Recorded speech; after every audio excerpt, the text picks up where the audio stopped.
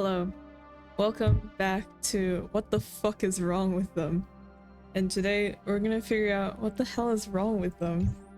Okay.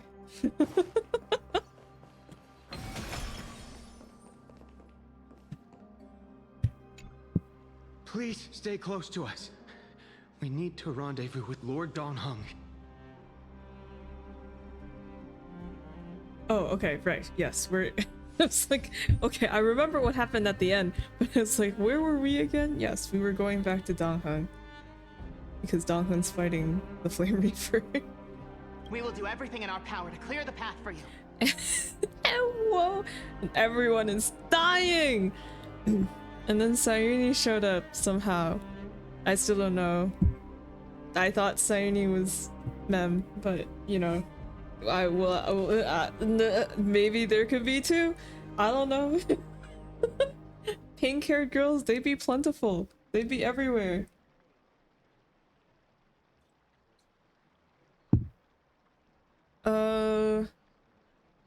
Yeah, so, yeah, that's the summary. Everyone is dead, and we're gonna go meet Donghung. Nick.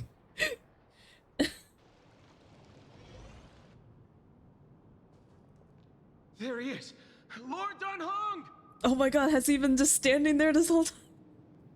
Why does he look different? His face is suddenly symmetrical. Quick, we must assist him!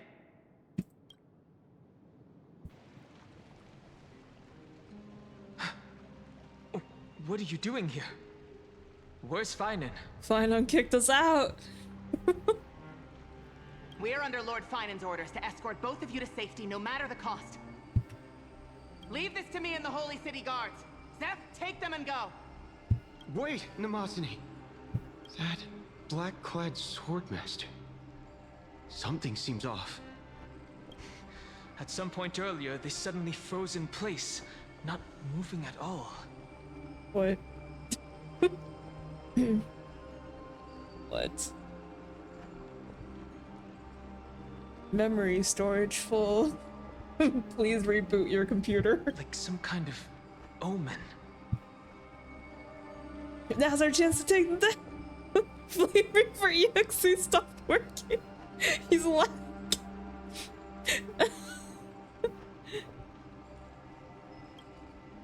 No! Don't get too close. That thing's black flames are burning hot. I don't know what's happening, but leaving is the best option. But Donghung, I have ice now. It is the cold never bothered me any. I mean, the hot never. Okay, let's just go. I don't know which demigod graced us with this miracle. Please, come with us. phainon, is he going to be all right? Don't get too close. I just wanted to say sorry. Those I didn't black flames realize. are extremely dangerous. I got yelled at, and then I cut off Donghung's dialogue. Damn it.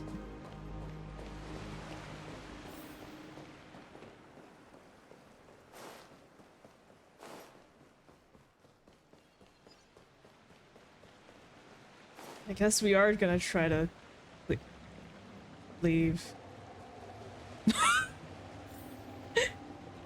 Take some time.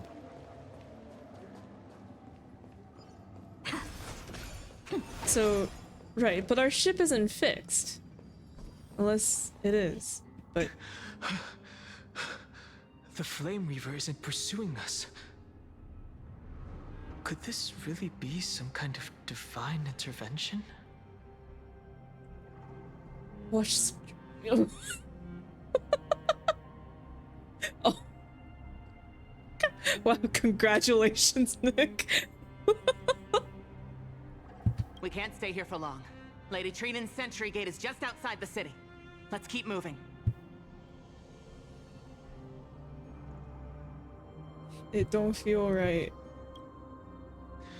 I agree. But phainon, he must have struggled a lot before making this decision. For now, let's get back in contact with the Express and plan our next move. That's the safest course of action. We need more information. On that note, I have a proposal. Wait, what? What are you? Why Who's are? there? Why are you here? I hope to convey a message Oh, wait. No, to it's the two Screw. nameless. Hello. Mr. Screwlum? Who are you? Stand down. I order you to maintain a distance of 10 paces. It's okay, guard. This one is not our enemy.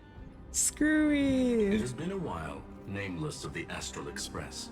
I'm glad I arrived in time to stop that black-clad one from harming you further.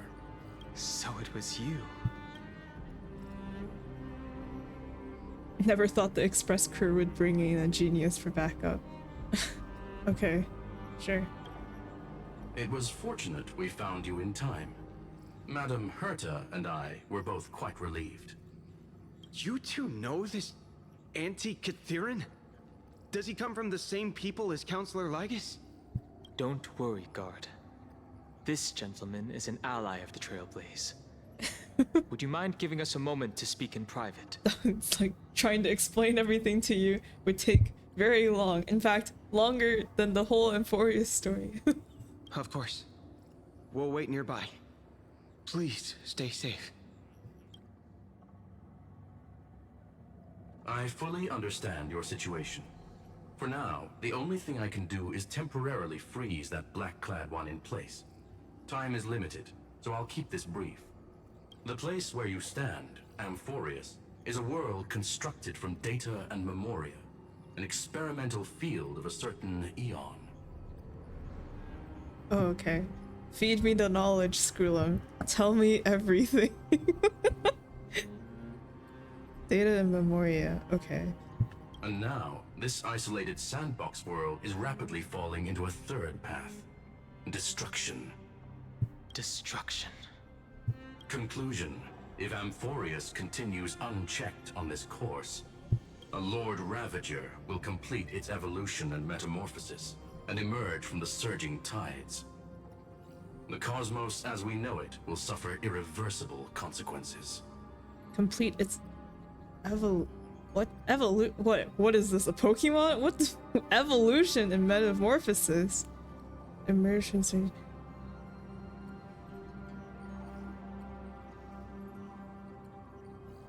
Big. The disaster that this Lord Ravager intends to trigger may be far more severe than the Law Fu's Stellaron crisis, because its goal is the Eon of Erudition. Oh, huh? Putting aside the complex details of the inferences involved, I have a request to make. For one of you nameless to stay behind on Amphorius, acting as an informant, in order to prevent the wrath of destruction from ravaging You the looked up Lord cosmos. Ravagers? Yeah, they're destruction emanators, right?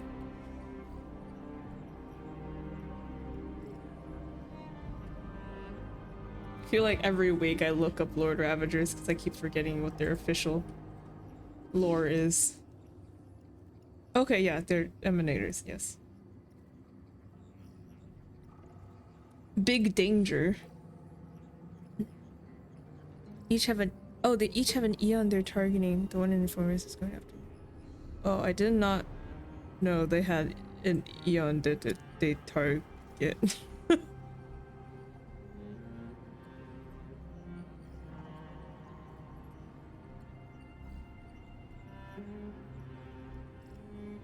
Okay, alright.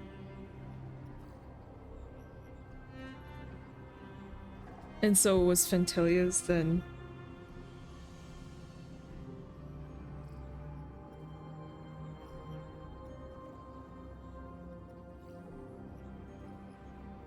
A name that I totally did not forget.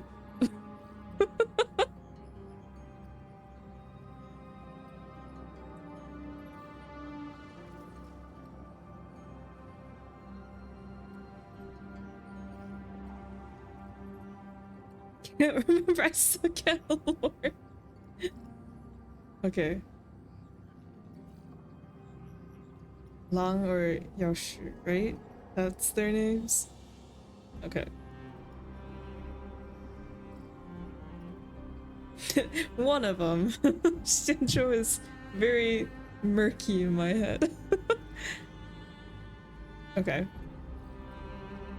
Complex season if I have requested me for one of you to stay behind, acting as an informant in order to prevent the wrath of the structure.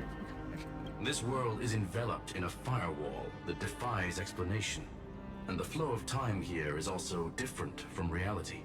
Madame Herta and I can only tear open a gap and project images inside. Oh, okay.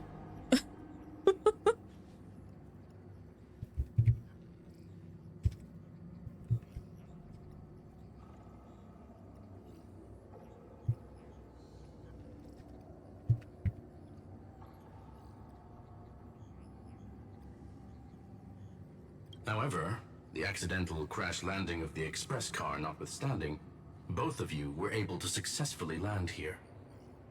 There must be some principle behind this we have yet to fully grasp. Accidental crash landing. It will take time to uncover the reason. Before then, if one of the Nameless is willing to stay and witness the fate of this world, or to push it along when necessary, it would be of great assistance.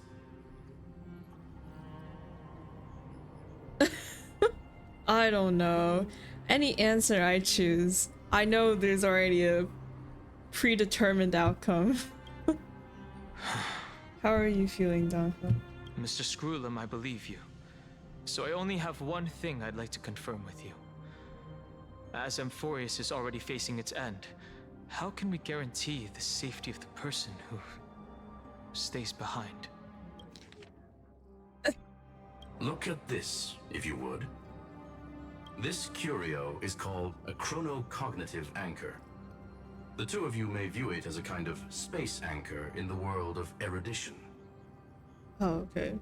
That's the thing he mentioned before that I couldn't barely say. As long as you carry it with you, your individual data structure will be protected and will remain unaffected by the influence of digital tsunamis. When required, it can also serve as a bridge for communications between the internal and external world. Of course, it is not curio with unlimited uses. May only be held by one person. Oh no. Screw them, you're lagging! The connection being interfered with. Decide quickly as possible. 2 final messages. 1, the Intellitron, named Ligus, possibly the primary culprit behind everything. Oh no. 2, Bertha, discovered a clue. Oh no. Miss March has Oh. already been drawn into Amphorius.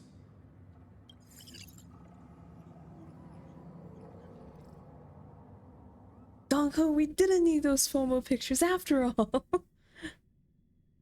Okay. March! Oh my god! March! What? You're alive! Well, of course you're alive, but you're alive! I had a thought earlier too, then it completely left my brain when I saw March. Now I have no thoughts. Oh, okay, I remember my thought. It was just a dumb joke. Alright. No need to remember. We can discard. March mention and cameo. March. Oh, cold. What is It's this? freezing. Ice. Hold on. Am I dreaming? This is way too strange. Everything's spinning. And I can see webbaboos flying around. That's how you know it's really bad when the wubbaboos come out. But I was literally just talking to Himeko. How did I... When did I... That's it! She warned me about this place right before Klipoth glimpsed her. Oh no. Have I accidentally walked onto some weird path? Have I done something crazy without remembering? Unless forcing Pom-Pom into new outfits, and borrowing Mr. Yang's shoulder massager counts. Hold up. No way! Stepping onto the path of elation can't be this simple. Right? Please don't say it's elation. Stop. Actually, you know what, if it's March, you should just turn around. Just leave. Child of remembrance. Step forth into the depths of the path. Shut up, Nick. Who's there? Hey, cut it out. If you're there, just come out and talk, okay? You're freaking me out. I can't even think straight. Hold on. Is that a gate? Cast aside your fears. Step forward through the gate of memory. The voice. Is it showing me the way out? Oh, yes. How did Skrillin give this to us when he's just a projection? No, don't fall for it. Can I leave? They're lying to you. Turn back now. I'm trying! Another voice? Okay. Who now?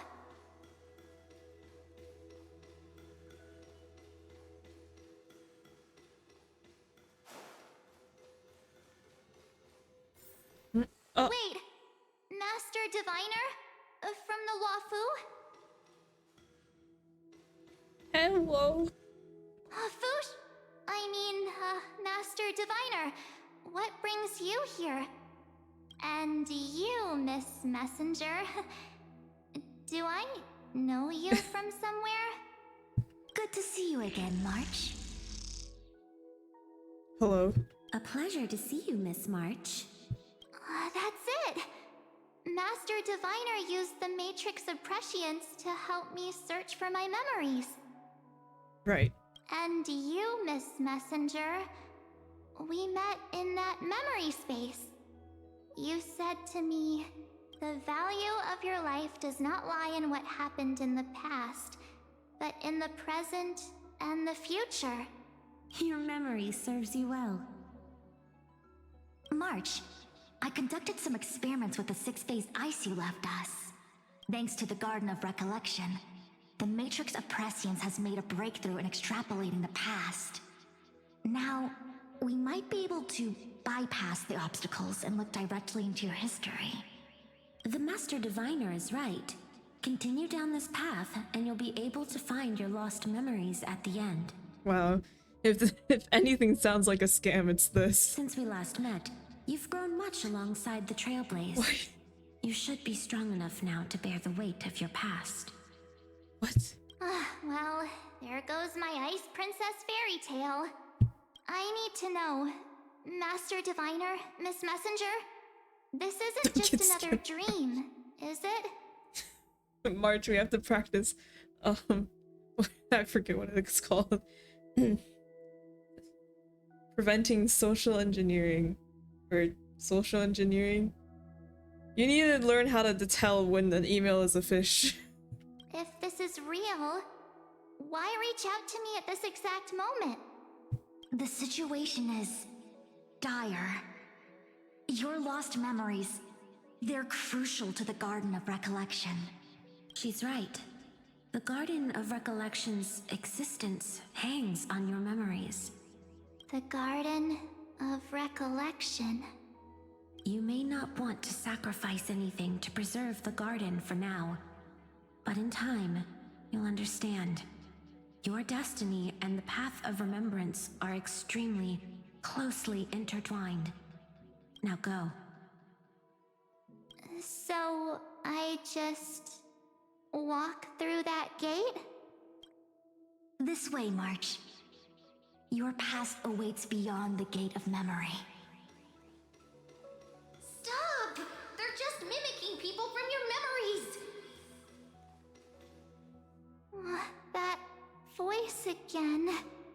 Don't trust a garden of recollection. You don't trust Lycus. The garden of recollection just wants to. Those bad people deceive you. The gate. Now it's you two. Oh man. And why is she wearing that dumb fucking hat?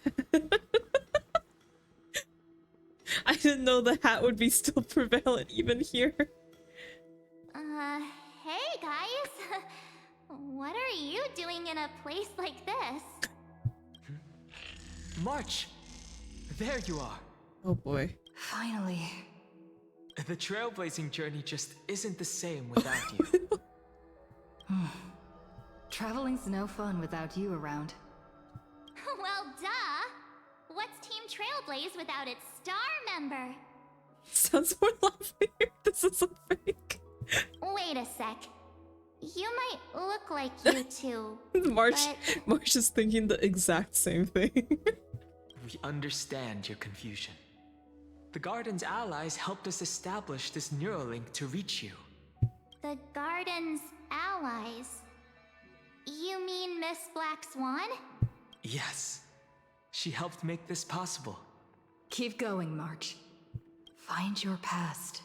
Wake up. And travel with us again. That sounds really tempting. Finding my past and continuing to trailblaze new worlds with you? Trust in yourself, March. It's gotten us this far, hasn't it? Follow us. Let's go through that gate together. Wow. Come on, March, this is shady as hell. Step into your past, March. Find your true self.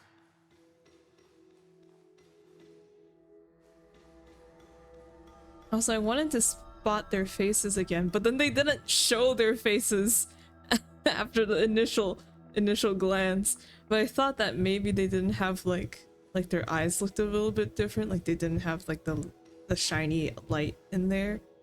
But I could also be wrong because they only gave us one glance at it.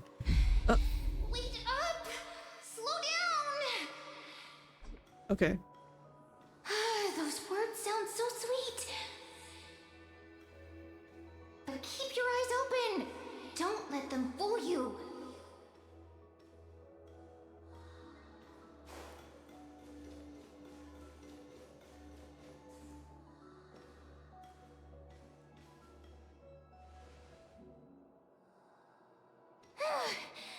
At last, I finally caught up. Oh my god. What? Hey, are you all right? I'll be okay. Just not used to running around. Pink girl power. Oh my god. Say, March, got a moment to talk before you make your decision? Wait, that was you?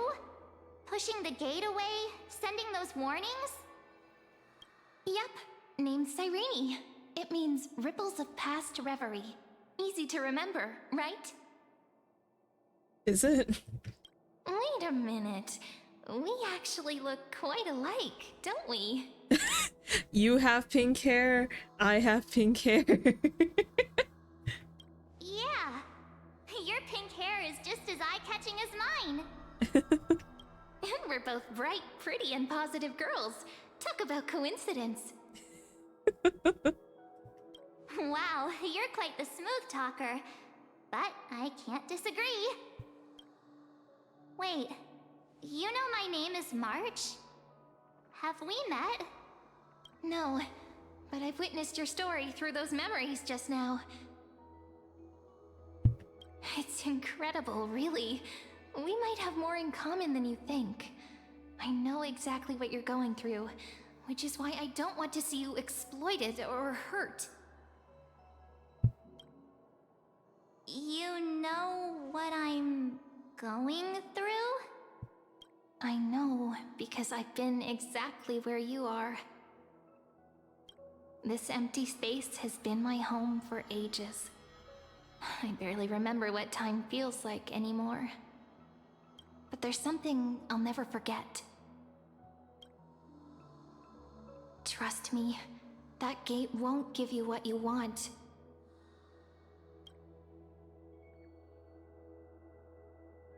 You mean those people? They're lying? Luring me into a trap? Yes, convincing, weren't they? They've studied your memories, using your deepest wishes against you. How dare they manipulate a young girl's feelings like that?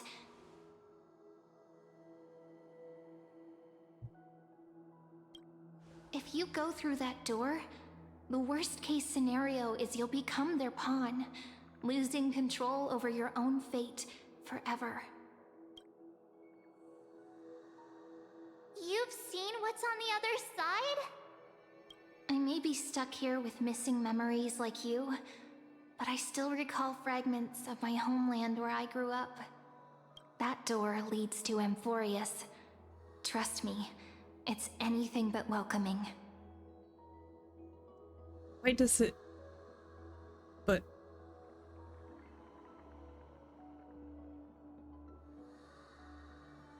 What? What? For ages, I've watched people walk through that door. They couldn't see or hear my calls. The voices beyond always promised safety, but I've never seen anyone return safely.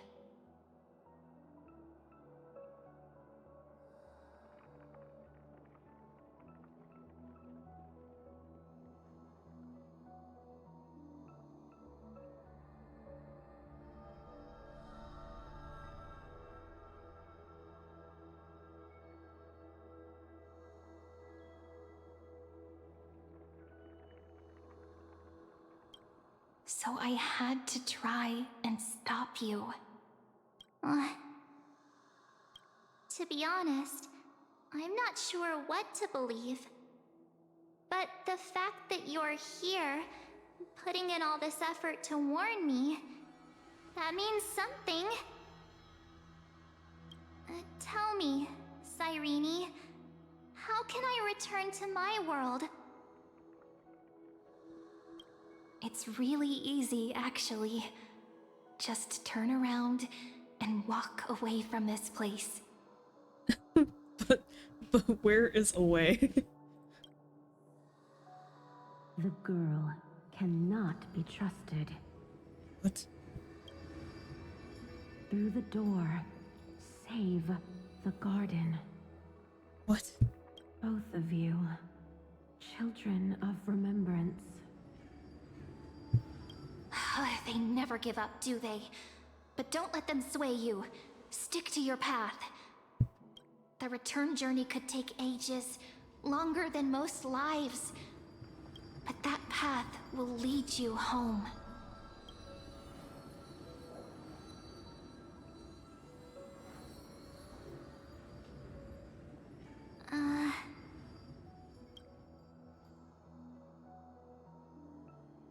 Thank you, Cyrene. I know what I need to do. I'm going through that gate. Into Amphorius. Wait, what? Don't worry. I believe you. It's just that, for me, the only place I can call home is right beside my friends. Two of my closest friends are already on their way to Amphorius. They may seem capable, but only I know. They're absolute disasters waiting to happen. They won't last 5 minutes in a new world without me. Orange. You know you're That's half why I of the need to go disaster. through. Amphorius or not, when the three of us are together, there's nothing we can't handle. We'll explore, understand, establish, and connect. After that, we'll find our way home together.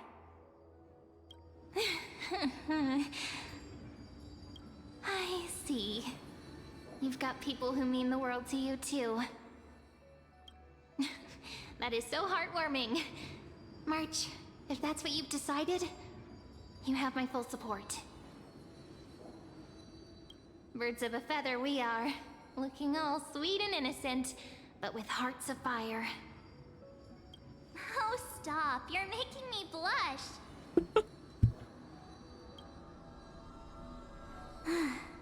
Well then, I guess this is it.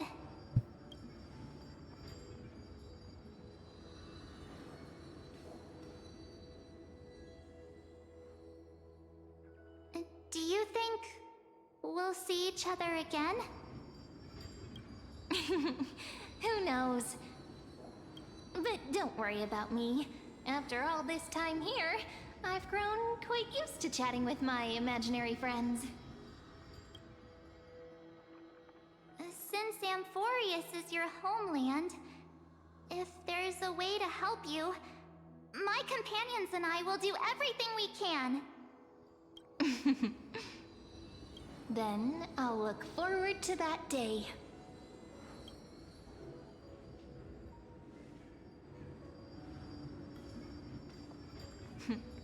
Your story awaits, March. Make it an epic one.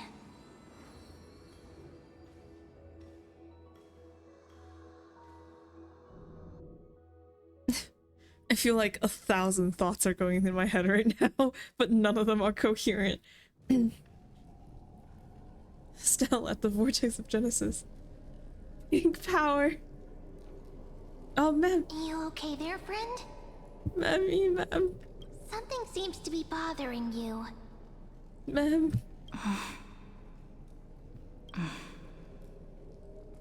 The vortex of Genesis. We made it back. Even this place has changed. Phainon.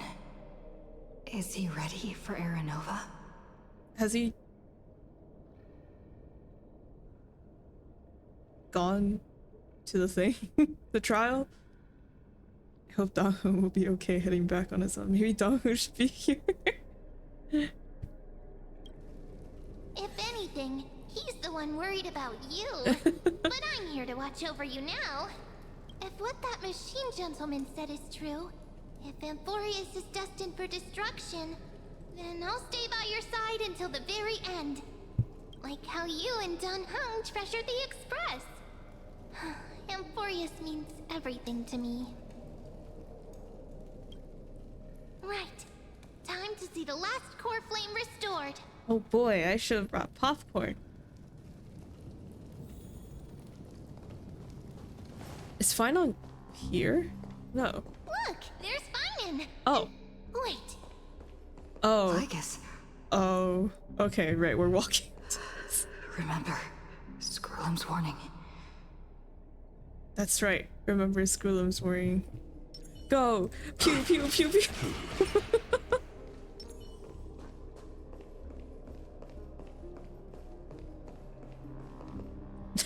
Oh shit, he already has a hole in his heart. All my shots missed. Okay. But you, Lord Phainon, will bury the old world with that core flame, bringing all things into a gray unknown. So this is before Cyrene showed up? I can't imagine it's after, right? Or I don't know. It doesn't matter. This cruel flame chase journey has made me abandon my fantasies.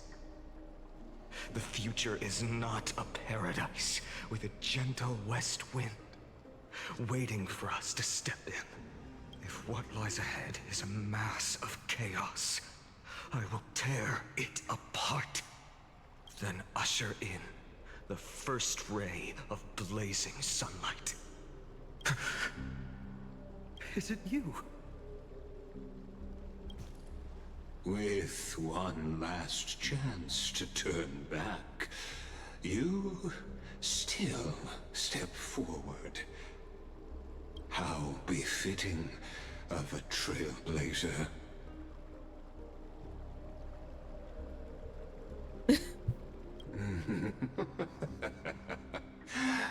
as it happens, I find myself thinking the exact same thing.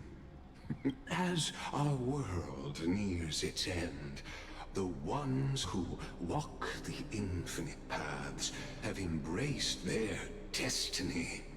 As the Theoros, it is my duty to witness the world's future and oversee this final core flame ritual on their behalf. The trial of world-bearing, the ritual of Era Nova.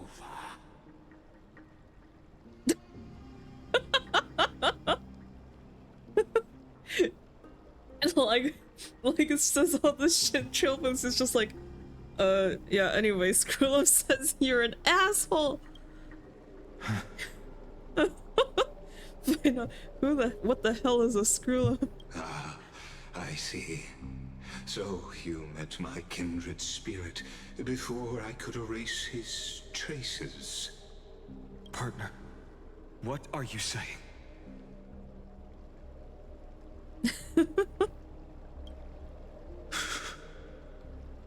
I've had my suspicions. How does a native Antikytheran know so much about repairing vehicles from beyond the sky? Lord Lycus, how much do you truly know about Era Nova? Tell us everything.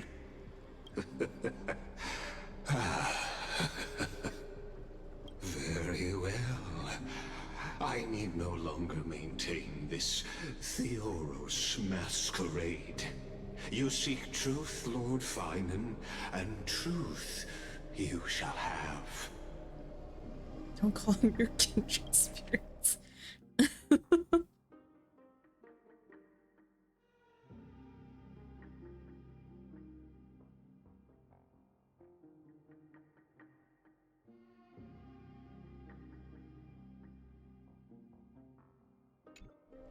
As you know, when the old gods fell, someone had to bear their broken pillars to fill the vacant seats. Those who would assume divine authority must prove themselves through trials. Yet, for Kephales's demigods, the possibility of overcoming the trials has forever been non-existent. For the world-bearing trial is the divine duty itself. Bringing forth the Era Nova and bearing its weight is an endless ordeal, ceasing only upon collapse. Precisely. The Era Nova ritual is not something that can be completed in an instant, no, but a long and arduous journey.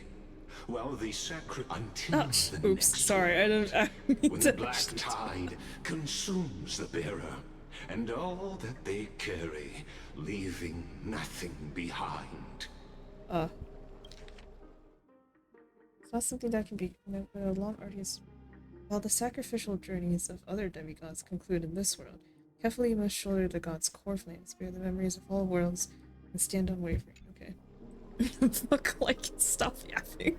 Unless their core flame finds a new bearer. The holy flame that illuminates all worlds rests in your hands. All that remains is one choice. Nurture it, pass it on to future generations, or extinguish it here and now. Deliverer, the fate of all worlds rests in your hands. Enough testing. I've made my decision. But before I ignite the dawn of the next world, you need to promise me something. Two things, actually. Speak your terms. Promise me this. Professor Anax's vision of the new world is absolute. The world will be reborn from my memories. All souls, living and dead, will return as the first humans, unchanged from their past lives. and my friends, the fallen demigods. They shall transcend the cycle to become new titans. Our heroes shall not have died in vain. Of course. This I can guarantee. Good. The second one. Promise me the Trailblazer can return safely to her homeland, unbound by Amphorius's laws. My apologies, but I cannot promise this. As you mentioned, she now bears the Time Titan's authority. Oh, her bonds with this world run too deep. Oopsie, tee.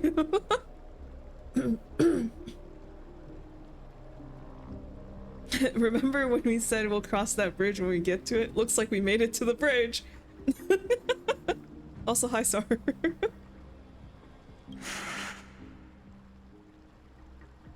Yeah, no worries. Don't worry about it. Well, I stand corrected. An outsider like her does have ways to defy destiny. Oh, okay. Thank you, my friend, for everything you've done for this world. Though the next world may not remember, I shall never forget. As the Theoros, I declare, Amphorius has determined her path. Step forward, heroes. Follow her path and see it through.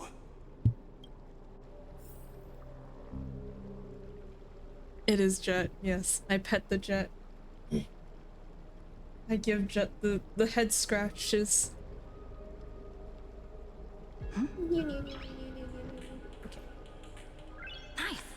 Nice. Complete Aeronova, damn. Without you, we could never have reached our prophesied tomorrow.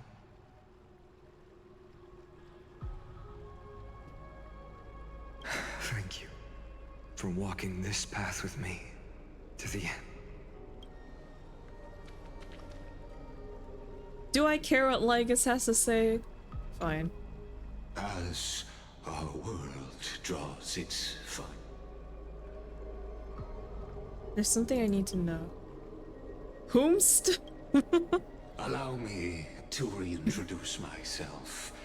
I am Lycurgus, once an honored elder of the Arkham Council. As, of course, that alone won't satisfy you, I, Lycurgus, am one of the Erudition's many Pathstriders. Through me, Noose keeps watch over this realm, working to save Amphorius from decay. Yeah, Letas and Feta aren't very close. Also, stop fucking lying. It's like, save Amphorius. Who the fuck? Saving what?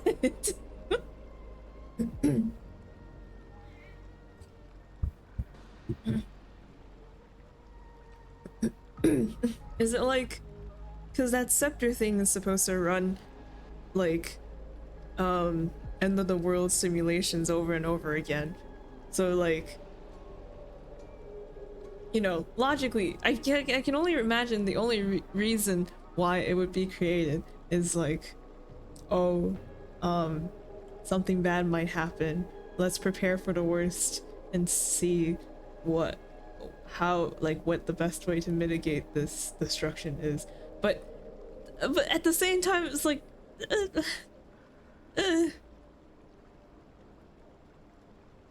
it's a bit much, isn't it? I don't expect you to trust me based on words alone, but believe. Okay.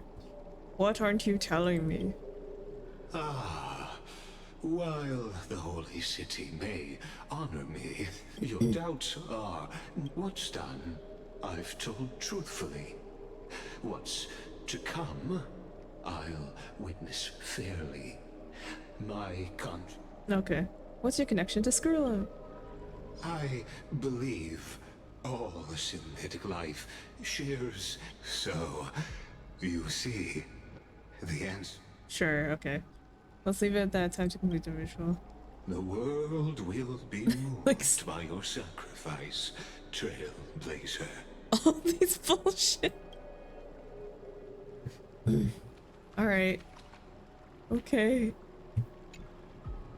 Behold, oh gods, Amphorius has achieved her victory, and the Era Nova approaches. The Radiant Soul has arrived, having walked through the bustling nights, bearing the golden fire and blood, stepping with pride into daylight. He is the pure child, walking upon the path of yesterday, today, and tomorrow. He is the first to be born, first to be named among the nameless. Eternal in form, limitless in reach. He treads the endless night underfoot. Greatest of kings, protector of the displaced, raising humanity's children above their adversaries. The firmament of molten gold courses through his very bones and flesh. The greatest of schemes reveal against his breath and words. In the golden lakes of that beautiful new world, he shall wash himself clean. There.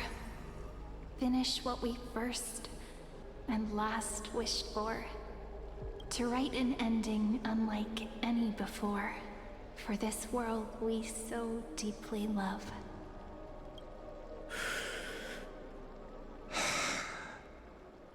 Come, partner. Join me. The time has come for us all to face oblivion, or embark on one final grand journey.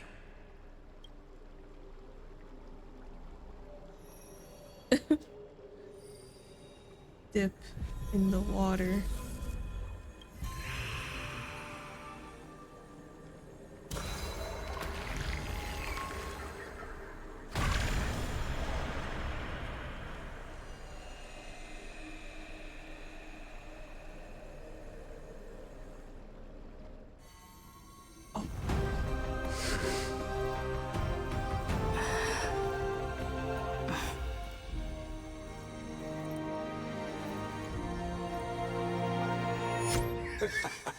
What a magnificent and epic adventure. The hero's journey reaches its end, and the truth behind the Era Nova is about to be revealed. Is that truly the case? Here, as the Theoros, allow me to humbly request that you find a moment to listen to what I have witnessed.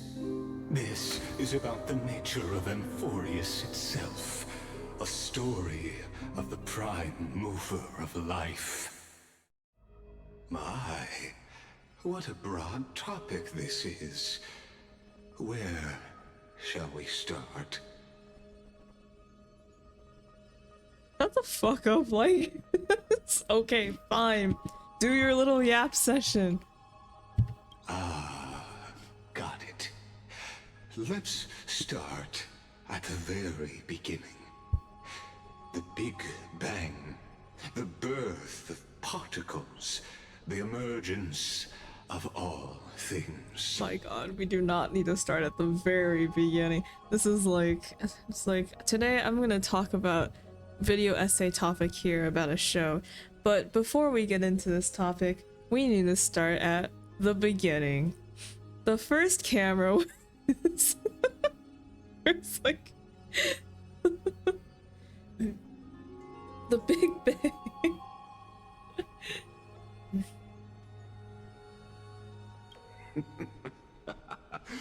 Just kidding. What I mean to say is that time, space, matter, all concepts exist solely because we perceive them. This is called the erudition. Without it, the universe would merely be a chaotic book written by chance, yet unread by anyone. As your acquaintance, Lord Anaxagoras, suggested, everything in Amphorius exists through new spores, living in the memories of those yet to come. Oh, how beautifully it aligns, revealing universal truths in such simple terms. Only he could solve the riddle of what exactly are we? Oh, but you'll remember, even as the embodiment of reason, one mystery remained beyond his grasp. If that is the case, whose memories did the very first new spore sprout from? Ah, as sages across ages have asked the gods. Oh, okay. Alright, I got the first one was Herda, and I was like, who is this? But wasn't there like a pixelated face woman in Herda's Genius Society poster lineup? Probably. What is the prime mover of life? But let's set aside the Grove's teachings for now. Look further, past Amphorius, to what they call the Forbidden Realms, beyond the sky. Do you know of the Scholar's Strife? During that grand yet brutal war, waged in the name of erudition, a genius's legacy was abandoned, strewn across the cosmos. Or...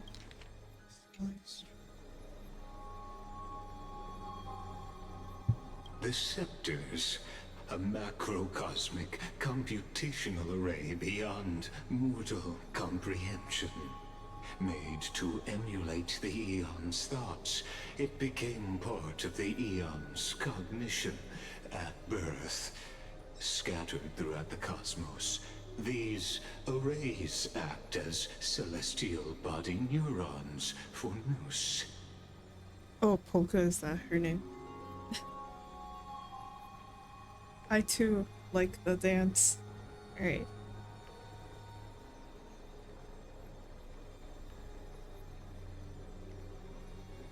Emulate the Eon's thoughts.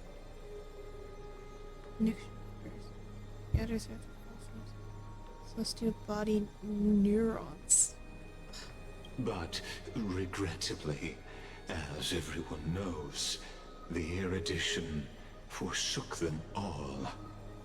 But what nobody knows is that, though forgotten, they never stopped seeking the divine answer. A question that survived war and disaster, stumping even the greatest minds, including both mechanical emperors. Now, we come to the real truth of Amphorius. What if, hypothetically, a scepter found the answer to the prime mover of life? If through endless solitary extrapolations in the cosmic code, the one deemed as a failure by the Eon of erudition found proof through the ages.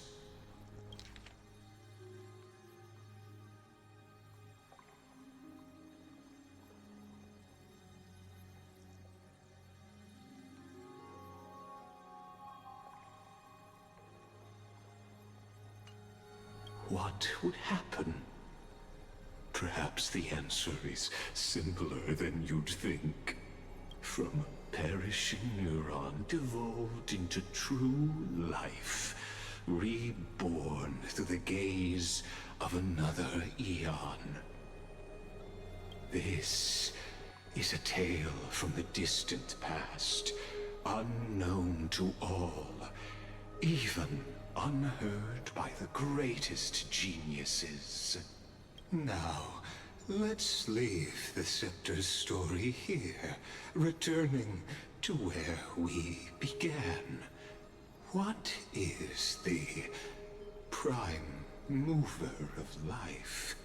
Actually, you know the answer better than you realize. It's been by your side, accompanying you throughout this long journey. It's Mem! Right now, it awaits you ahead. In that brave new world, beyond the end of Genesis.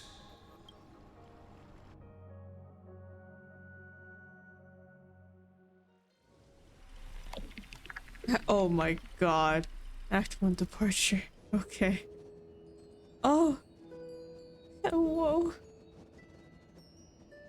Take this wish with you. Be the one who begins it all. As the prophecy foretold, you will bear the blazing sun until the pale dawn breaks. Continue onward, bearing this world upon your shoulders until the Ashen Hero, the nameless deliverer, ushers in the dawn.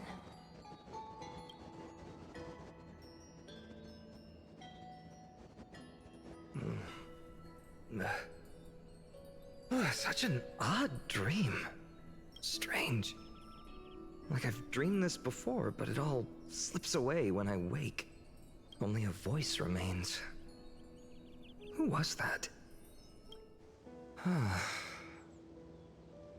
Rise and shine. What? Ah, it's you. Whoops, I fell asleep there. What a strange dream I had. It's gone now, though. But look, perfect sunshine. The day is still young. We don't talk about the hat. Also, what is this? What's going on? Let's go find Cyrene, partner. We promised to be there for her oracle card reading today. It's right about time. Looking at you, someone's still half asleep. Tell you what, catch some fresh air first. I'll hang around here. What the fuck? This is Genshin Impact.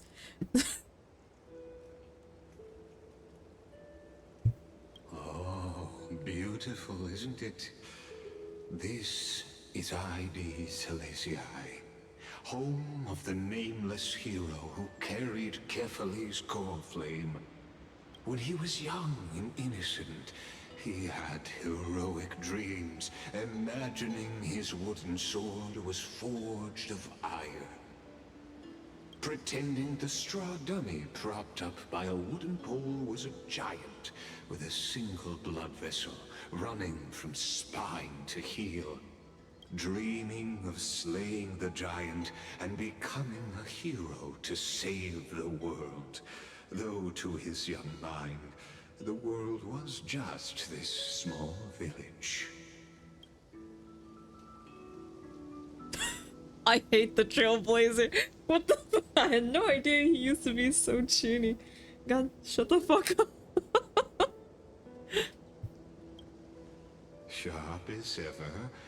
Indeed, these memories you witness are the first steps of his journey. These are his first memories. Rather than watching, why not join in? Think of it as immersive theater. Become his lifelong closest friend, witnessing his hero's journey from the best seat in the house. As the nameless hero whose unwavering guidance shaped Phainon's destiny, yet whose name was never recorded in Amphorius's history.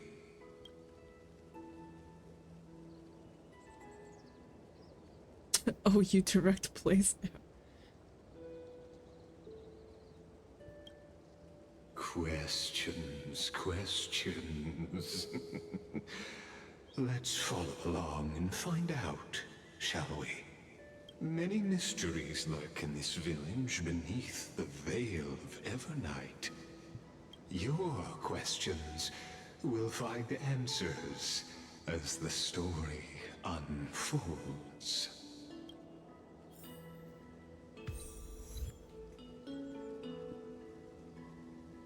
The fuck? What?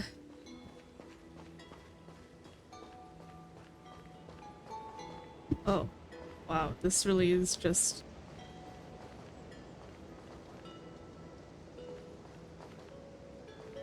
Whoa. This is weird.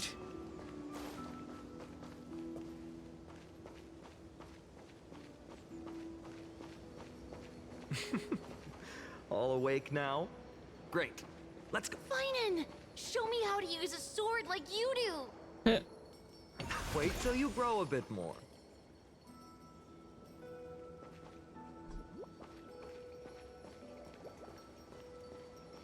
Phainon's gonna be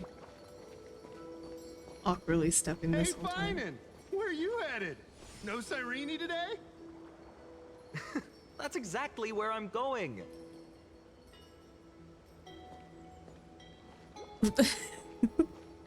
Where are you going, Phainon?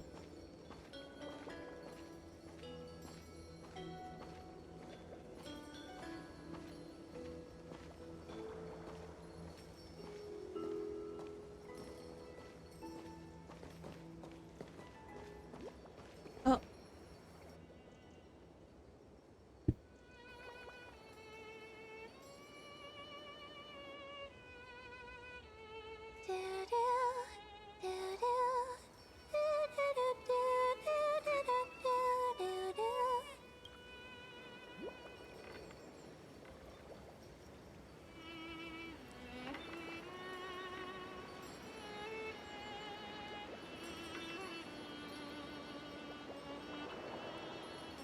Found you. That...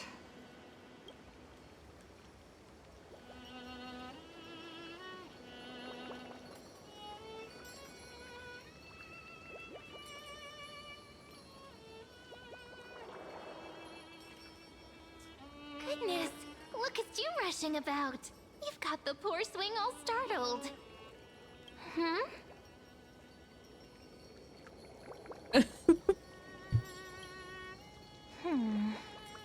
There's something oddly unfamiliar about this. Something wrong? What do you see? Oh, nothing much. Just suddenly felt a strange connection. Look at you, leaves in your hair. Were you sleeping in a tree again? Or was it the wheat fields this time? At least brush yourself off before wandering around. Come on, I'm not a kid anymore. You're the only one who still treats me like one. Sure, sure. You may have the height advantage, but when it comes to maturity, I'm leagues ahead of you. Still fantasizing about being in heroic adventures and imagining yourself as one of the characters? That's the kind of thing kids do, not grown-ups. Don't you agree? And since you're playing along with his antics, who are you pretending to be today?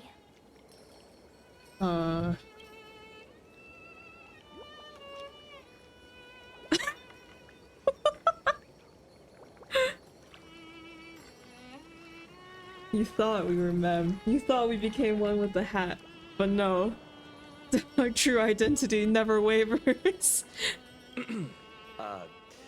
Today, she's going with Invincible Galactic Baseballer. Switching roles again? What happened to being the valiant hero from a distant shore who made that solemn pact to learn the sword? Spare me. Can we not bring this up? Speaking of which, what about those oracle cards? We haven't done divination in forever. Why the sudden interest? I was just about to tell you. Earlier, while napping on the swing, I had the strangest dream. There was this mysterious voice in my dream, calling out for something. Wait, you had that dream too? Yes, you too? That would explain this lingering sense of unease. Which made me think of those old oracle cards I used to play with as a kid. Though the Ornyx prophecies were always hit or miss. Yeah, all the kids would get so excited drawing cards like ruler or warrior, but throw fits over devil or drunkard and demand a redo. If you just redo it when you don't like the result, what's the point of divination? Ah, the blessing of childhood. Believing the gods might not notice our little corner of ID Silicii, willing to let our small deceits slide. Still, fate is absolute. After all, we never really know just how far into the future the prophecy extends. Anyway, let's go to our old secret base and look for those oracle cards. Now, where did we hide those? I can think of a few spots. Let's go check it out.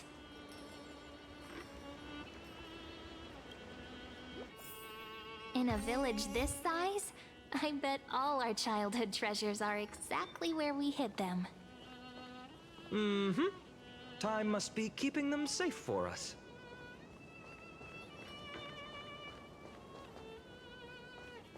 Pomegranates on the table. This really is... Oh. Optional.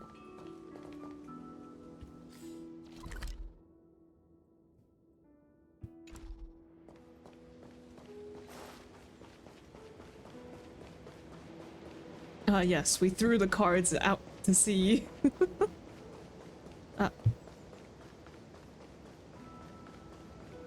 Oh, you kids. Did you fish up any cards? It's mine! I caught it fair and square! You did not! It's mine! Phainon! Cyrene! Come quick! Look at this huge bottle I just caught! Give it here! My rod might catch! I only let you borrow it, remember? What's got you two so worked up? Here, show me. Phainon's childhood drift bottle? Oh no. Oh no, the typo. Handwriting blurs at the edges, softened by seeping water. Dear stranger who finds this drift bottle in the future. It's currently the month of fortune, the final month of the year. Everyone in the village says if you do something tied to fortune on the last day of this month, you might be blessed with unexpected good luck. So I decided to write this letter and cast it into the sea. Just let the currents decide where it goes. I want to share a little about our village in my dream. Our little village is called ID Silicii. Have you ever heard of it? Let me tell you a bit about it. We've got golden wheat fields that ripple like the sea, and tall, tall trees that shed their leaves. Right in the center of the village stands a statue of Ornyx.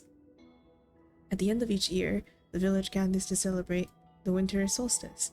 We leave offerings at the statue, roast grape pies, herb fried fish, goat's milk, all kinds of tasty food.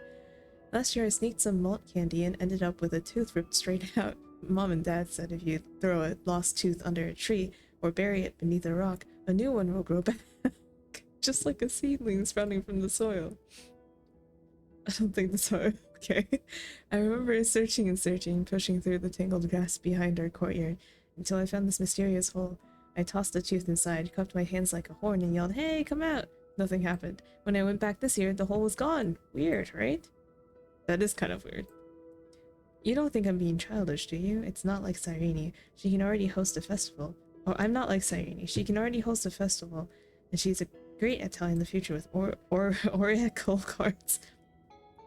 They say the card you draw shows what kind of person you'll become.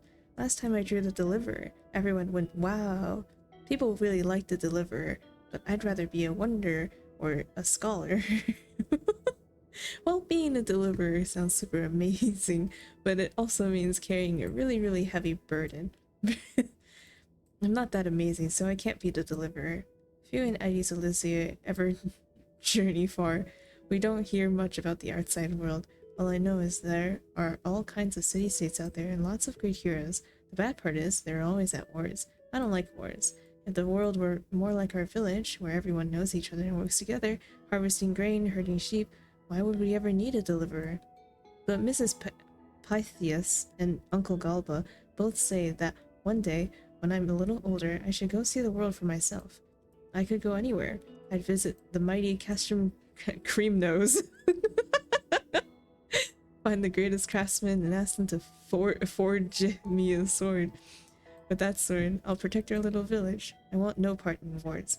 Right now, I don't even have a sword of my own, just a stick and a hoe. Oh, and by then, I hope the outside world no longer needs a deliverer. That would be the best thing ever. So that's my home and that's my dream. What about you? What's your home like? What do you dream of? You could write it down too. Toss it into the sea and let the tides carry it to the next stop. Whoops, just realized this letter has misspellings, just like my essays in Mrs. Pythias' class. Please don't let her be the one who finds this, or I'm totally getting points docked in detention. Oh, fine. Wait a second. This is my old wish in a bottle. How did it end up here? Ooh, I wanna see. What did little phainon wish for? Not happening. This stays sealed. Too bad, I already read all of it. Kisto, Livia, dinner's ready. Oh, coming, Mom. Finally, I'm starving. See you later. You know what's funny? I really thought tossing that bottle into the sea would carry our wishes beyond Ides Elysiae.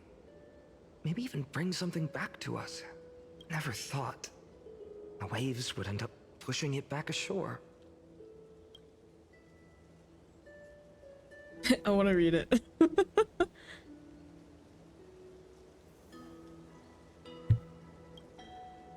Kind of disappointing, isn't it?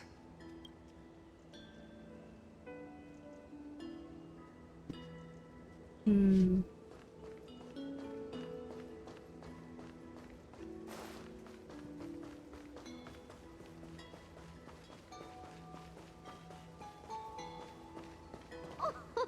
Slow down, kids. You'll trip.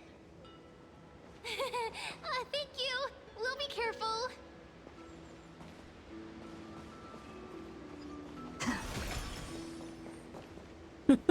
Not with Yanis's blessing. I cannot slow down. In the sunlit barn, amid the scent of ripened wheat, they found various fruits hoarded by squirrels. And a wooden figurine, missing arms and legs. My unfinished little soldier? After all these years! Hey, this is the one Mrs. Pythias confiscated. Finally back in my hands. It's got no limbs though, Fana. Phainon, Cyrene, where are you two headed? Oh. Speak of the devil. Mrs. Pythias, is school out already? No classes today.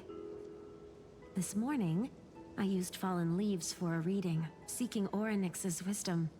They warned of potential injuries, so I gave everyone a holiday. Besides, it's harvest season. There's plenty of other work to be done, even without classes.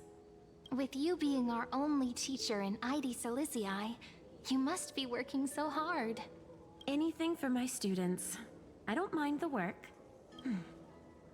When you travel far from here, you must visit the Grove of Epiphany for me, to see what a true haven of wisdom looks like. By the way, what are you looking for in here? You've been searching quite thoroughly. Snitch on Phainon. Nah. We would never. Thank you, my friend. Time to take our soldier home. All right then, I should be going. It might rain tonight, so don't stay out too late. So this is where the wooden figurine you carved during class ended up. And here I thought I knew all your hiding spots. To be honest, I'd forgotten all about it myself. No sign of the oracle cards. Let's see.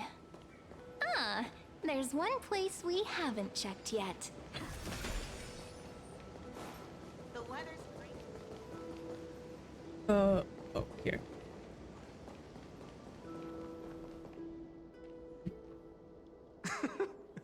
Well, those were the days. We'd always meet either by that statue in the village or right here. Right? And I remember you never used the front door when you wanted me to come play. You always climbed over the wall. You were such mischief makers. Just like a certain someone who has a habit of showing up unexpectedly. Right?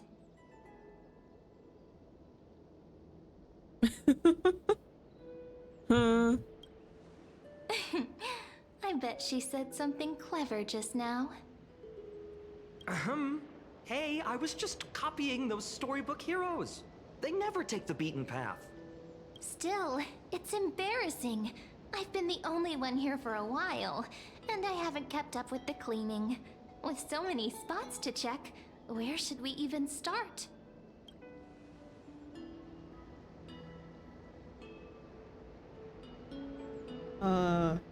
The roof. Come to think of it, I haven't checked the roof in forever. Worth a shot, right? All right, let's split up. I'll handle the yard. You check the upper floor. I wonder what the view's like from up there. Worth checking out? I wonder what pomegranate juice with milk would taste like. What?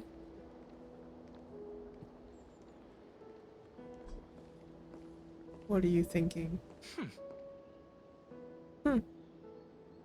Yeah. Leave this to me, partner. Want to bet who finds the oracle cards first? Don't push me! Oh my god. Mine looks pomegranate juice. I see. It's not in the jar in the topmost shelf, is it? The agenda is strong. Does he just have these 3 spots?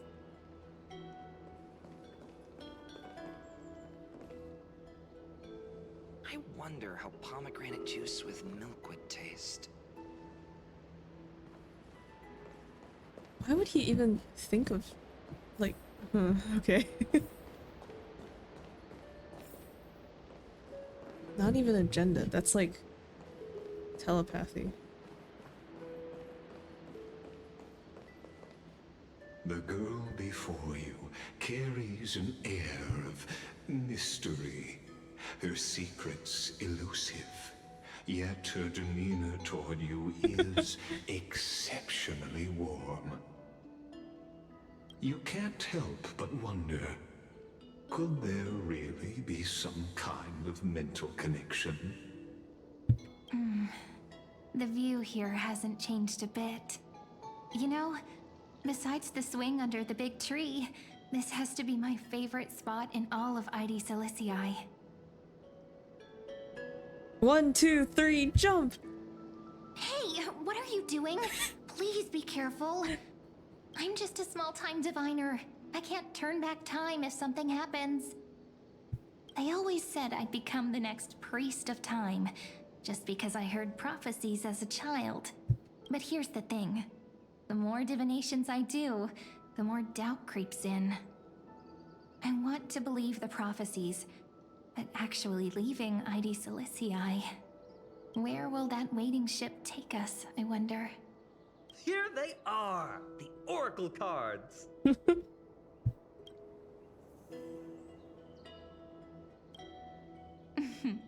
Guess reminiscing makes us take our time, doesn't it?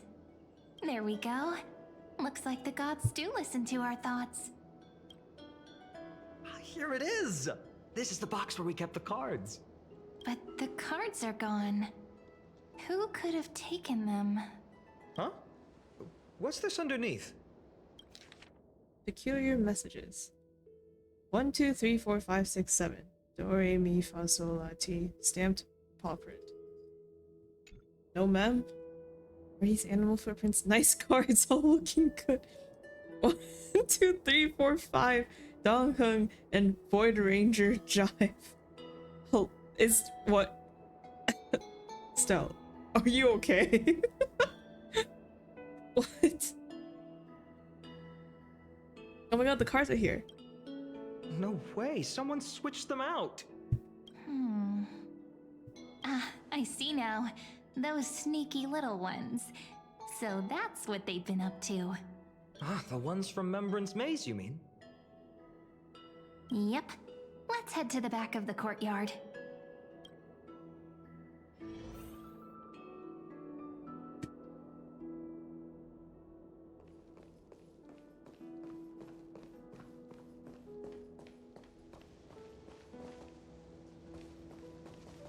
Suspicious sweets. The entrance should be around here somewhere. Right here. The path to the maze is hidden under all these weeds. It's been too long since we visited the fairies.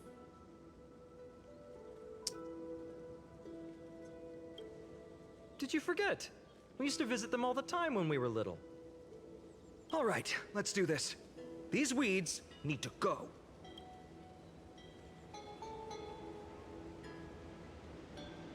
Pretty sure this is it? Should be this way. There it is! The entrance! That hollow in the tree.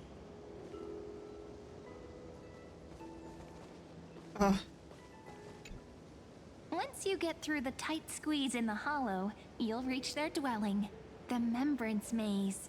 I wonder if I can still squeeze through there. Maybe worry more about whether the fairies will let you in.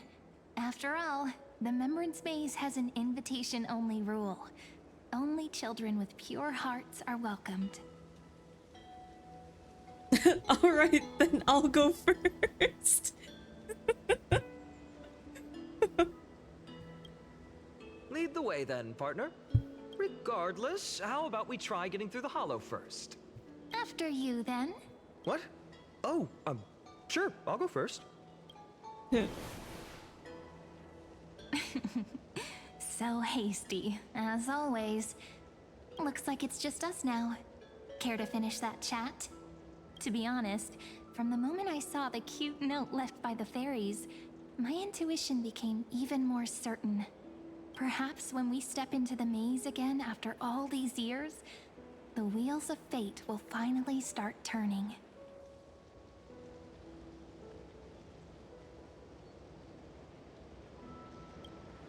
Oh, it's just a girl's intuition. It might not mean anything. But you know what?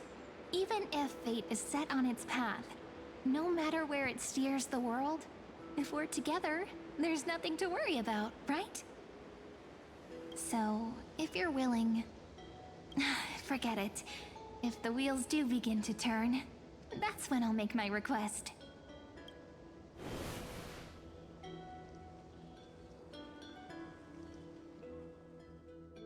I made it! Oh, that wasn't easy. I can't remember the last time I came here. We were still kids back then.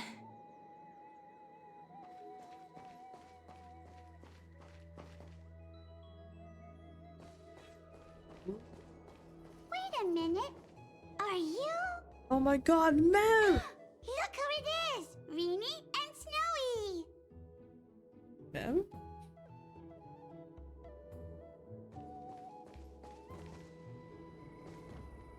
Wow!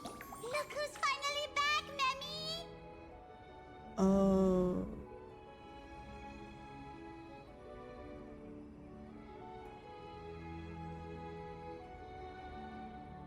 Snowy, you've grown so tall and dashing.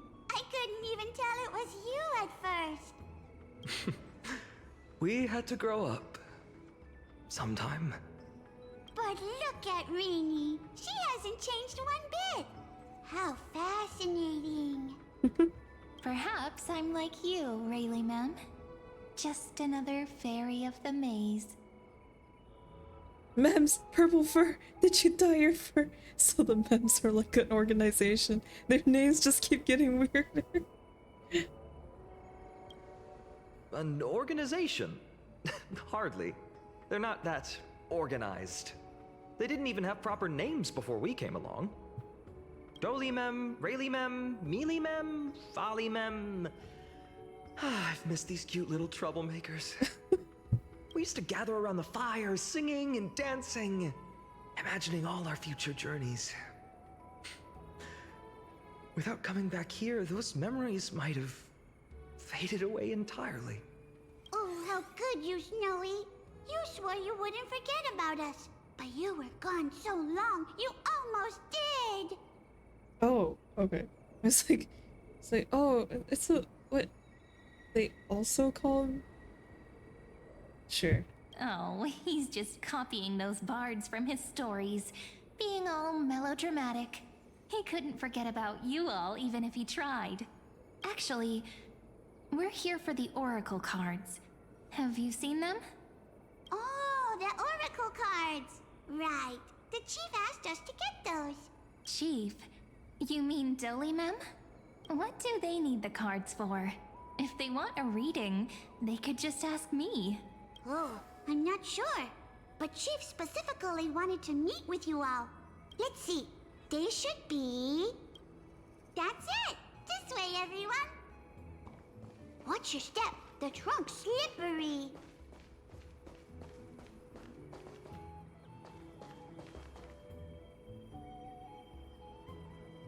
Oh my god, look, the little doors in the tree. Oh. Wow, wow, wow.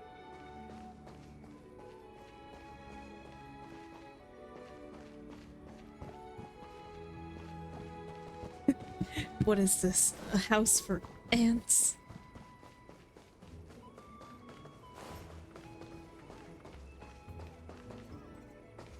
Chief! Reenie and Snowy have returned! Why do leaves and branches grow? Which way does the wind blow? In Membrance Maze depths we seek to find the answers future left behind. Welcome back, my dear children. I thought you'd be a pink femme.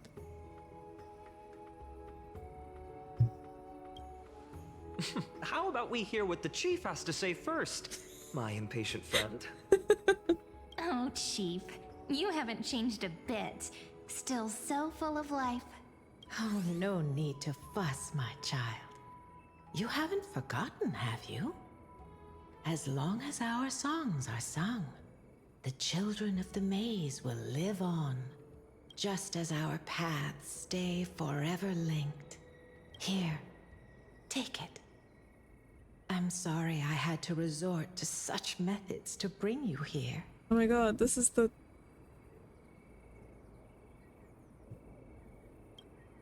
My book of Oracle cards. Thank you for keeping it safe. Oh right, of course. You know, you can always just ask if you want me to divine something. Right, that's why the cards are right in the book that I haven't read yet. Right, that makes sense. Still, bringing us here like this after so long. Is something wrong, Chief? Yes. The Veil of Evernight whispers to us once more. It tells of a new fairy who will soon enter the maze. Indeed, every time a new fairy arrives in the maze, it means that beyond the veil, in the vast lands far from Ides Elysiae, a great calamity is on the horizon. William continues to explain in greater detail. But if that's the case, our journey... Will have to be cancelled. If disaster's coming, we should stay in Ides Elysiae just to be safe.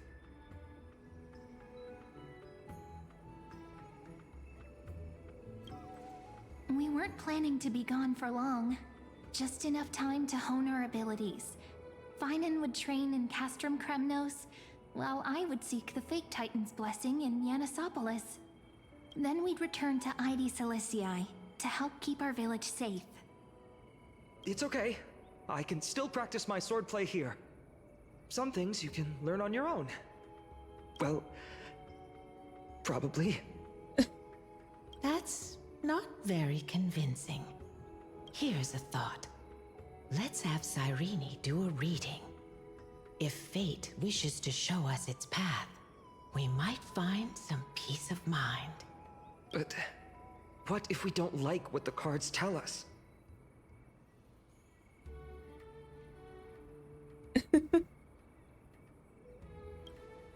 Not the most optimistic take, but I see your point. Thanks, partner. We'll do it your way. Whatever the cards show, we'll face it together. Ask with a true heart, and truth shall answer in kind. Close your eyes, and let's open the Oracle card book together. Let your thoughts flow like stars drifting on the river, carried by fireflies and gentle winds. Your destinies flowing towards the same future. Now, shall we begin? Oh my! The cards are quite responsive today. Very well. Let's see what future the Oracle cards wish to show us. Turn to the first page. Oh, reveal the Weaver. Behold, the Weaver. It connects the romantic threads of the chrysalis of gold, weaving all destinies into golden silk that flows toward the most brilliant, magnificent future. A dance of thread and blade set the stage. So shall it end as gracefully as it started. Such elegance. The Gold Weaver must be of noble birth. Such high standing. I doubt someone like me could ever reach it. This is the gatekeeper who guides people to their true path among myriad passages. We have surrendered our countless senses, dedicating ourselves to the sacred whispers within the temple. Wait. It almost feels like I can hear the echoes within a temple. And are those children singing? It feels overwhelmingly solemn, yet strangely comforting. The ruler stands for discipline, authority, and glory, but frequently also points to isolation and warfare. Even should you pledge your loyalty to me as the last sovereign, the glory shall be mine and mine alone. He who has slain a king can no longer bear the title. Let the withering lion walk his last path alone. Is this showing us a ruler who forsook their people? Stories of such bloodshed like this feel so different from Heidi's Elysiae. But they sure can stir the imagination. Ah, the Traveler. Our little trickster. Always hiding behind other cards, disguising itself. What a rare catch. Over here! Or perhaps here! Gotcha! You'll have to be quicker than that. A teasing voice. Just like a child playing hide and seek. Surely only a master of mischief could pick up this card. Other cards. Second page. This card, the Servant, is surprisingly light, bearing the cool scent of Antilla flowers, just like starlight. It symbolizes new life and hope, yet often brings to mind struggles, sadness, and loss. These precious flowers I care for with my own hands. Are they destined to bloom only in death's embrace? It sounds so solemn, yet tinged with an inescapable sorrow. The humble healer may seem gentle in hue, but its courage matches any other, strong enough to melt even the coldest ice. I will do my best to help you mend all fractures and let sunlight shine on every corner of the world. Make a pinky promise with me. No more going back on your word. Hey, this card really speaks to me. It makes me want to protect as much as I possibly can. Still, protecting everything, everywhere, seems like a dream. What amazing power would you need for that? Behold the scholar, bearer of many names, the grand magician, the great performer, the eye of wisdom, and the defiler of Circes. Oh, there's just one card. With all those titles, I was expecting a whole deck. A dromus draped in finery will suffice. It's succinct enough to best summarize my true nature. Wait, what's with that condescending tone? It's almost as if it knows what we're about to say. Check other cards. Review Phainon's oracle card. The Deliverer. According to the tripartite prophecy, this card means absolute harmony and perfection. In fact, it's the only oracle card without a dark side. What, no divine whispers this time? Oh, silly. This is simply the card you drew for yourself. Serene's like, look at the picture, Phainon.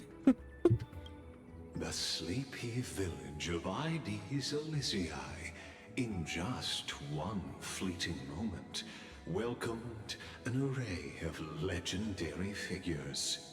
The Weaver, Gatekeeper, Ruler, Traveler, Servant, Healer, and Scholar. Their stories and wishes showed the village boy glimpses of a world larger than he'd ever imagined. They brought tales of raging battles, of cities crowned in holy light, and of wonders beyond his understanding. Each story so far removed from his simple village life. Once, these were just images on his friend's oracle cards, and yet destiny now stirs in resonance with the maze. And now, they are right in front of one's eyes. The Deliverer? This card again. Ah, my child. It seems you're destined to bear the wishes of many, to answer the world's call. Bear their wishes? Yes, just like Kefali, standing eternal atop the mountain. My parents, they only wished for me to grow up, well, to help around the village, stay out of trouble. Mrs. Pythias wished for more books in her little schoolhouse, wanted us to all learn and grow. And little Piso, he wants to grow up strong like its father, to become a hunter. Is that my purpose? To fulfill their wishes? Perhaps. For a true deliverer, such wishes are but droplets in an ocean. After all, Kefali bears the weight of the entire world. Right. How could any human possibly measure up to a Titan? I wonder too. Perhaps... What's this? What you see are futures written in the cards. Or rather, the people you'll meet on your journey. Sometimes, fate can guide us when we're lost. Let's consult fate itself. Maybe then we'll know why we must take this path.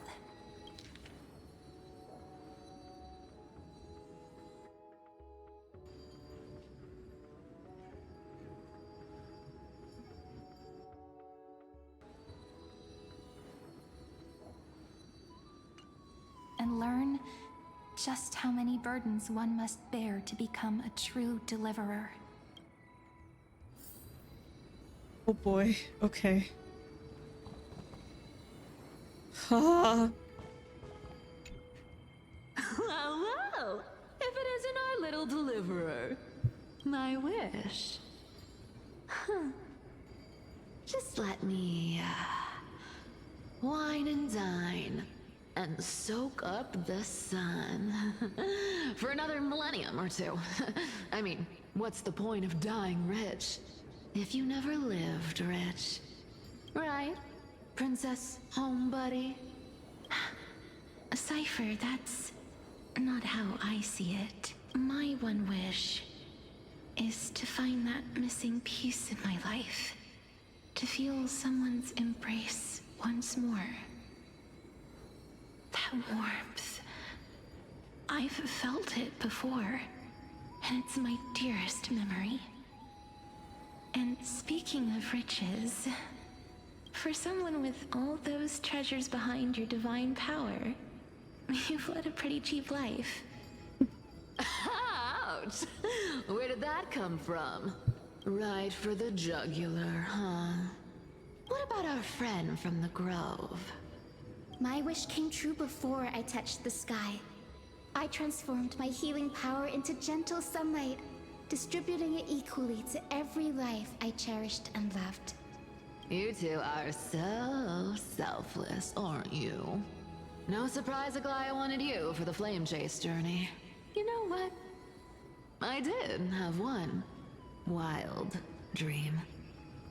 To know what it feels like being born a noble lady, drowning in riches.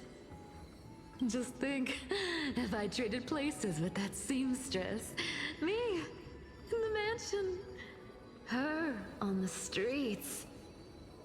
I'd like to see if she'd still become the gold weaver then. Maybe I'd even take her place.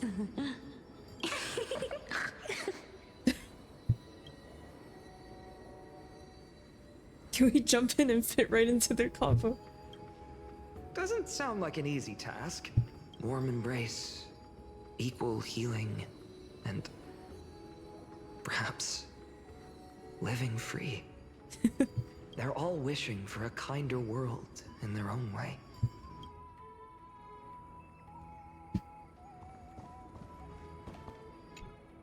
Personal wishes? I have none.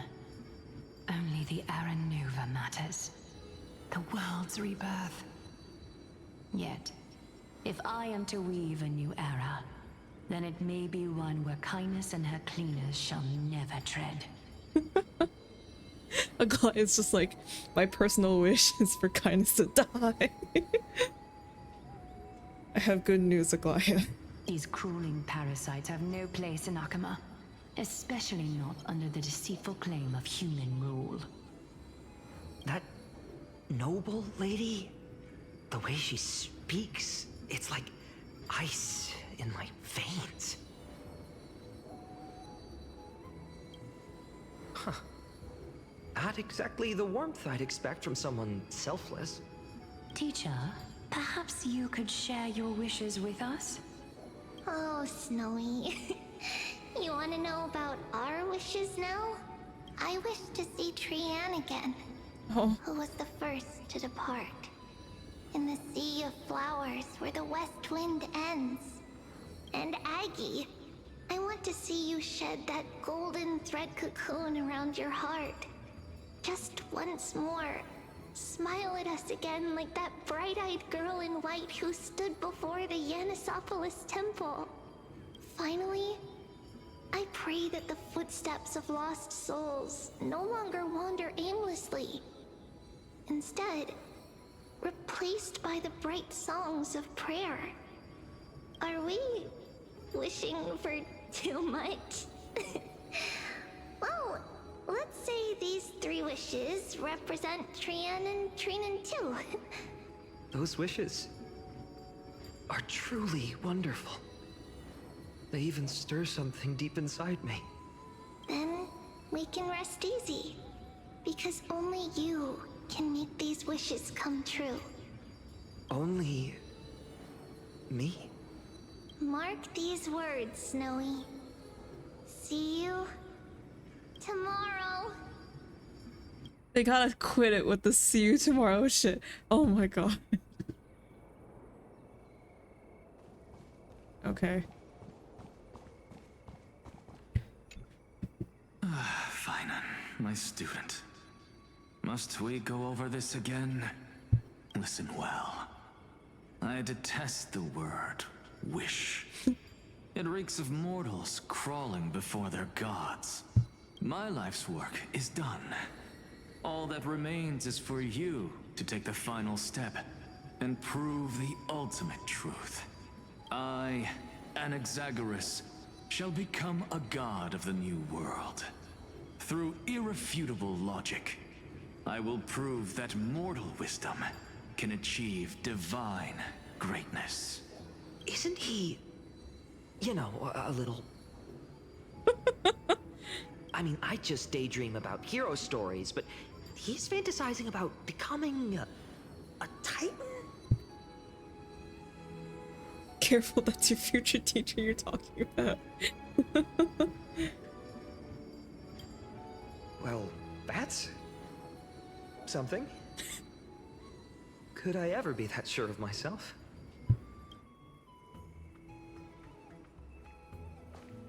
Yes, of course. This guy is last because, well, of course he is. Phainon? Since when did you become so timid? Asking such juvenile questions about wishes. What's that supposed to mean? What's with that condescending tone? No way I become friends with this half-naked show-off, right?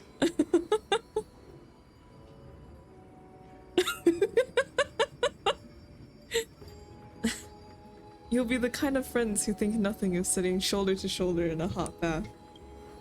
Horrifying. Is that really something I'll enjoy one day? He's staring at his body. I think you'll enjoy it the most out of the two of you. What are you mumbling to yourself now? Whatever. The wishes of the Kremnon warriors are done, but I survived 1,000 deaths only to fall to a coward's blade. That masked flame reaver who struck from behind. Phainon, you look... never mind. That blank look tells me you're completely lost. My wish is simple. One honest duel. Face to face, blade to blade. Then I'll strip away that mask with my own hands. Nothing but violence and vengeance. This person's wish is nothing short of brutal. Still, those eyes burn with the noble pride I've read about. This wish, I shall not forget.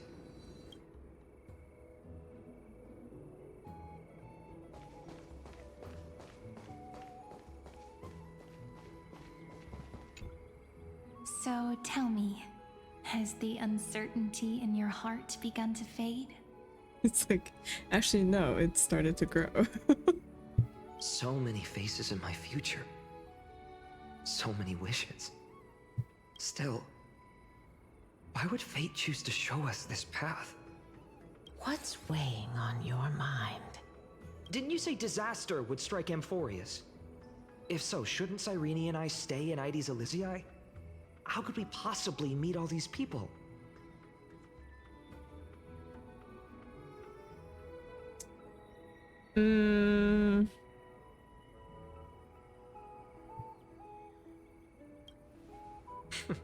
That's wonderfully optimistic. I like it. Cyrene, may I have that deliverer card? Of course. But why? Although those voices, visages, and wishes may seem far away now, I can't ignore the sense that something is calling me, bidding me to take a hold of it. Maybe its true weight can only be known once it's in my grasp. Oh, is this a new phainon? It's very complicated, Miko. Actually, oh. It's like past phainon who's learning about his like future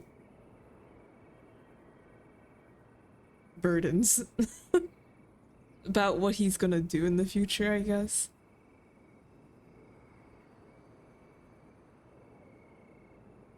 But it feels like phainon, other than NPCs, I guess. Feels like Phainon's the only one stuck in the past. Like, Cyrene kind of knows what's going on, too, and then there's us. So it's like, I don't know.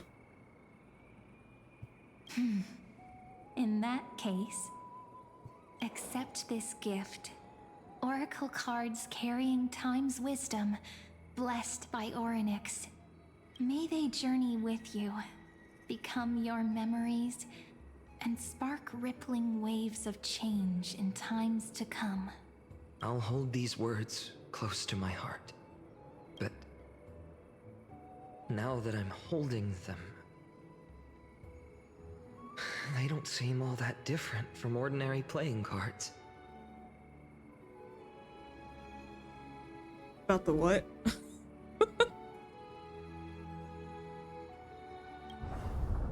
Just assume I don't, Miko. What? What's happening? Everyone, we've got big trouble, Mimi! Burning, smoke everywhere. It's all coming from beyond the maze. What's going on? It's here. The seeds of disaster have already taken hold. Sooner than we had foreseen. This time, not even the veil of Evernight can shield us. You mean Ides Elysiae will be swept up in the prophesied catastrophe? Propagation. Stop. I'm afraid so. My children, take shelter in the Membrance Maze.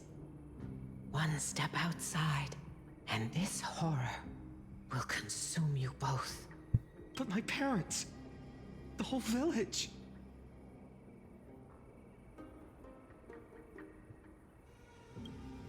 You're right. Chief, what are we truly facing? Is this the power of a Titan? This is beyond any Titan.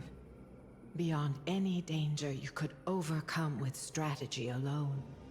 It's an unspeakable horror that twists all life into abominations that never bleed nor cry. Even Titans fall to its corruption, burning from within until only empty shells remain, knowing only death and destruction. The Black Tide. That's what this calamity truly is. It consumes all in its path, sparing none but the Membrance Maze. Not even Titans can? Yes. So please, don't leave this forgotten realm the gods abandoned. You are the first to uncover our presence, and the only two who can enter the maze. We don't wish for you to throw your lives away. Phainon, what path do we take?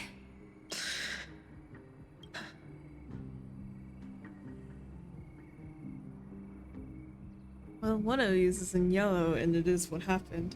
But I am kind of curious what would happen if we select the other options too.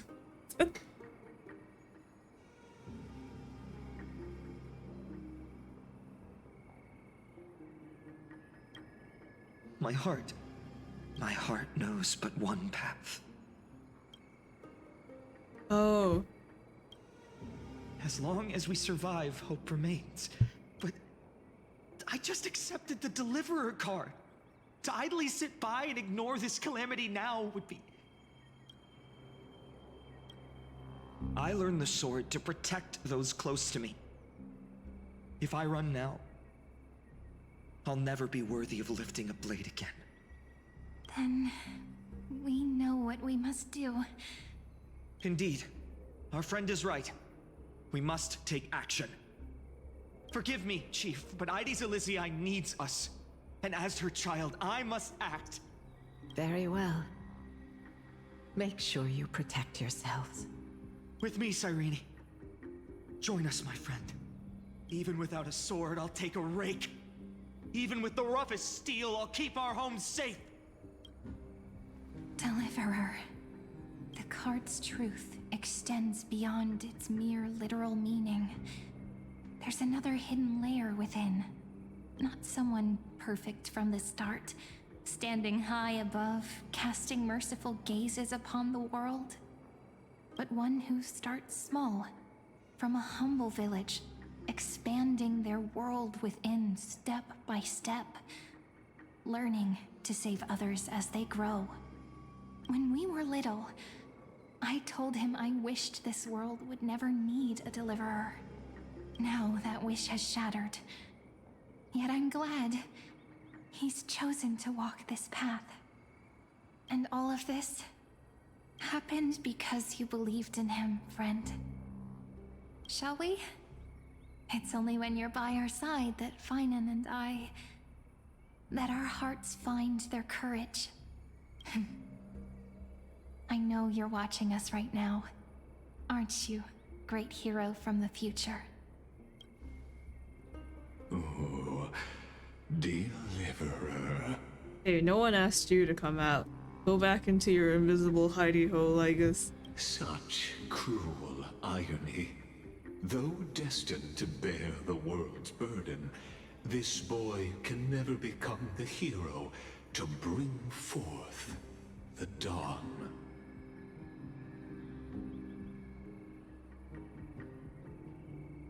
Are you just here to spoil the story? Follow their path. Bear witness as this man, forever denied the mantle of hero, takes his first step on the path to deliverance. Watch this memory play out its final act. See with your own eyes how everything began.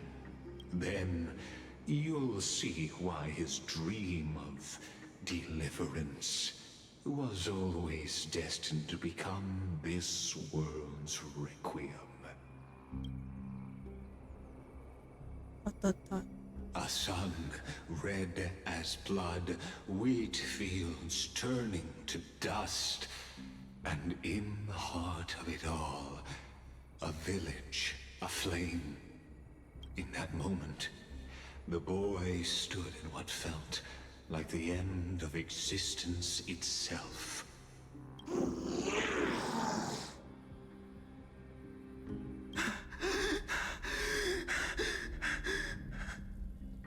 These creatures, they're everywhere.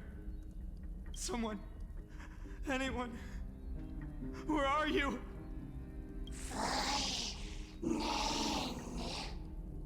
No, it can't be.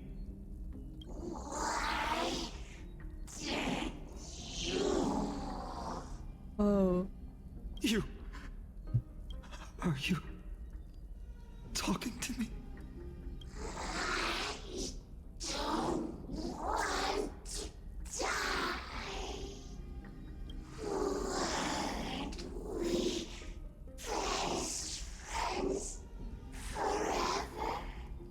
No. That ribbon. Olivia. No. I should have known. Save us. Save us.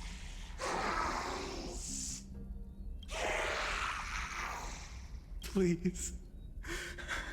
No. Stop. Please stop.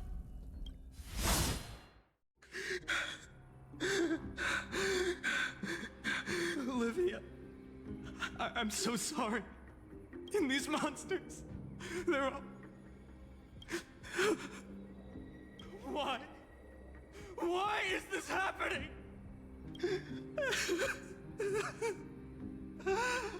When the black tide arrived, the wavering boy found resolve in his companions, and together they ran toward their first battlefield. In the far-off future, the land of Anforius would bear the marks of the hero's footsteps. With sword in hand, he would inscribe an eternal mark in the golden epic. And when dawn broke over scorched earth, a boy, covered in wounds, buried the dead one by one. His silence heavier than the earth he moved. His home, his past, his name, all buried beneath the soil. His feet carried him forward, over the pillar of stone, beyond the chalice of plenty, through the deadly fogs of the Hand of Shadow. He wandered without direction, like a withered leaf drifting in the wind. Through countless city-states, the smiling visage of the white-haired swordsman was etched into memories. Yet he did not walk without purpose. Deep in his heart, a voice always guided him forward, to fulfill the wishes he had inherited, to brave peril, and to do all that was within his power to save those who needed saving. Those words his friend spoke long ago, when his journey began, lingered. Protect those who must be protected. The words were few, but they gave him all the certainty he needed. That's what it means to be ordinary and choose to be more. Onward he walked, until the call of the flame chase journey thundered across the land. In the vision painted by prophecy, humanity would triumph over the gods, seize the core flames, and ignite a new dawn for Amphorius.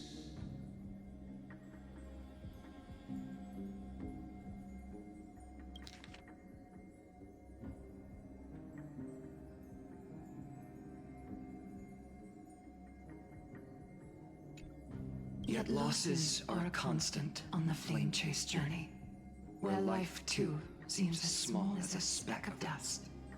Only one who treats the world as their teacher can bear its eventual destiny. Are you prepared for such teachings? The voice within spoke, and he answered softly. No matter. My existence is of no consequence. When the Gold Weaver called, he answered, traveling to the holy city.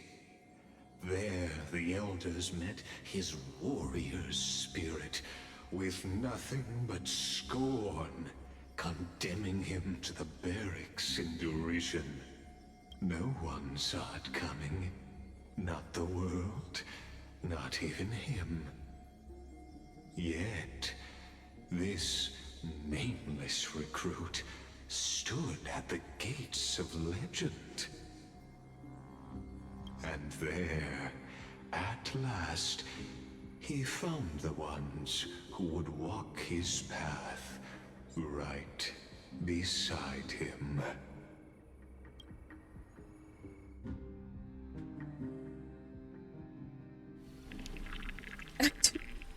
Oh my god. This is the abyss of fate.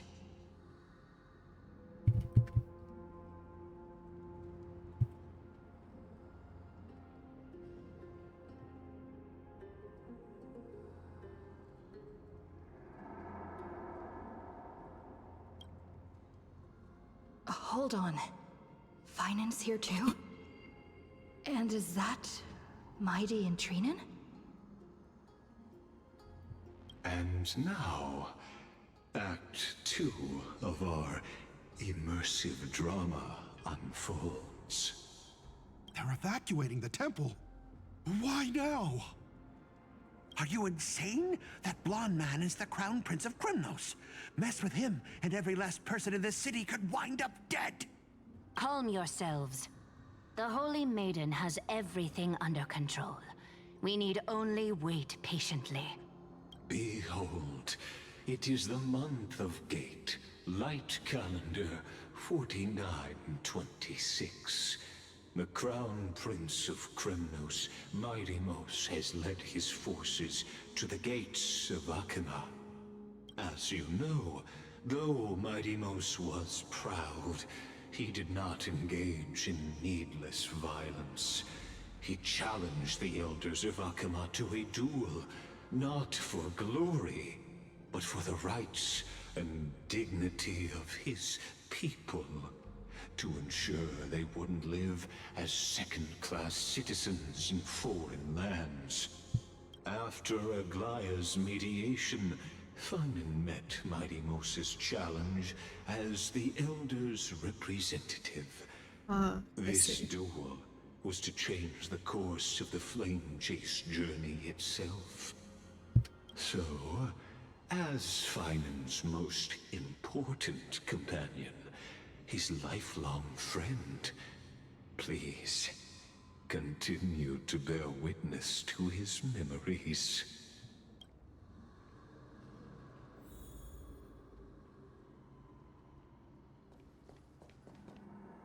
Right.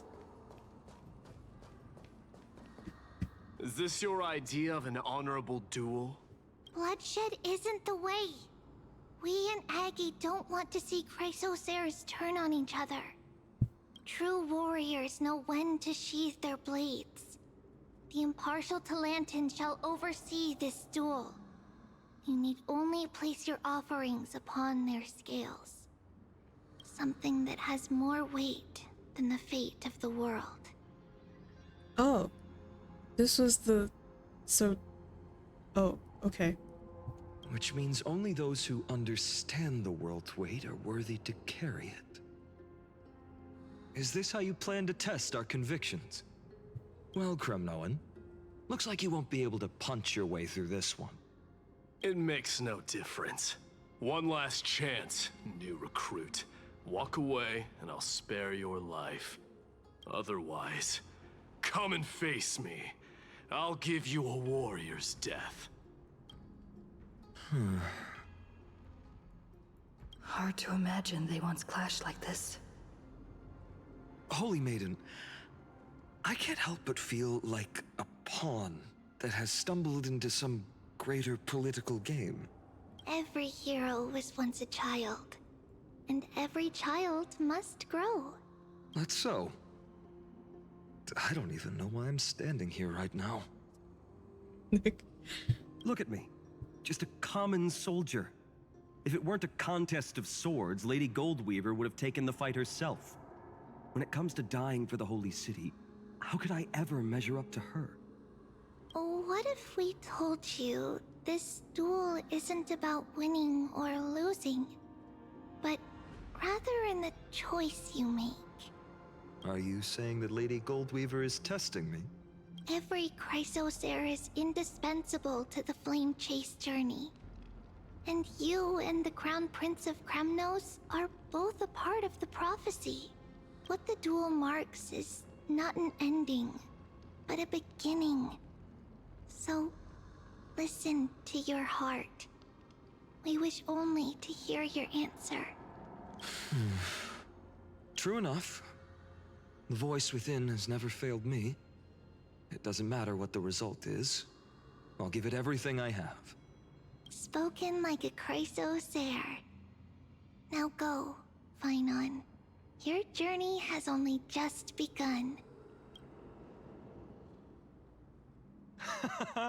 That's right, comrade. It's time for us to teach that proud prince a lesson together.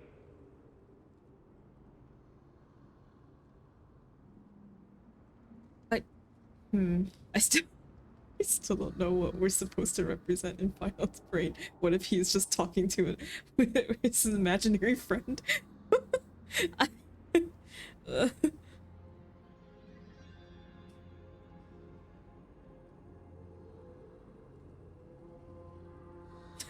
Yeah. Now that's what I like to hear.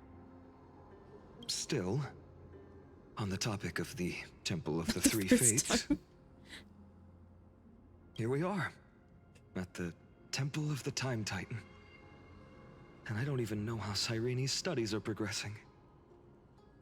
We haven't really had much contact since I set out. Wait.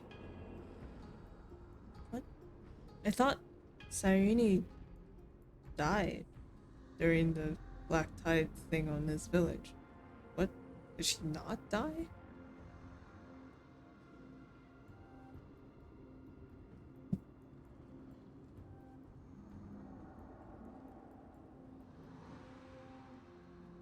What? Did I? In this, like, memory thing? It'll make sense later. Okay. Still, I hope she's doing well. Anyway, let's go, comrade. It's not every day you get a chance to see Talantin's scales of justice. What's going on? Did he just say Cyrene's studying here? Wow. But Still, same brain cell. Wasn't she? You're just like me. Of course, Lygus disappears right when I need answers. I don't want to ask Lygus for answers. Forget it. I need to catch up with phainon first. Remember they were in the maze together. Amazing. Talantin may have fallen, but their scales remain true to their purpose. Nick. I hope you still remember your purpose, new recruit. You seem awfully confident, Kremnoan. Let's see how you define the idea of weight.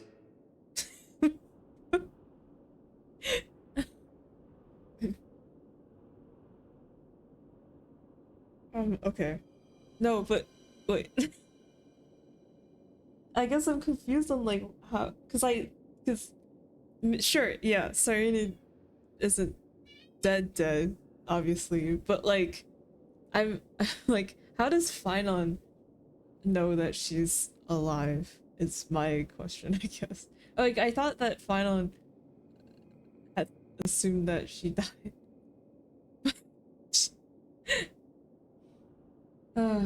It's okay. I'll find the answer in due time. All right, step on the scale, phainon. For your information, in Castrum Kremnos, the punishment for profaning a duel with such crooked words is impalement. But as we're in foreign lands, I'll indulge you.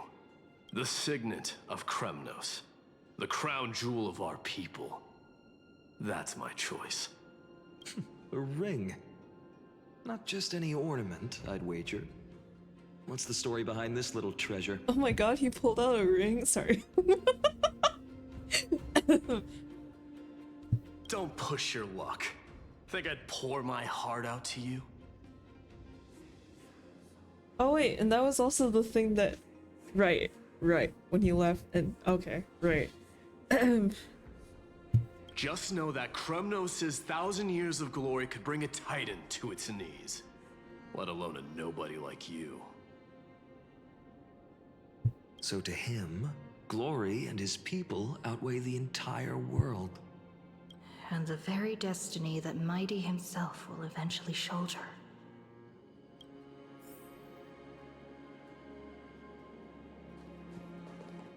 What? Well, that's easy for you to say.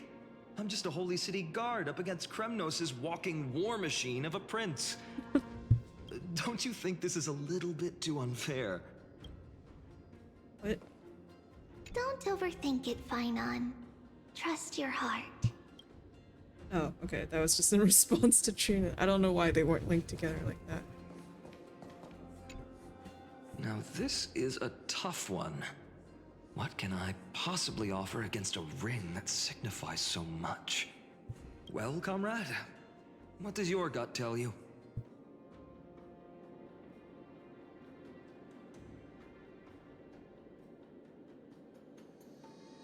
I don't know. A card, maybe? Looks like we really are on the same wavelength.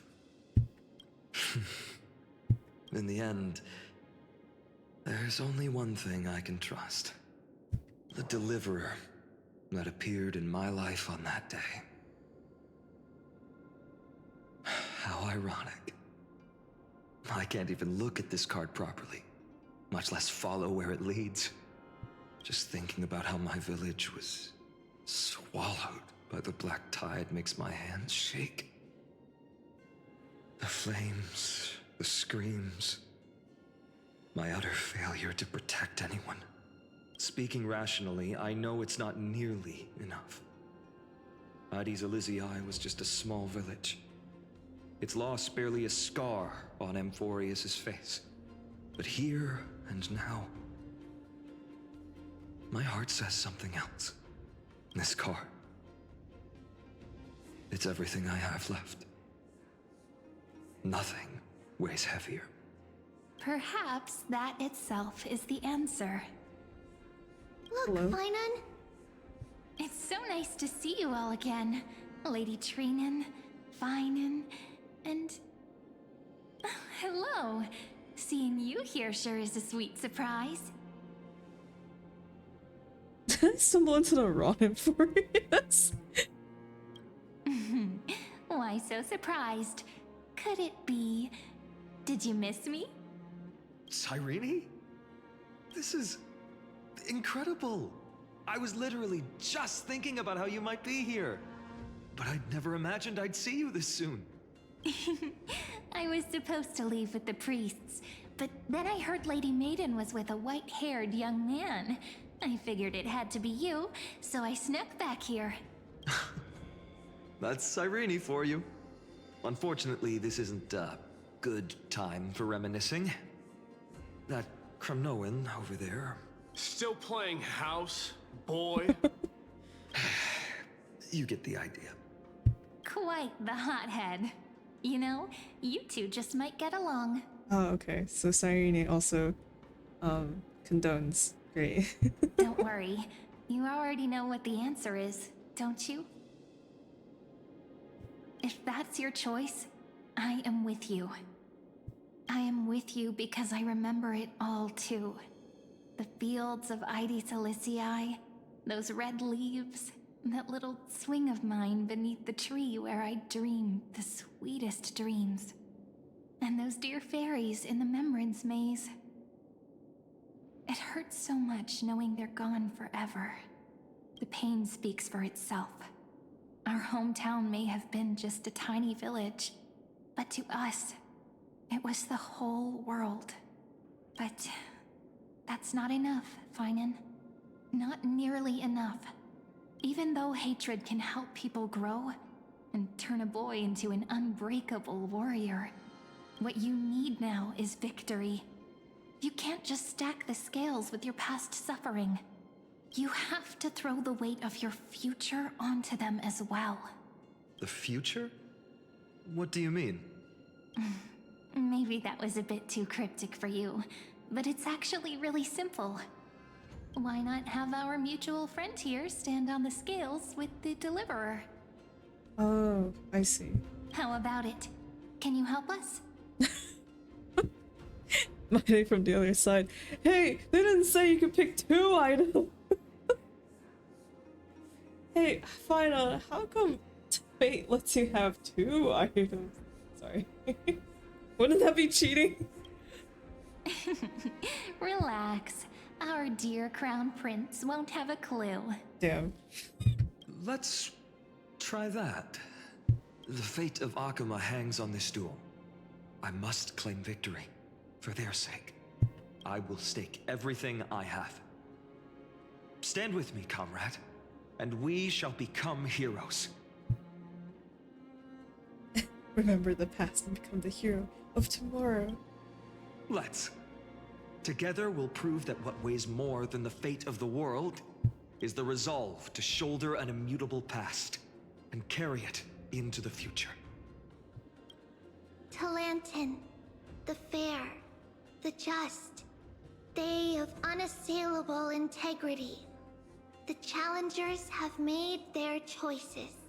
In the name of the Holy Maiden of the Three Fates, lower your scales, weigh destiny, and reveal unto us your verdict. Your offering is a card? Yes, a flimsy little card. That is my choice. Just know that it's called the Deliverer. Interesting. Very well. If you can beat me with this card, then that's what I'll call you from now on. It's a deal. The scales, they're wavering. Talantin is deliberating on the outcome.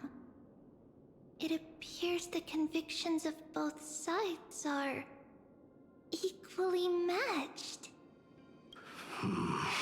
Oh wow. And I'll never heard his name ever again.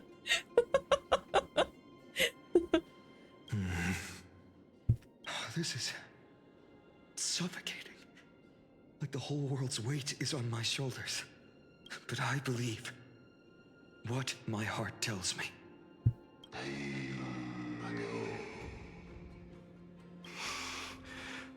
Finally decided? Hear thee, children of humanity. I shall pronounce judgment. For the difference is now clear. The one whose offering weighs more than the fate of the world is... one from Ides Elysiae, the nameless hero. Congratulations, phainon.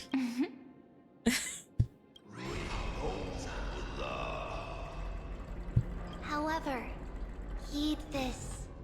The true weight of conviction originates not from itself, but rather in that which tips the scales. Hope itself. What's that supposed to mean?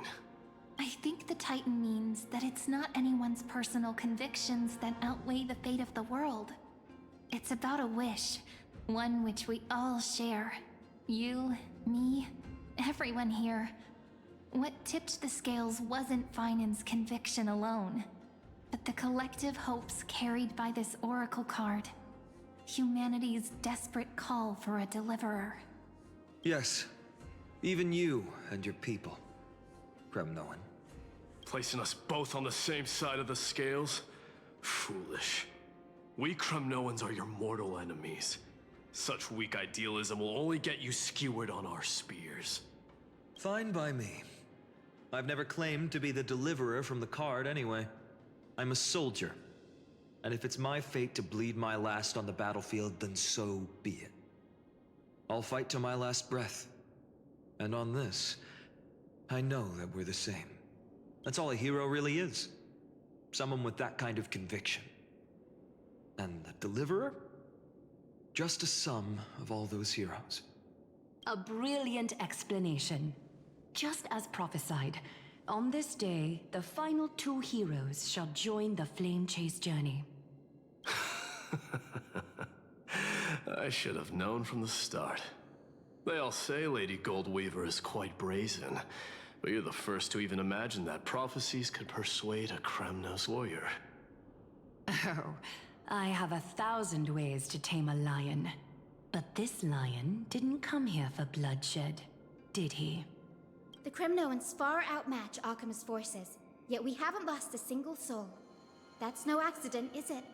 Do you honestly think Kremnoans, renowned for our love of battle, would show mercy? Your forces are equally renowned for their iron discipline. And so, we can only assume that this is on your orders. Perhaps Akama isn't as hidebound as the rumors say. You grasp the true marrow of power more clearly than those elders. Now that the wheels of fate are turning, what finer way to celebrate this fortuitous encounter than a feast? Follow me, brave Outlanders. Heroes of this world are as countless as the stars. And at this moment, we find ourselves gathered here by the light of the flames of the long night. History shall remember this moment. The prophesied Chrysos heirs now stand assembled, heralding a new dawn for Amphorius. You must see now how different this is from the flame-chased journey you traveled.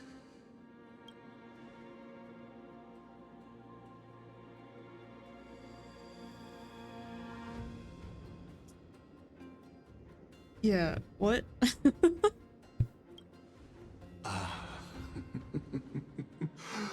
Who? Perhaps the role is not that of a person who really existed. Notice how only two particular individuals seem aware of your presence. Patience. We're approaching the final act. These are, as I mentioned, his first memories. They are of particular importance for the imminent era nova, such as this very moment, as the prophesized demigods gather with Talentum as witness. This is a moment calculated by the gods. What comes after is no different from that which you already know. Some join, others leave, while flame chasers bear their faint light forward through the long night. I don't know. I don't know what we are. I thought maybe something like intangible, like, because they call us the future when we stepped on the scales, so maybe like hope. I don't know. Something like a concept or a wish. So, I don't know. Or maybe we are a person. I have no idea. Come. Mem the first mem. After 13 The first mem heartbeats. uttered in Amphorius. Our heroes will be ferried to the final scene.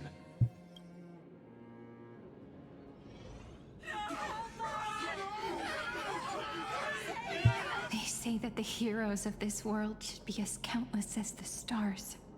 Yet now, we're the only ones left standing.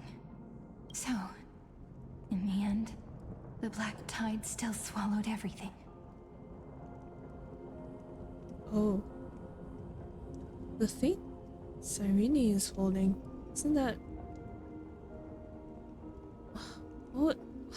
Where was that again? Is that the...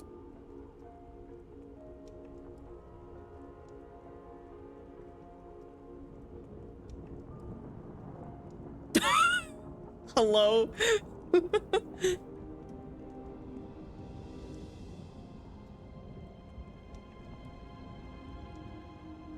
was like, wasn't that what the Flame Reaver was holding? But no, the Flame Reaver, no, it was, or during that one cutscene with him. And I never saw it again. And then he was holding like the broken version of Phainon's sword. Standing man emoji, okay, I don't know. Black title still smaller to read, right. The West stands protected by mighty Skrymnoans. It will hold for the time being. Professor Anexa deployed wards in the north and east before.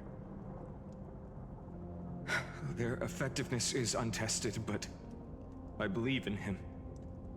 And Oh, okay. It's a combination. We needn't fear for Aglaya. Even in death, she counts as the greatest among demigods. Her threads of romance weave an impenetrable shield, and the people answer her call, rallying to the city's defense. Let's move. Cavalry has given their core flame. We must complete the Era Nova before the next entry hour. For Amphorius. That only leaves 3 hours. So, this is the last time we'll see her. Phainon, we set out on this journey to answer the world's desire, didn't we? That's what it means to be a Chrysos heir. So has it always been. Then why? Why must Amphorius's wishes be so cruel? We made the best choices we could, whenever we could. But in the end, the prophecy that led us, this black tide swallowing everything. Why does it look like this? I don't know. We haven't had any other choice, except to move forward. Not for a long time now. Even if we only see the long, long night ahead, I still believe that through it, we'll find the dawn on the other side. Beyond these flames, a new sun will someday rise. So, to the Temple of the Three Fates. You'll take over Time's authority, and we'll return all the core flames to the Vortex. Then put this world's fate to its final rest. After which, we shall all face oblivion.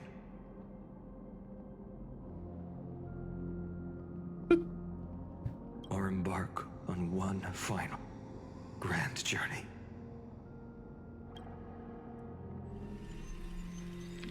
We return. So I might have, so this is like the beginning, but also maybe like the beginning. Like, I don't know if I could say first cycle, but like not the same one that we were in.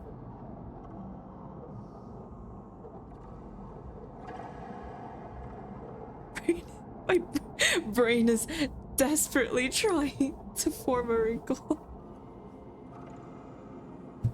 Please forgive us for disturbing your sleep, Orynyx. It matters not. I know fate has run its course. The black tide has reached Akama. Amphorius does not have much time left. It is time for the Era Nova. As agreed, I shall present the core flame of time. Ride the river of time. It will guard your passage to the vortex of Genesis.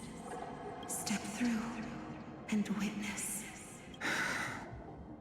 Professor Anaxa proved the truth of Genesis with his sacrifice.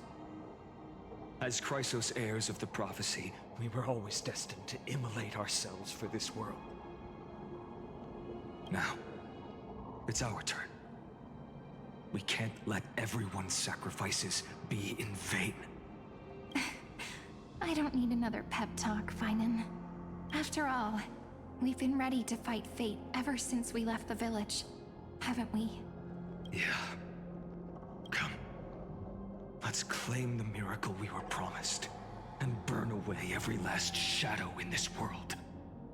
And then rise as the first light of a new world.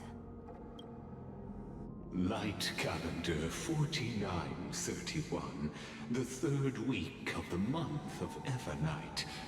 Welcome, my lady, to the end of the flame chase. And the end of all things. The Titan has revealed the gateway of fate. Please, accept the invitation to step across the threshold.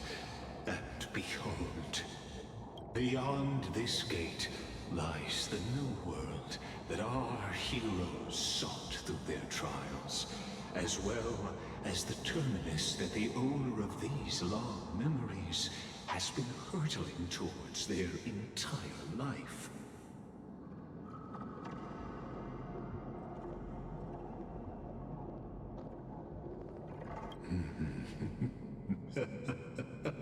Perhaps you'll find it all too familiar. Then you'll understand how the mortal called phainon shouldered the world's weight. How that same burden crushed him, proving that the so-called deliverer is nothing more than Emphorius's own delusion. A pitiful fantasy that it could defy fate's decree. Please, esteemed one, the answers you seek lie in these non-existent times.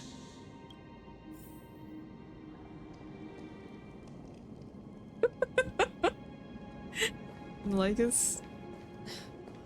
It's like, Lycus, like, I know you're here to explain stuff, but can you, like, take your bias out of it, please? The future revealed by the Titan. Just what will we see?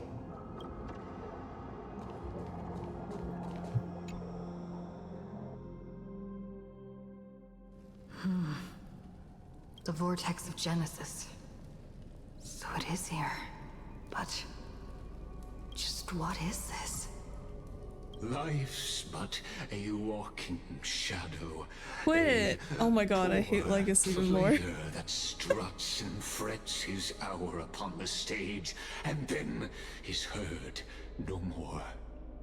Look, I'm not very smart, but I know that this is from a Shakespeare thing, and every time I hear it, it makes me a little bit angrier because I hear it too often. Quote something tale else. Told by an idiot, full of sound and fury, signifying nothing. The vortex of Genesis, where the world begins and ends. What stage could be more befitting of our final act? Come, I beseech you onward, buoyed by your surging curiosity, as an unattainable existence that has dwelled within his heart, beyond his reach. You have accompanied him through the march of years uncounted. You naturally have the right to view the river of time in its fullness, and to witness what he welcomed upon his arrival here. Every absurd and tragic ending. Unattainable existence that has dwelled within his heart. Oh. Now, if you would. My journey to the Aranova. When the Aranova comes, the skies will Our clear. deliverer, though you walk Enough talk. Go. So what if there's only one person left to win? Oh jeez. Now this is one just sorry know. excuse for Go on, the Snowy. Aranova. Make the Aranova. Oh no.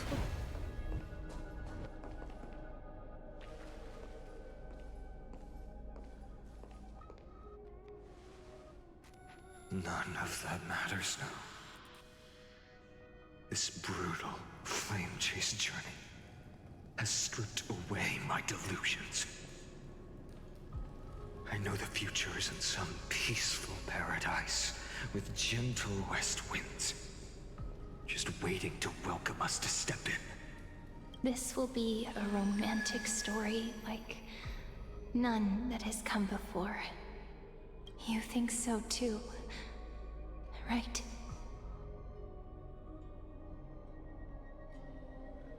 Haven't I seen this scene before?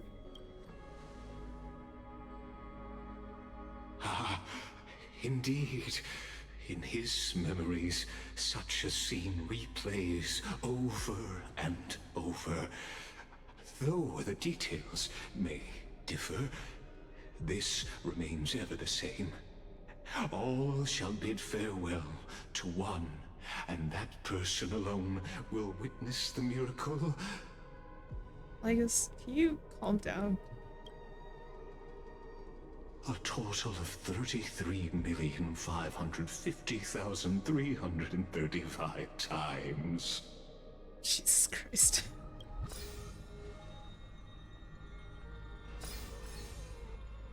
Each is a drop from the river of time, representing the long journey he would take.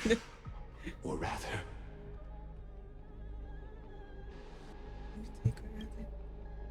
a never-ending cycle. What cycle? I knew it.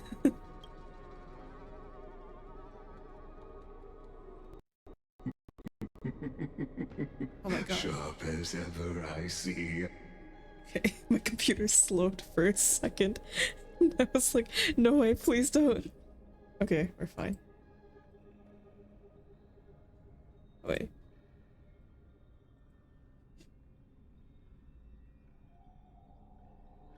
My computer slowed for a second, but everything's fine, but my mic got messed up. Okay, there we go. Ah. Seeing is believing. Why not let your own two eyes uncover the truth?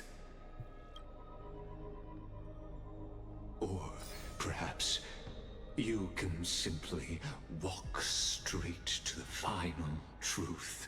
See the true face of the character you play, and witness the ultimate nature of the Chrysos heirs, flame-chased journey, and the cycles of Unforius. Game is really like... Please, take your time. Look Shut up! around as much as you wish. I know where you're... Okay. Game is really like... They're really pushing this like... Or you can skip it if you want. Eternal recurrence. 134.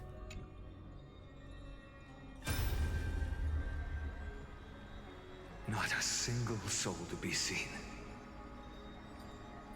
So this is how the vortex looks at the end of days.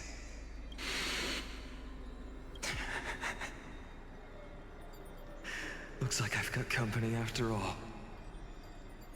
But since you've made it here, so in the end you succeeded, Executioner.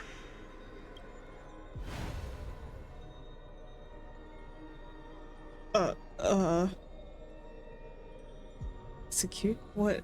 What? My casters? Okay. I don't even know how to count numbers this high. 10 million?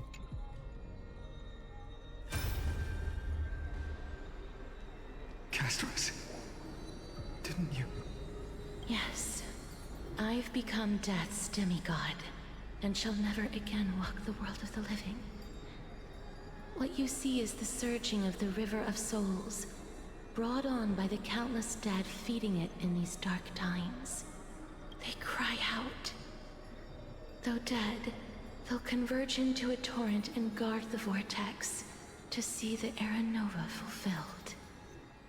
I will take all the wishes of the departed with me. Please, everyone, fight with me to the very last. I hear them. The dead hail you. They're prepared. Go on, Deliverer. We'll keep that Executioner in our shadows. The path before you leads to light and eternal flames.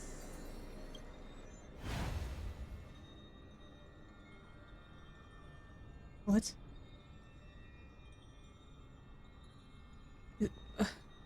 Huh? They weren't looking at... Wait.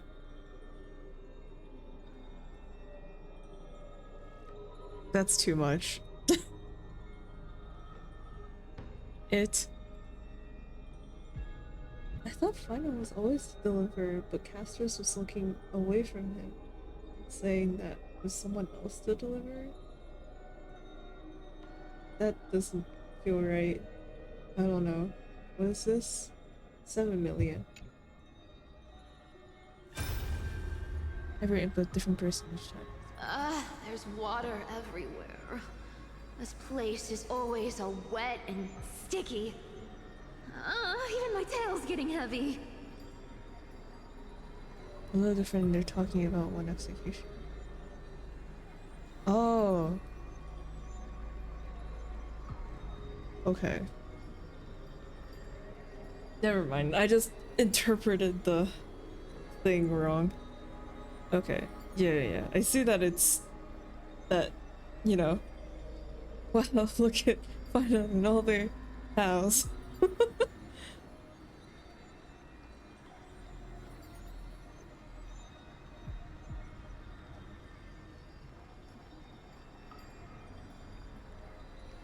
Everyone dying even though they made it with phainon at the end.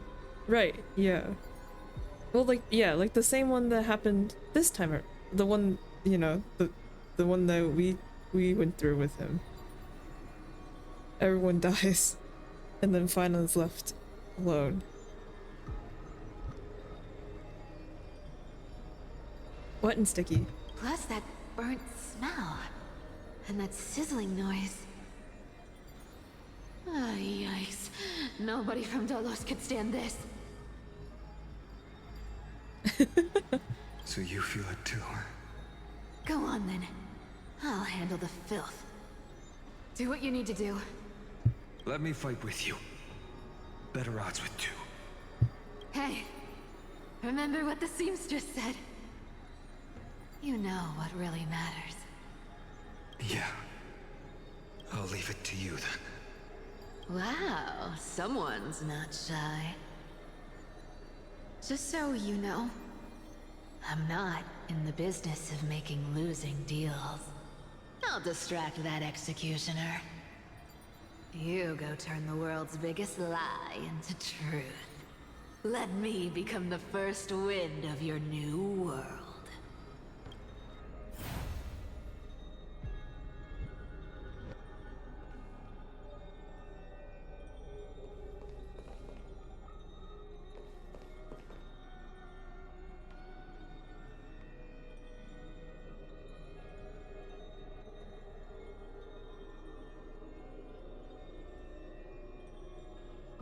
What, so like...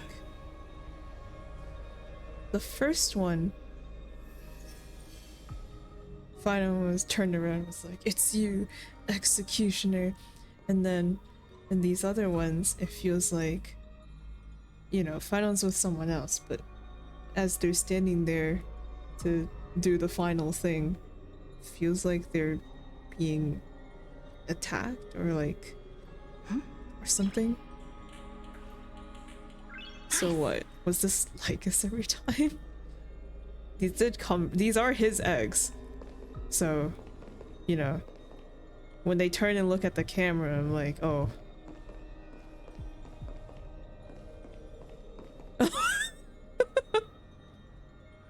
Is this the one? Is this the one that Nick likes? I wonder who it might be. Just shut up and get out of here! Are you crazy, Mighty? Immortal or not, even if you're the demigod of strife. Oh, I'm still no match for them. No, I know you can. I just wanted to request that you witness the Era Nova with me. Together, let's prove that we're enough to transcend the prophesized fate. Could it be that now, at the critical juncture, our mighty deliverer is chickening out, scared of a stupid prophecy?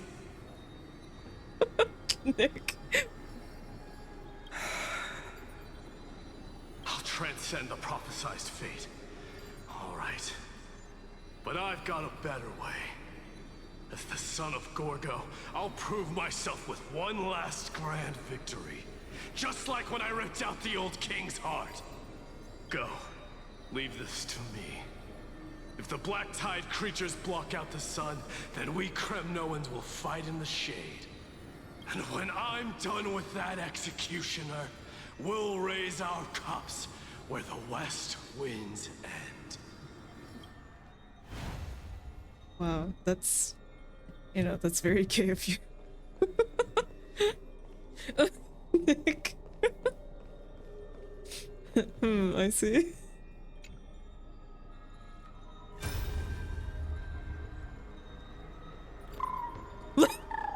Sorry. Wait, imagine Hyacinth is not here. It's just little Ika. What?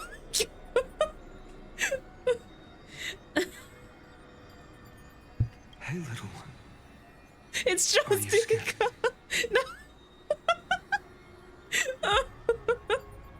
I mean, like, how many million iterations have they done? Makes sense. One of them would have Ika. Also has to die. No! No! All but one included Ika. As brave as Hyacinth. Stay close, little Ika. Sad dude. What? No, not you two. I see. I won't squander your kindness, your hopes.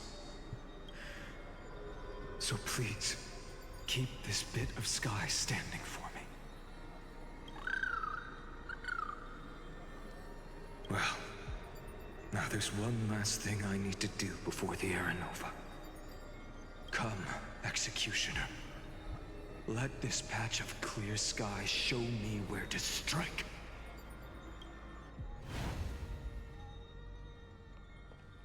Man.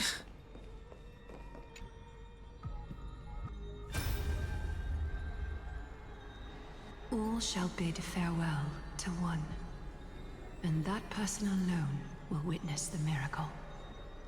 Such is the will of fate. So even the future revealed by the Titans may not come to pass. The Era Nova. This unrivaled masterpiece. I have no regrets now that I may entrust it to my most trusted apprentice. Are you saying? Fate is ever unassailable. The golden threads tell me the black tide rushes toward the vortex, ready to swallow this place. I must weave the last of my humanity into a net to hold back the deluge. I shall have my final bath in warm and radiant gold. Now, the hour of fulfillment has come. Forgive me. I must snip away every risk to weave the strongest future for the new world. There is nothing more to say. We part here. I shall personally dispatch that wretched executioner, not with threads of gold, but with the steel tip of a needle.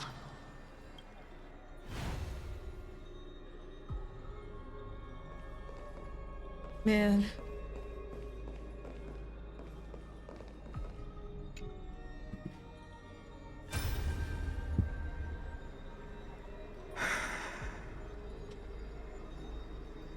Treeby, look. We made it to the vortex. That prophesied future. The flower fields where the west wind ends. Era Nova. We're so close now. You can't speak anymore. Please. Allow me to pause just a moment before I keep my promise. Oh, I thought he was holding the Treeby doll. Let me answer your cruel fate by tearing that executioner's heart from the void.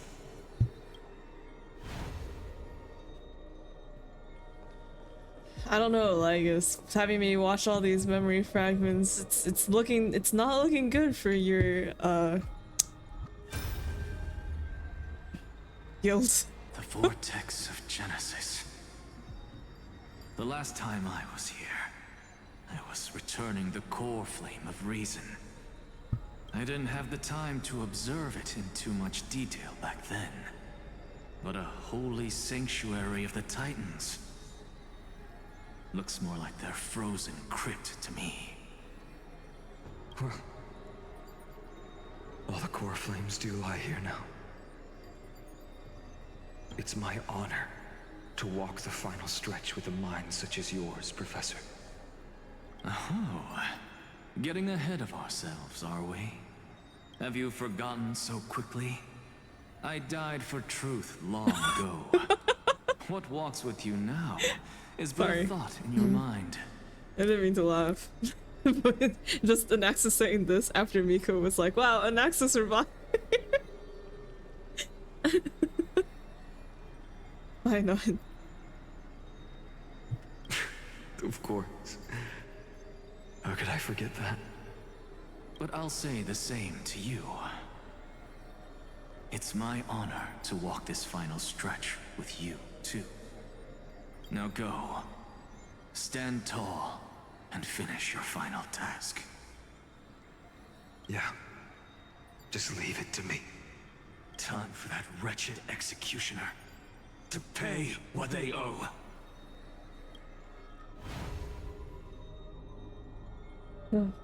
Well, well, well. Pew, pew, pew, pew.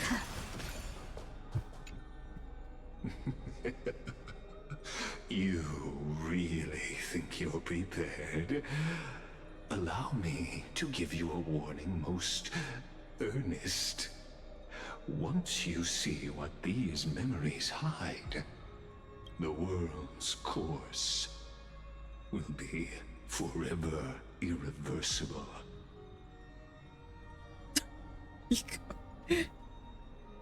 Okay. Show me the final. Ah, very well. As you have made up your mind, let us bear witness together. Can you not, like, talk like that, like this? Can we just do this normally, please? As the sole audience of this eternal theater, I have been rapturously awaiting your arrival. And this, too, is the very reason I must show you everything. I believe that since you've bathed in that Eon's gaze, you went back to the Express. You can make Amphorius's frozen fate flow once again. Bathed in that Yin's gaze. Remembrance? Present.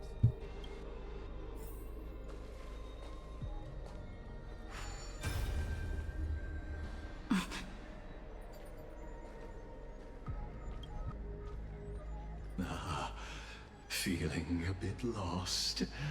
As you now see, this scene marks the final act of the drama Amphorius. Wait a second. What? She's not wearing the hat! The final eternal recurrence created by this man's hand, and the last one this world shall undergo. Behold, at the swordsman's side stands one he has sometimes called companion, other times comrade, that nameless hero absent from the annals of history. She is the swordsman's ideal in his youth, the deliverer that guided him resolutely onward through fantasy. And now, in the name of the Nameless, she has become an essential and inseparable part of the epic of Amphorius.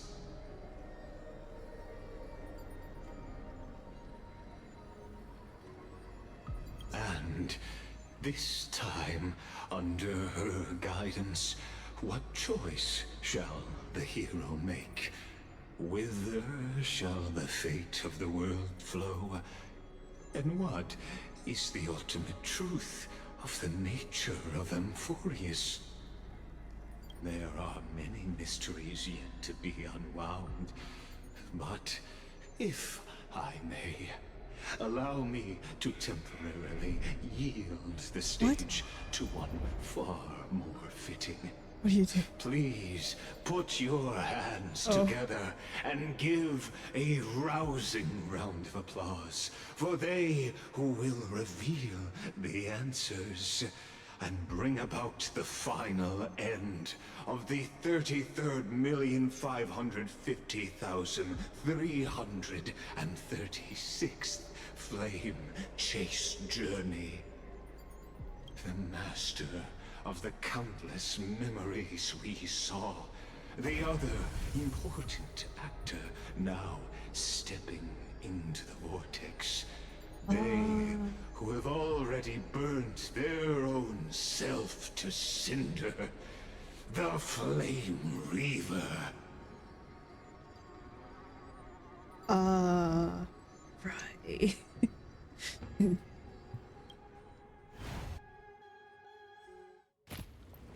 Oh my god. Oh. Okay. Oh. My. So, in the end, you succeed, executioner. With my flesh as kindling, like the first dawn of the new world. What? Time has come to once again start everything. Let's try it this other way. So he does have both phainon and Cyrene's weapons. Girl. We can do it! Waiting in line for a bullet? Bring it on! I have something for you.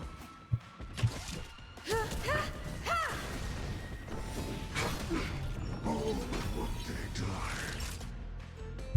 Nap time. This is being in sync. You can do it!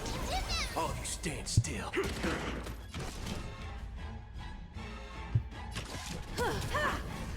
It's kind of funny seeing Perhaps you still don't understand. Oops, I messed up. Humanity never conceals its desire to control the heavens, and I'm no exception. I messed up. I messed up.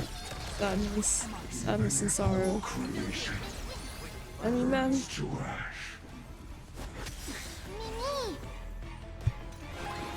This number was featured in their April Fool's.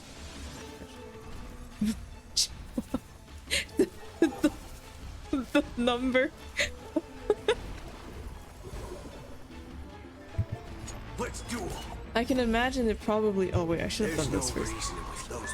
That it probably has some reason for being the number that it is.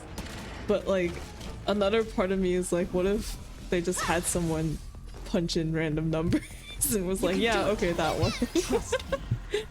We can do anything! Nap time. All of you stand still. Oh wait. Losses are a constant on the Oh. journey. You haven't lost nearly enough. Waiting in line for a bullet? Bring it on!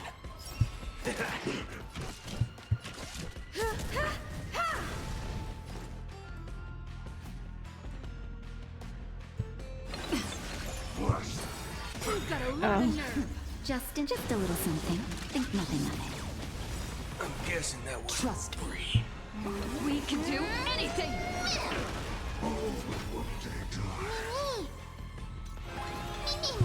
There's no reasoning with you punching those with a loaded gun. Those who dig their own grave. You won't get away. This ends now. With your corpse. I'll ignite the dawn! Oh. Oh.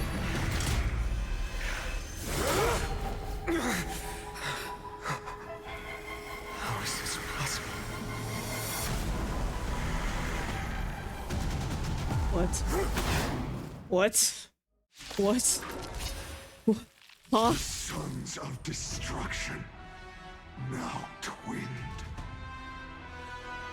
Feel them set your blood ablaze. Your fury. Let's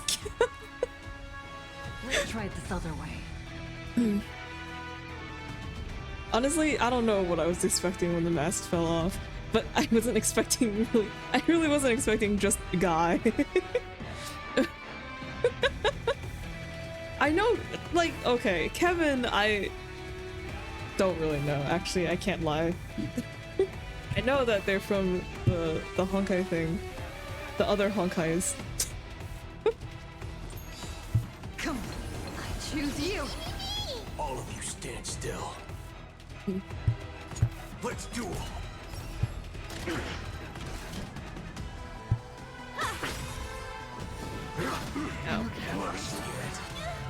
Naughty child. Perhaps you still do. Humanity never conceals its desire to control the heavens, and I'm no exception.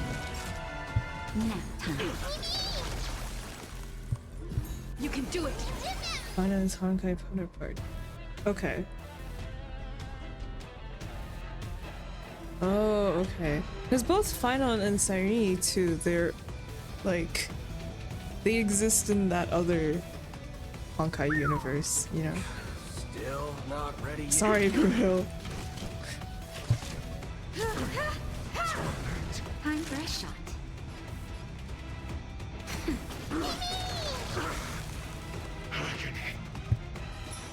I'm still here. Trust me. Speak. We can do anything! All of you stand still. Bring it on! My fury.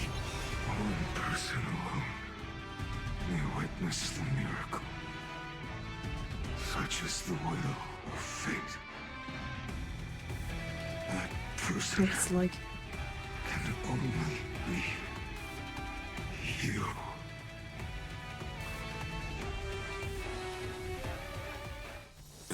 oh.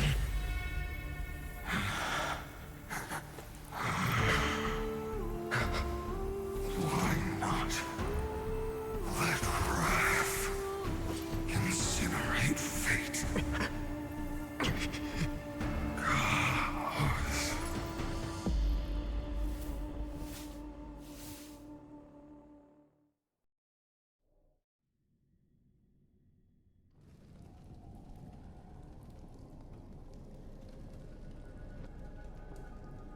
Okay.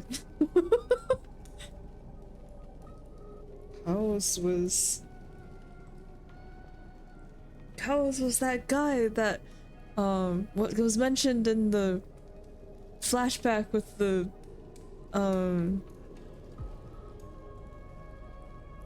with like Calypso and names that I know, Polixia and Neas. Ha! See? I remember names. Yeah, the previous world bearer. At last, Amphorius's fate has begun to shift. Just as I foretold, your arrival will change everything. After all, you've also been bathed in that eon's gaze, which can awaken the long-dormant instinct inside a man. Much like that scepter we spoke of earlier, It was only under the same Eon's glance that it was reborn.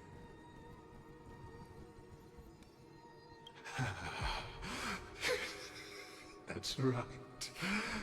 If you recall, I mentioned it at the very start of our play.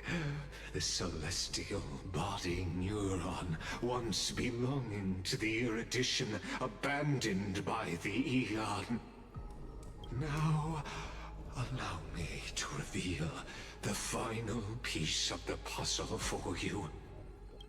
The eternal land, known as Emphorius, is nothing more than the scepter's endless, lonely extrapolation.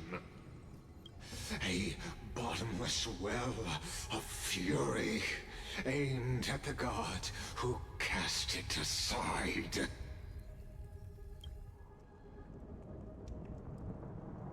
Final Air Nova before the eternal recurs. Phainon, we set out on this journey to answer the world's desire, didn't we? That's what it means to be a Chrysosaur. So has it always been. Then why? Why must Emphorius's wishes be so cruel?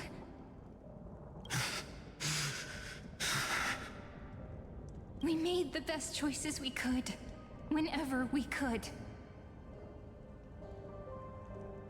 But in the end, the prophecy that led us, this black tide swallowing everything. Why does it look like this? Oh. The glitchiness. You see it too. This burn mark. The flickering cubes. They're not a tide at all. They're more like a shattered teleslate. Standing here, the voices of Titans have never been clearer. Turns out, they were coming from the black tide all along.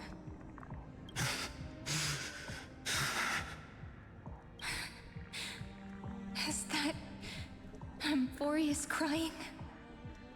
Or maybe it is screaming at its creator, at its god. Phainon, do you still remember when I was little? I had a dream. A dark, cold room with nothing but Orynyx's curtain glowing like crystal.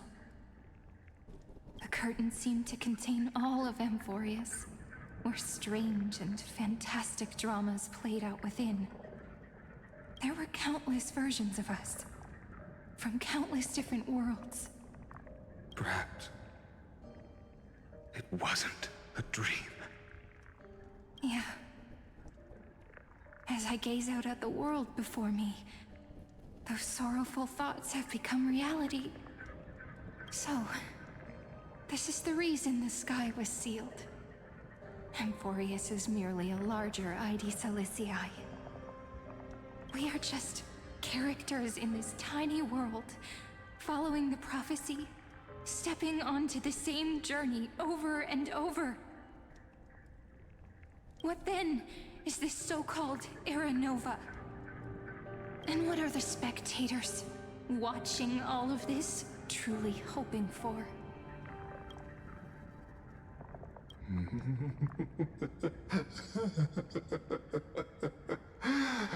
As a reward for reaching the end of the world, let me answer your questions. As the Theoros, I have observed. Thus is the synthesis of the prime mover of life formed.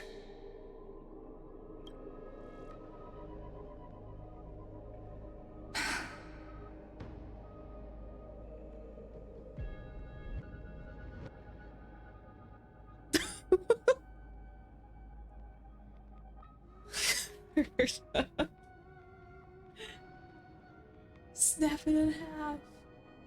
Scepter, it's literally just a stick.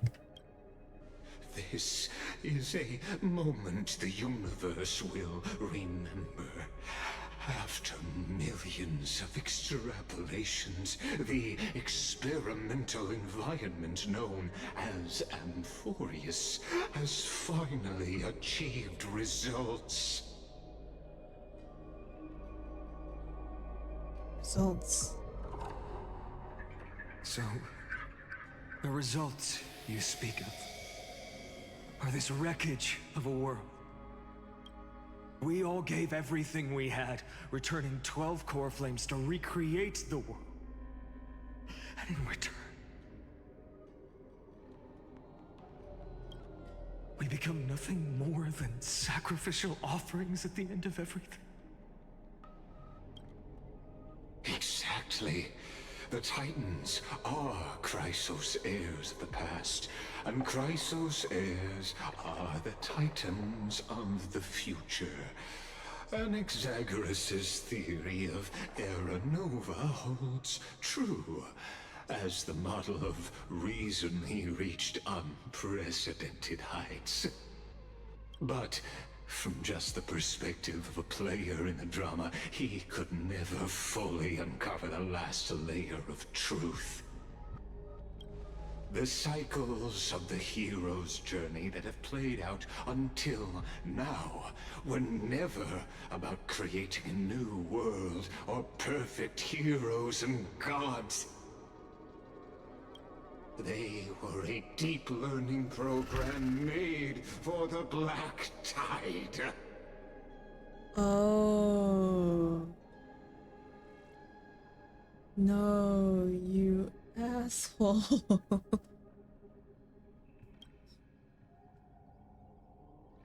But this time, that your plot what will the fail. I've taken Kefali's core flame, and when the dawn of the new world arrives, its light will burn away all the darkness.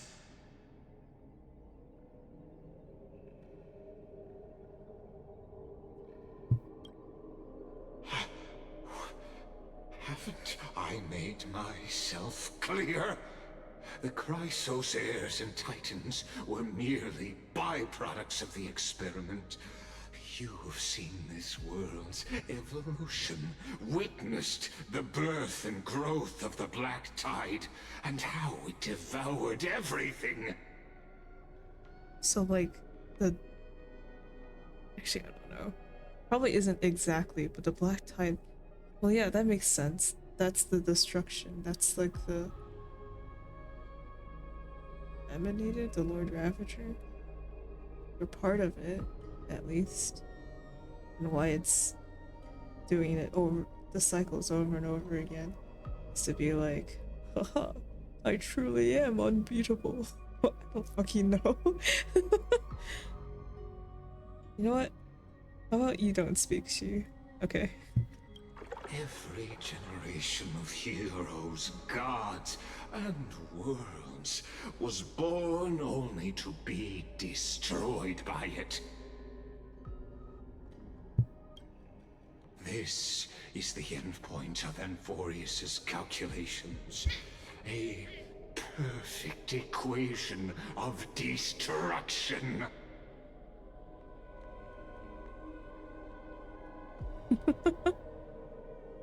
Other she is non-existent right now. Other she right now is Nick.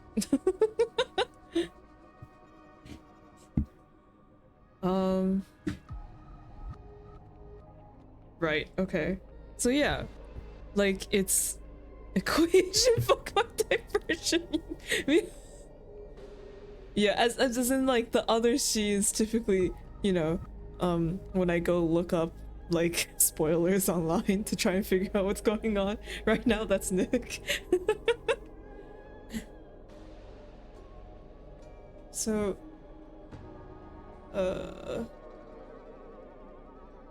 endpoint. Other Nick.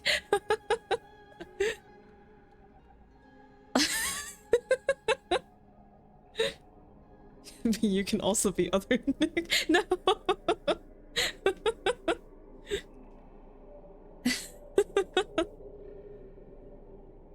Okay.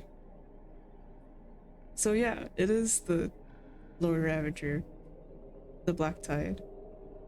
It's just like, it's like Amphorius is my training arc. I'm about to be the strongest ever. Plus Ultra. No! Okay.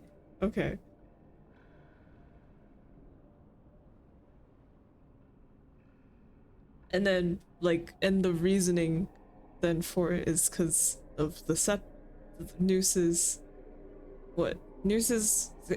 What did Legus say? It was Nooses, like, neurons? That, like, got thrown all over the universe. And, like, actually, I don't know. Like, it feels like part of the motivation for wanting for targeting Noose, right? Which is what this Lord Ravager is trying to do. Could be related to, like, what do you call it? Noose basically tossing them away and being like, I don't want to play with you anymore. I don't know. Noose seems very odd. But I don't know enough to say anything. Okay. Alright. And Legus should jump off a cliff. Awesome. So in your eyes, all the sacrifices are just a string of insignificant numbers? Don't sell yourselves short. I'd say, rather than numbers, you're more like fuel for the fire. And without fire, there can be no sunrise tomorrow. Even if that sunrise is born from annihilation? Curious question. Have you ever considered that after millions of extrapolations, Amphorius is already following a different path from the erudition?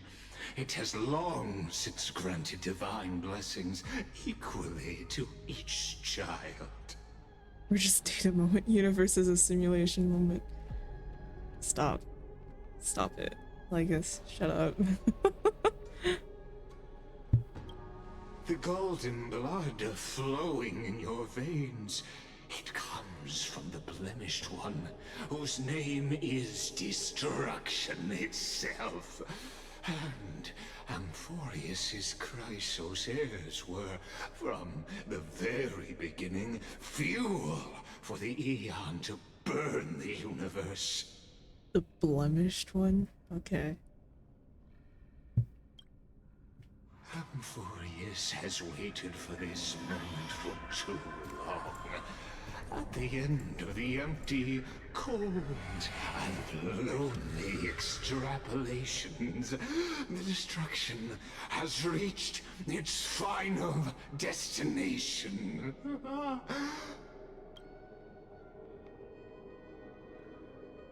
Nikos 496. What is this? A gamer tag? Philia 093. No need to feel regret.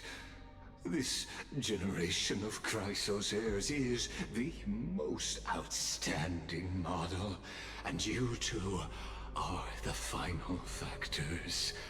For you, the Era Nova is no lie. Just step forward, embrace the black tide, and accept the Aeon's gaze.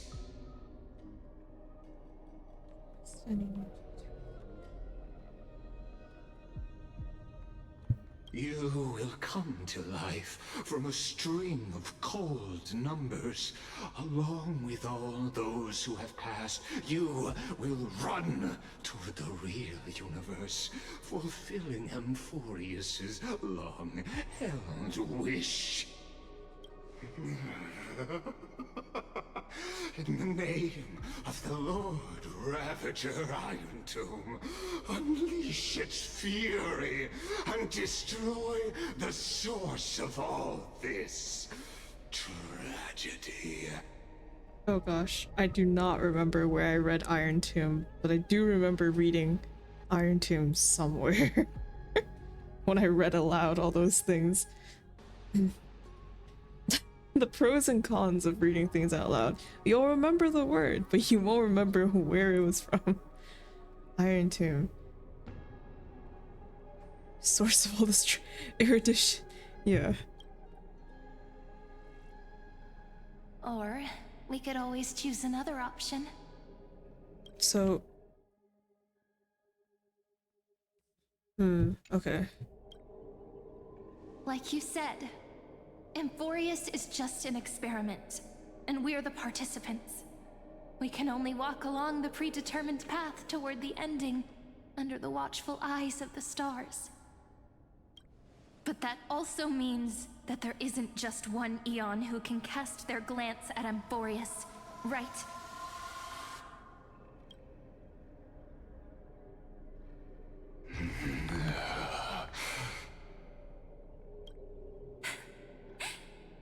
Is this question really that hard to answer?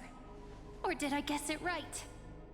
And in reality, this world has already been under the watch of other Eons.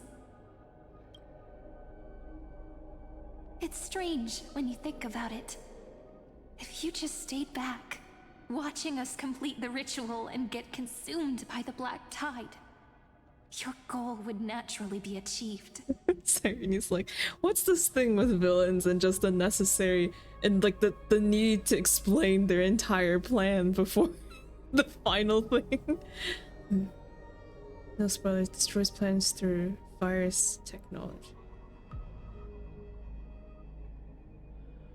It's so sad with the Lord Ravage. No, I mean like I remember reading it in one of the readables. That's what I mean. Unless it wasn't, and I'm remembering wrong. Yeah.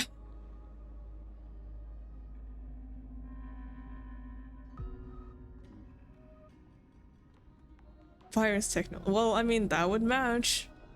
That would match.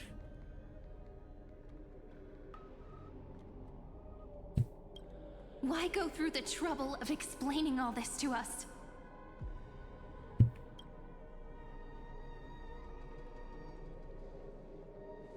You're pretending. Revealing the so-called truth just to deceive us. Covering up another possibility. Destruction is not the only outcome for the fate of Amphorius.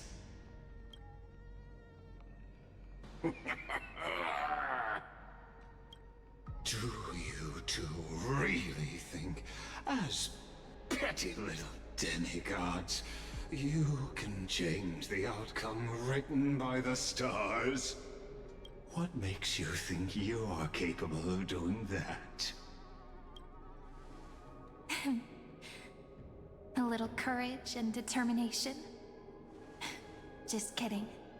The answer is pretty simple. But we're not gonna tell ya.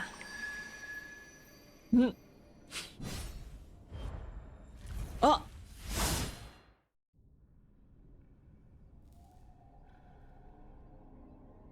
Wow, good job, phainon.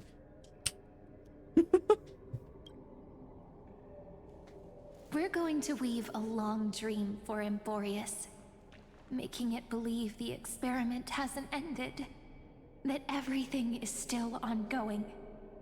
Oh my god, is that why there's like Memoria and shit mixed? Oh my god. And there was you can't keep pulling this shit, hoyoverse. You can't be you can't. What the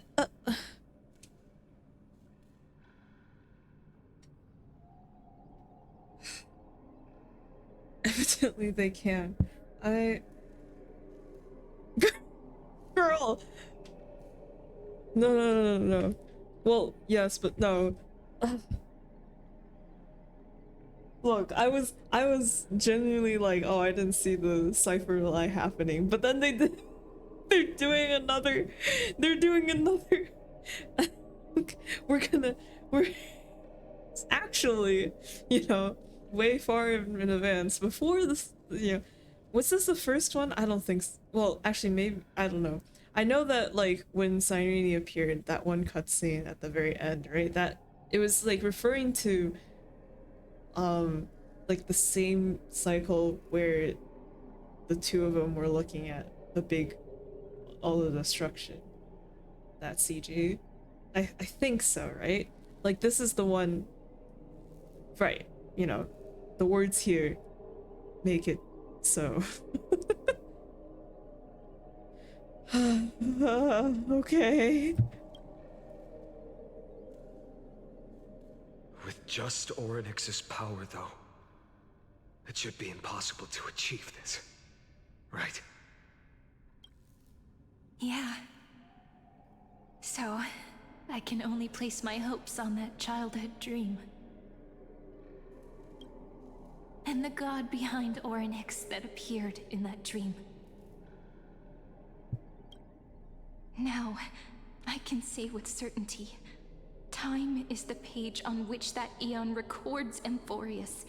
If it fades from existence, and all that it records is lost among the stars, that eon will surely direct their gaze here.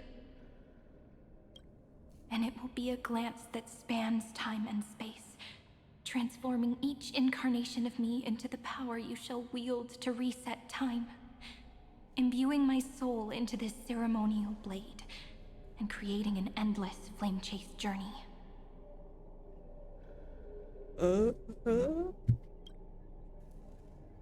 I understand. Then let me step into the cycles and continue Amphorius's grand design. To deceive the gods, deceive the world itself. But to make time vanish from this world, that would mean you.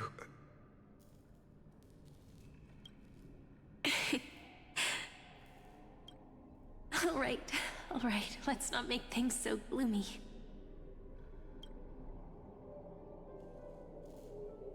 What we're about to embark on is the true hero's journey, so... Come on, cheer up a bit, okay?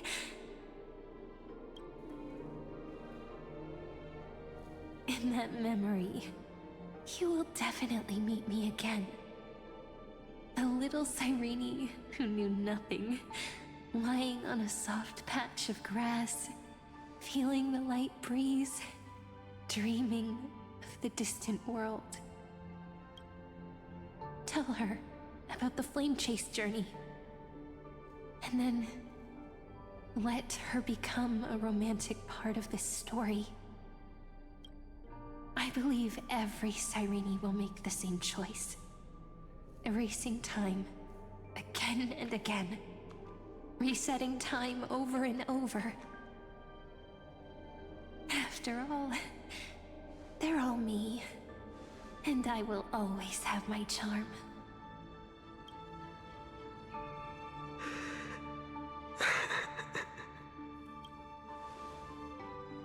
Then, I'll fall into a sweet dream, disappearing in some small corner of the world. Quietly, waiting for the day when that next page is turned.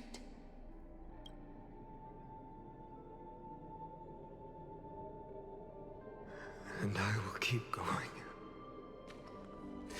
Even if the road ahead is dark, I will burn myself to light the way. Rather than let the core flames become nourishment for the Black Tide, I'll become their vessel. To prevent the arrival of Era Nova. Even if I have to burn through my own body, it's no matter. As long as I don't extinguish, the flame chase will never end.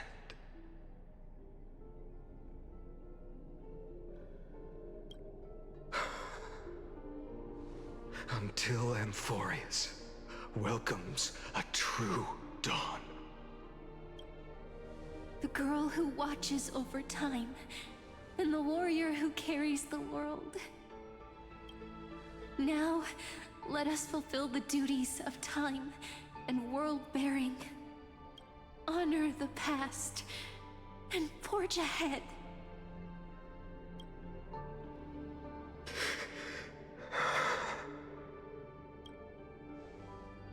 I promise you, the pain will pass in the blink of an eye. You need to hold tight to this ceremonial blade. After I'm gone, it will take you back to the beginning of time. The start of a new story. I believe that in that story, or in countless stories, each alike yet unique, everyone, all the companions who sacrificed themselves, alongside the deliverer we once dreamed of as children, will reunite beneath a vast, endless sky. If we can never break free from this prison, I will stand my ground. Until the day someone shatters this endless cycle and writes the final chapter of Amphorius' fate. So, let's set out. We will be the ones to start everything. Carry the primordial chaos, just as your name suggests, and bear this world we hold so dear.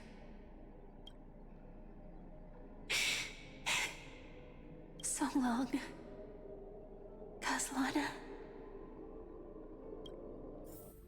As the Theros I have observed, instruction synthesis is formed.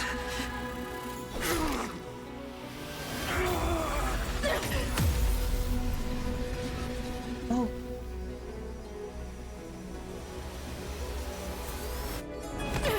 Oh my god, what? I will wait for that day, for as long as it takes. The day will come, turning over this immortal eternal, and follows in our footprint, to write anything and whatever was.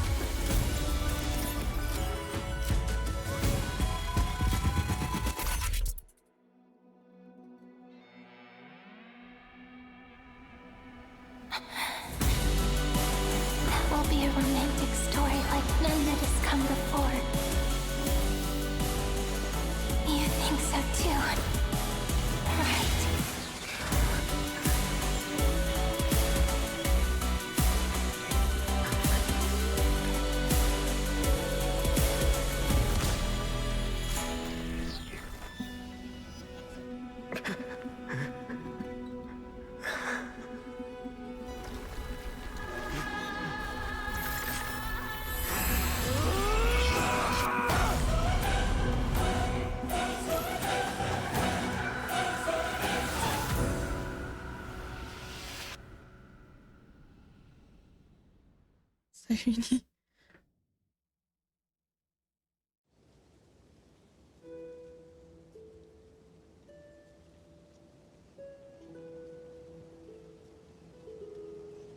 The world is collapsing, and the people are crying.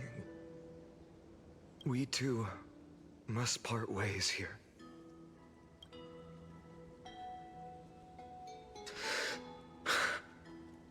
Friend. Ides Elysiae, the little village of my childhood. The gentle breeze and the sound of waves still linger. Everything is as it was. It feels good to take one last look.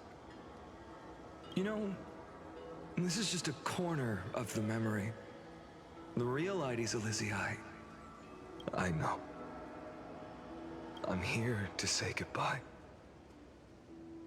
We might not see each other again. You can stay here forever. And time will stand still for you. Let it flow. It's time for me to go. Even if it's a path with no turning back. When have we ever had the luxury of turning back? Are you afraid? After learning the truth of your origins, will you see the motivation I gave you as the manipulating whispers of destruction?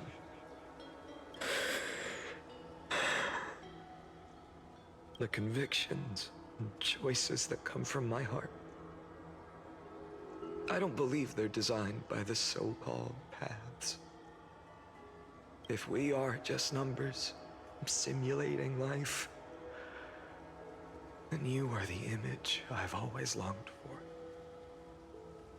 The person I wish to become. A real, living person. A true hero. Then why do we part here? You can take me with you, and we can start this journey together. I'll be by your side, guiding you, just like before. No. I'm afraid I'm on my own this time. Why? Because there is no perfect solution in this world. Cyrene has already embraced her fate, and I will embrace my origin. Destruction. And with this power, I will rebel against its creator, bringing endless fury to the darkness, sweeping the world. If you stay by my side, I'll hesitate. But this world can't afford a soldier who wavers. Do you remember when we were kids? Everyone would get so excited drawing cards like ruler or warrior, but throw fits over devil or drunkard and demand a redo. Kids always get to change their minds. Things are so happy and simple for them. But when it comes to the fate of adults, there's no room for redos. And go, Kaslana, as you promised. Deceive the world. Seize the core flames and rewrite your fate. Burn yourself up with all your might. Wield your futility like a sword. And fight against the gods. In the name of world-bearing, I promise you, Kefali will never forget this.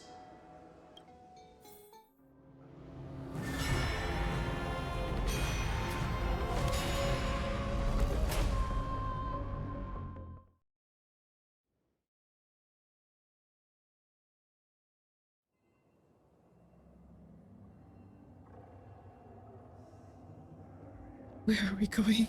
So, time retreated behind me. Until it reached the origin, where nothing ever existed. Just as Professor Anaxa once said, in that void, Kefali stood at the center of chaos. Time, space, and causality all flowed from their body. When the waves of time finally calmed, it was the year 3870 of the light calendar. The Chrysos War had lasted for nearly a century, and the threat of the Black Tide was growing stronger and more relentless. That was the era of the Day Thunder Knight's battle with the sky. While she could not seize the core flame, she proved that the prophecy was true. That mortals could slay gods. From that moment, the sole survivor of the old dynasty, Imperator Ceretru, issued a call to arms across the lands, summoning heroic Chrysos heirs to wage war on the Titans. And that was the first doomed flame chase journey, sealed away in history.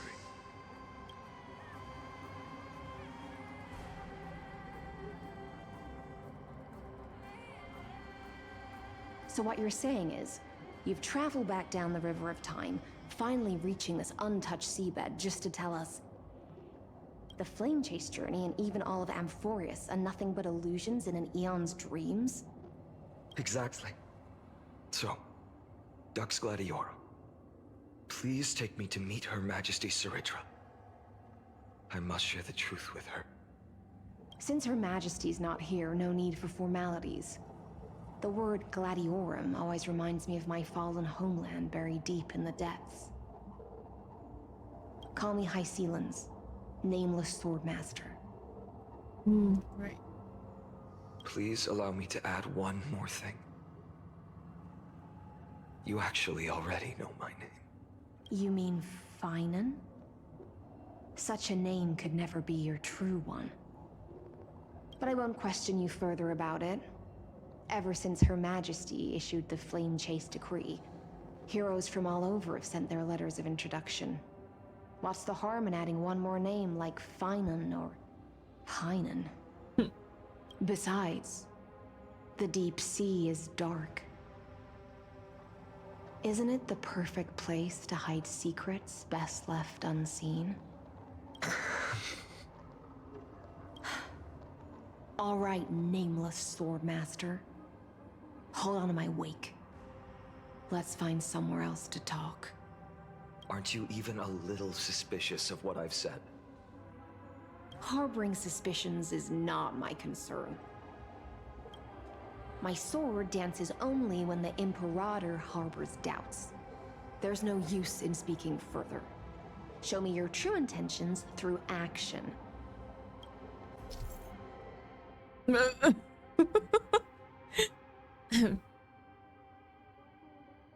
Okay. Thanks. Perhaps you should demonstrate your skills and calm the raging black tide for us. Light up the dawn. I missed one. Oh well.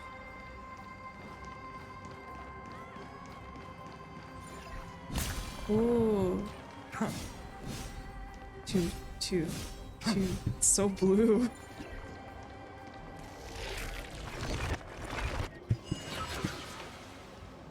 Oh. Light up the dawn. Wow.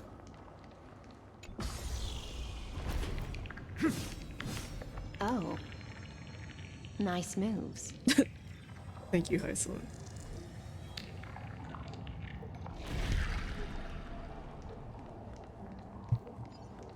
We just washed it away and here it comes again.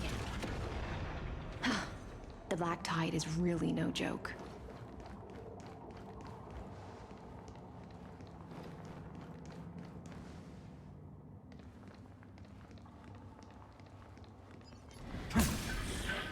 Light up the dawn.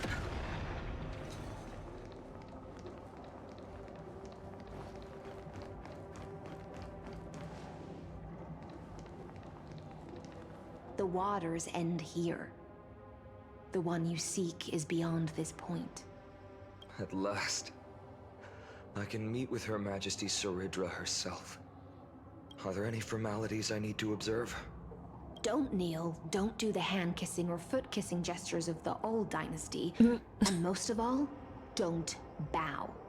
The Imperator despises such rituals, especially when the heads of those taller than her bend beneath her crown. She really is down to earth. The second thing to note, only trusted ones may come near her. Keep 5 paces distance until the Imperator allows otherwise. Sounds like an old friend of mine. Don't mock her.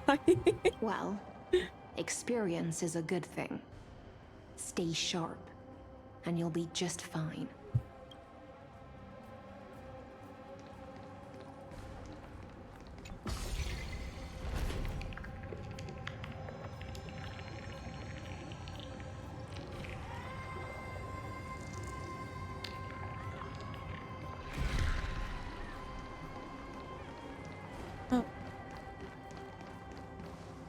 Dux Goldweaver, little hostage. Apologies for keeping you waiting. It's you. You know them? Good. That makes things easier. Before that, I'm more curious about one thing. Where is Her Majesty Saridra? To avoid any misunderstandings, nameless Swordmaster. Although we spoke and laughed along the way, I never said you were entitled to meet her. The Imperator decreed. The Deliverer will not appear in this age. Be wary of suspicious individuals. Come now, both of you. Let's finish our job. I see. It's a trap. I had no intention of fighting. So remember this, Lady Hysealant. If my sword shows any hesitation, don't thank me. Thank them instead. No, you misunderstand.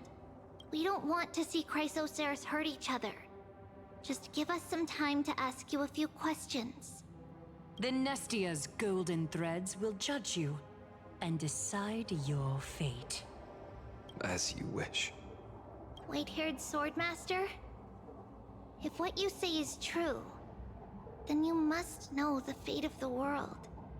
So, how much do you know about what we read from the prophecy? You shall shatter into 1,000 fragments and wither in the soil of foreign lands. Is that correct, Lady Treby? How? How is this possible? He got it right? Yes, but the prophecy never mentioned he'd appear here. At least, not in this era. You must listen to me, Aglaya, Treby. The phainon of this world has not yet been born. In a distant future, he will follow the prophecy's guidance and appear before you. But do not seek him out. Because Era Nova is a complete and utter lie. I will tell you the truth. And you will understand why the world must forsake the prophecy and find another path to Era Nova. Because I know both of you. And I believe that no matter how the course of history may change, the faith we all share will always remain the same. And so, the layers of rock began to reverse, and history wove itself anew. Through my old acquaintances, I was given the chance to meet the leader of the Flame Chase journey, Saridra. And after a long and arduous negotiation, we came to an agreement. The Imperator's alliance needed the destruction, and I was ready to pour all my strength into it. The spoils of the Flame Chase, the core flames, would be sealed by my hand. But the condition was this. In the upcoming battle, in our conquest of the Earth, I had to prove that my power could transcend fate. In the original history, there was a brutal war. At the end, the Titankin of Georios, Terravox, killed the rampaging Titan and took the core flame that supported the Earth. But this time, Amphorius encountered a turning point in its fate. Neither side suffered any losses. When I severed the Titan's head and raised the core flame high, the crowd gathered around the scorched remains of the god, roaring with joy, cheering for the hero of the destruction, who had ignited the faint spark of life for the first time. Yes, in that flickering light, the once dark path ahead seemed to become clearer. I proved myself. And in the long years that followed, I brought down the other Titans, one by one. I could do more than just wait. When time resets, the chance to change the world also emerges from the lines of history. Until finally, the brutal future revealed by Era Nova is reversed. But tell me, if that's truly the case, why are we doomed to the same outcome?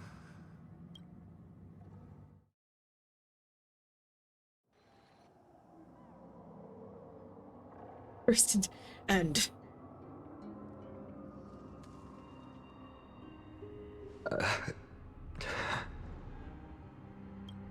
The people kept their promise and handed you all the core flames.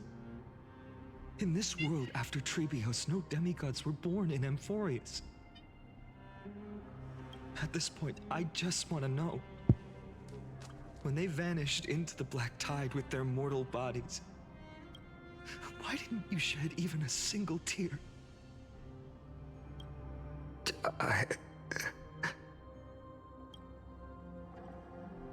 Your indifference chills me. To you, were they just a bunch of insignificant footnotes? Sorrow has been my constant companion. In fact, with 12 core flames upon me, the fire in my heart has never been more violent. I'll remember this world through anger. As long as I burn, they'll never truly leave me. Perhaps it's already too late. But you're right. Anger, at this moment, is the only weapon I can rely on. So, draw your sword, Executioner. I'll make sure you realize that your greatest mistake was leaving me alive.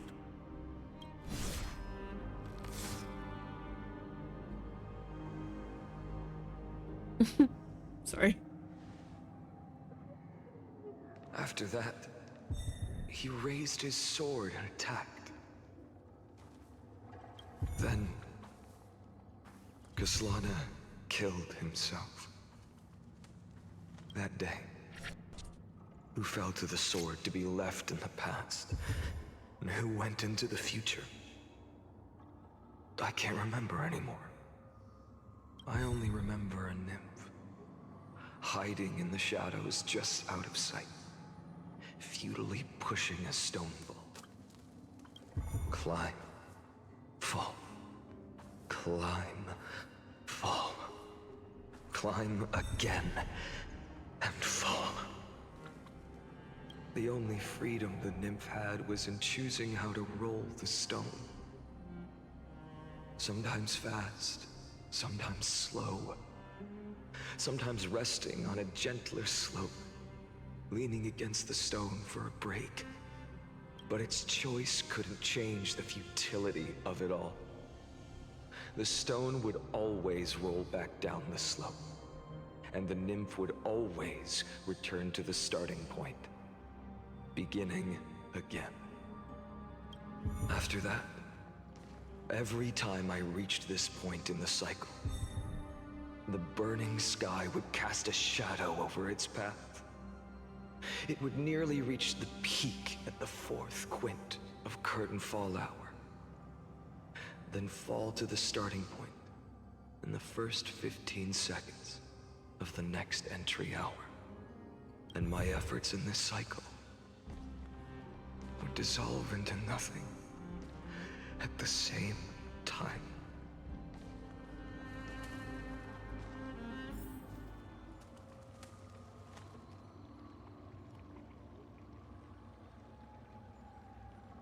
So, okay.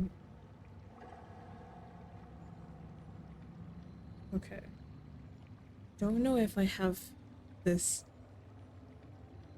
correct. But,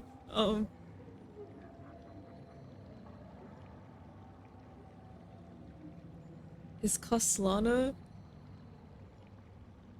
the flame reaver that shows up at the end every time? even though the face is different. Because I'm like, I...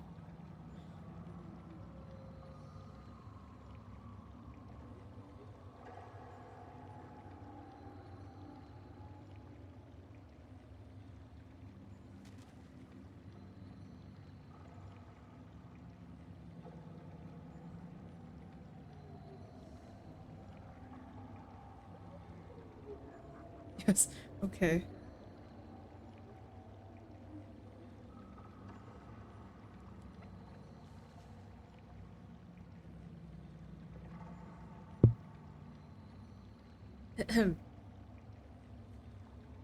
Eternal recurrence. Number 1. Subject Kaslana persuaded the 12 Crisis heirs to recover all 12 core flames in a peaceful way.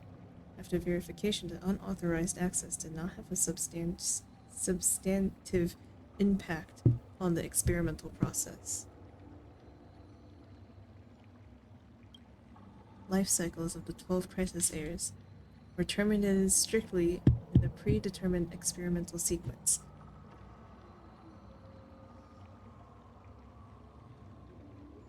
Successfully loaded into the buffer. Subject Kaslana regressed the extrapolation process, and abnormal fluctuations were detected in his mind function.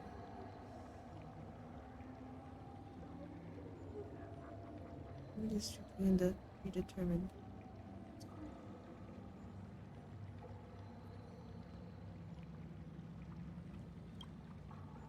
Admin notes. First, devastating failure. Girl. Eternal reoccurrence number 2. Subject Kaslana adopted a strategy similar to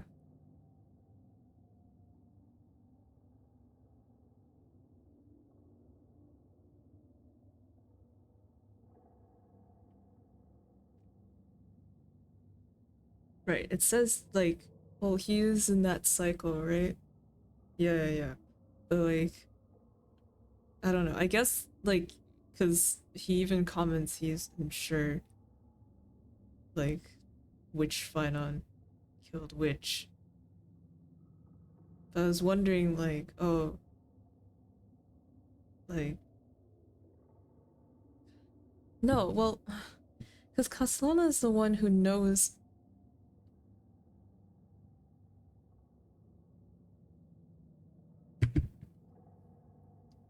Kaslana is the one who is aware of the truth, right? Because Lygus went and yapped about it. So it must have been him, right? That has been like, it's been like the same guy who's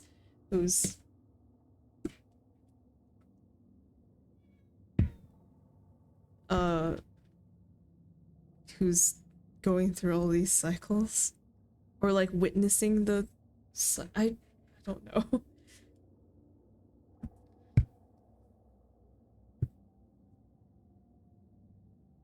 Who goes back in time.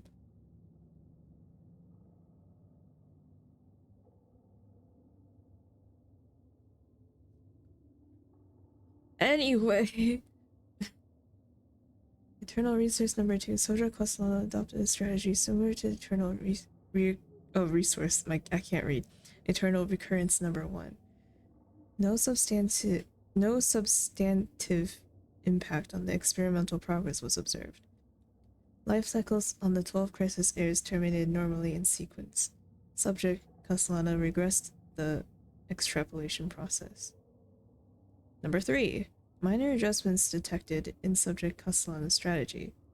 Decision waiting for avoid sacrifice of past companions has been increased.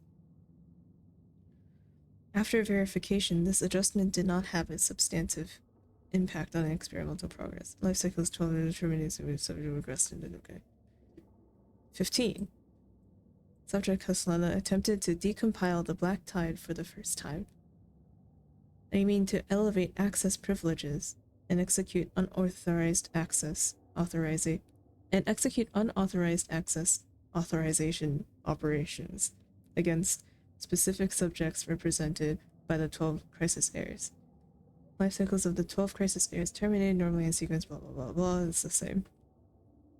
42. Subject Castellana's 11th attempt to breach the scepter's core layer has failed. The decision waiting for avoid sacrifices of past companions showed a minor decline. Number 1 through 3. Analysis of observations from Eternal Resource 83 to 133 indicates that Subject Castellana's strategy is gradually converging with that of Eternal Recurrence 42.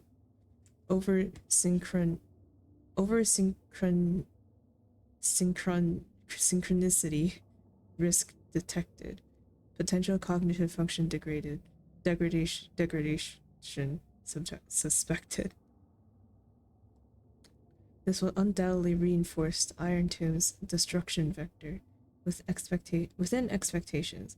No intervention required. Continue observation.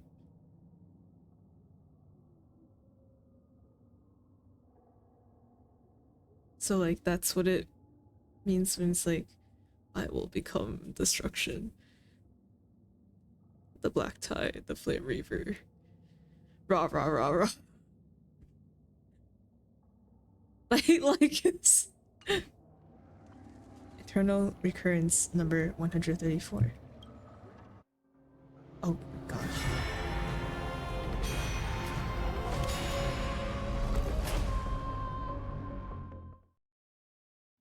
You know, that number is so big. I can hardly tell when it changes. Absolute nonsense. I thought cycles was the answer you were looking for. No.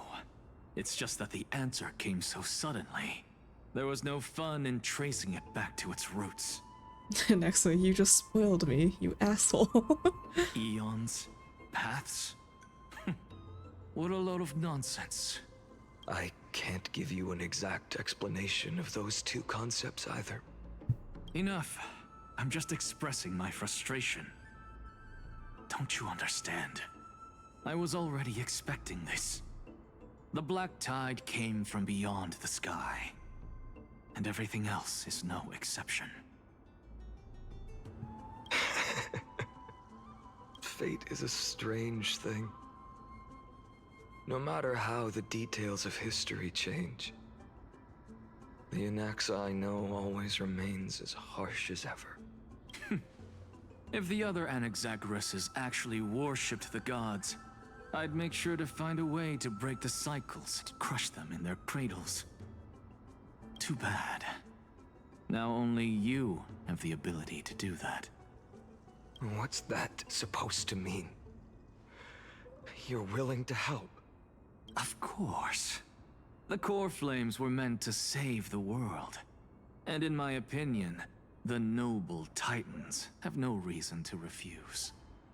Besides, according to you, before stepping into these endless cycles, you were my pupil. I've already heard the same thing countless times. Enough chit-chat. Let's go. If we run into any other scholars, leave them to me. We've all made preparations for total annihilation. Never thought someone would step in to help. Oh, is this like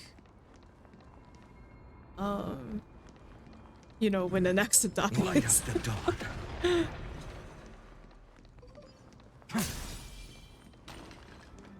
Light up the when dawn. an Anaxa dies and Cersei takes over, keeping him alive. Light up the dawn. You've been to the Luminary Throne before, haven't you? If you're talking about in past cycles. You're already much luckier than the other students.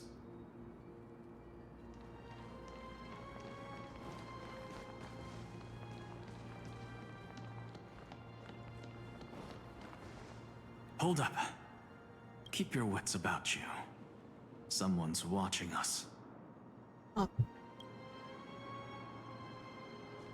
Pretty boy, your eyesight's better than I thought. As for that false god who's been turning the world upside down, it's you, isn't it, white hair? You sure do love stealing the spotlight. In the name of the Seven Sages, I demand that you immediately step away from the Luminary Throne. This is the sacred ground of reason, and no one may desecrate it. Take my words back to Aglaya. I won't say the same thing twice, Catgirl. Oh my! You won't even call me the demigod of trickery. That is just heartbreaking. I have some words for you, too. First, as one of the most heretical blasphemers in the world, you have no right to lecture me. Second, this is none of your business, Grove Boy. Step aside. I don't want anyone getting hurt. Here we go. Again. Core Flame thieves. You really think you can scare off a sage of the Grove with nothing but empty threats? This gloomy little brat's got a sharp tongue. Ooh, not bad, not bad. I kinda like you. As a return favor, please come search this core flame right here. Aw, don't cry now. Oh my god. That was close. I'm out of here.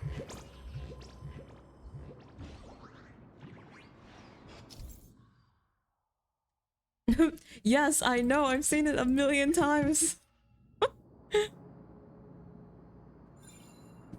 They're exactly like all the past ones I've known. Cunning. And yet so naive. Sounds like you have a plan. Of course. When I first set out on the flame chase journey, Lady Treeby never managed to teach me or does not normally do that. Damn. They're just like, we know you're extra dumb, so we really have to hammer it in your brain. But along the way, I learned a thing or two. Where are you going? I don't know. The Venerationists' foolish inventions finally come in handy. How is this possible? You've arrived, Zacharias. Always so punctual. What? Do you know who I am? I'm running out of patience. So I'm not going to waste words. Listen up, spirit thief. Hand over the core flame, and let's pretend we never clashed. This way, you and this world can still be saved. Save? You sing better than any bard. If you ask me, you're the greatest disaster Emporius has ever known. No matter how strong you are, you're still just a mortal body. Carrying 12 core flames? Don't make me laugh. You'll just get consumed by the divine flames and drag this world down with you. 134. What? This is the 134th cycle I've lived through. And the number of core flames I carry is 1,596. When you can do math. Yes. 1,000 core flames and just a single Chrysos heir. How is that even possible? I've come this far. And that's proof enough. But someday you will burn to the ground. Of course. The divine flames will eventually consume my eyes and blind me. But before that, they could still forge and sharpen Dawnmaker. Now when I cut open your stomach, you won't feel a thing. You... This is the final warning. Fine.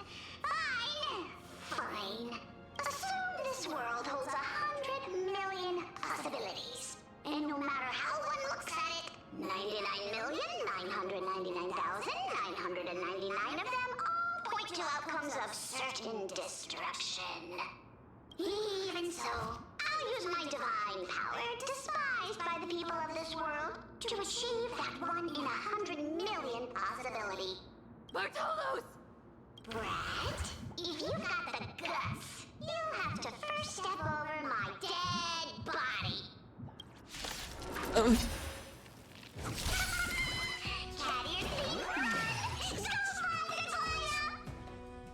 This little brat is not a brat we can deal with just by ourselves. Man. For tomorrow.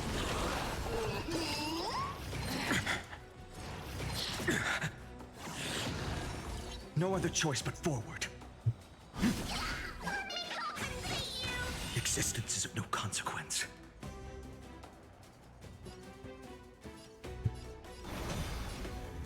A future will come.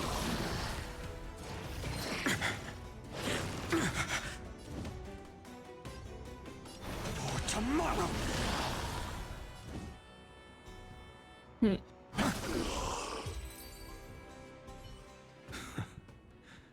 How absurd. Starting at 0 core points.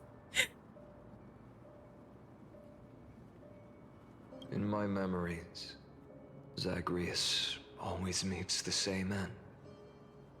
Over and over again.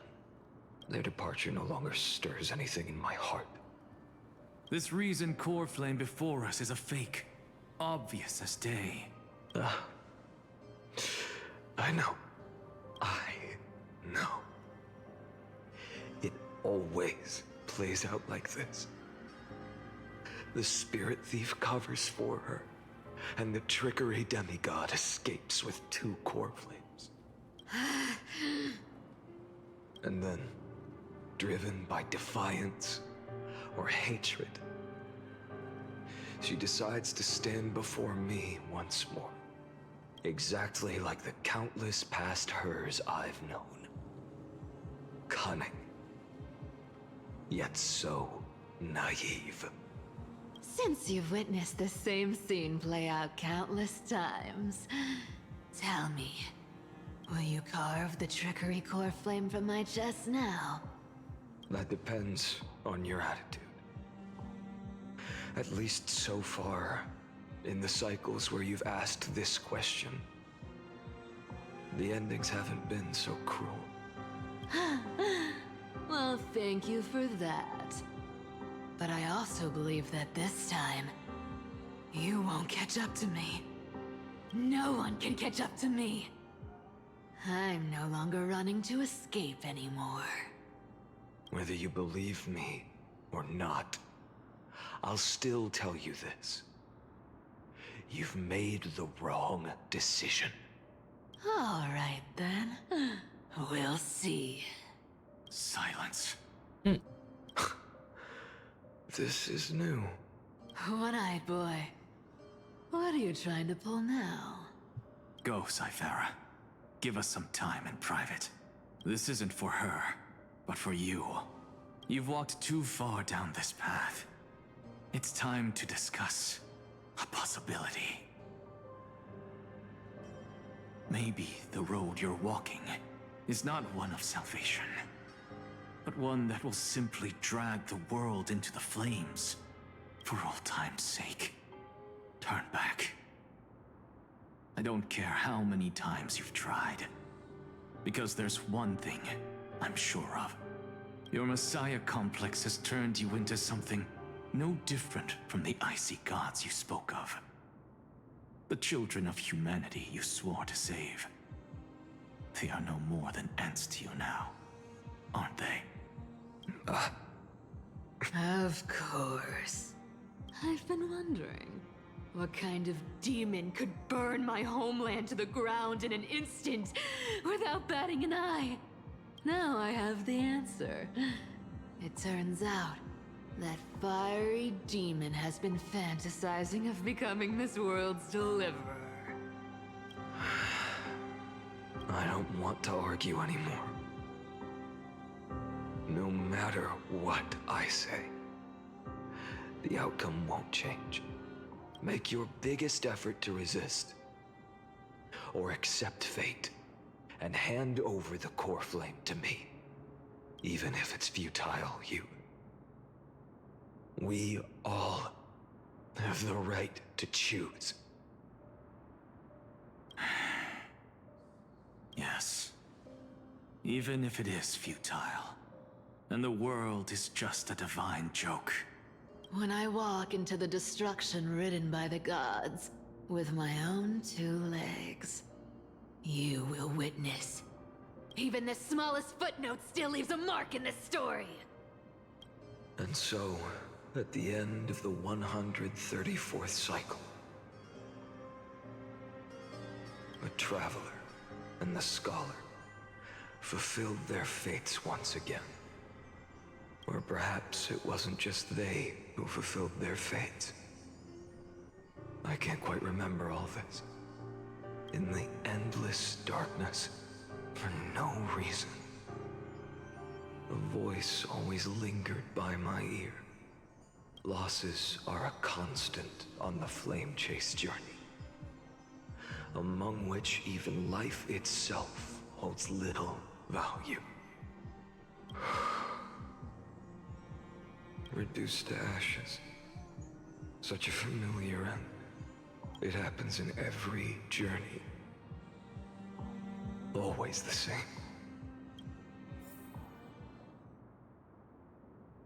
I'm gonna finish this patch today. I don't know, man. I'm kind of in the thick of it, aren't I? I don't know where I can stop. Maybe. I don't know. I need to know what's gonna happen. Where? Yes.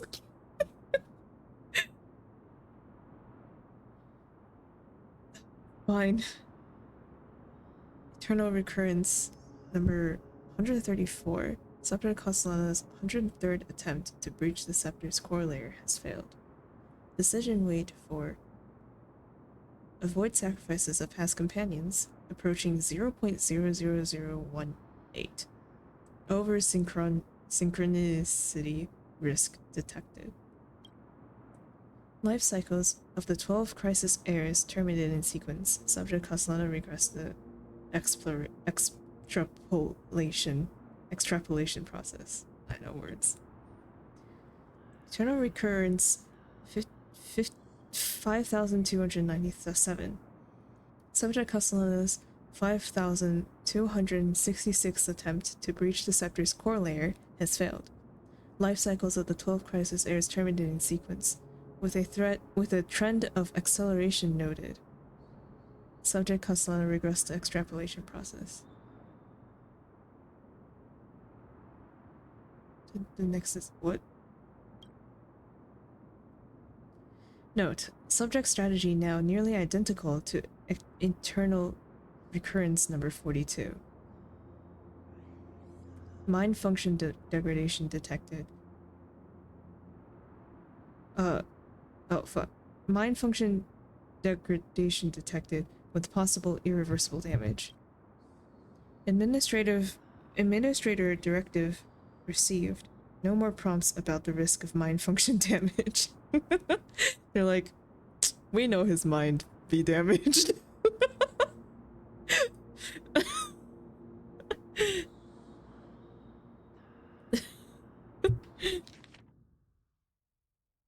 Eternal recurrence number 12398. I'm no longer trying to say this correctly. Subject Castellana's 12,367th attempt to breach the scepter's core layer has failed. Number 23779. Subject Castellana's 23,748th attempt to breach the scepter's core layer has failed. 46,614th attempt has failed. 71,212th attempt has failed. 79,992nd attempt has failed. 95,544th attempt has failed. 108,610th attempt. Let's vote.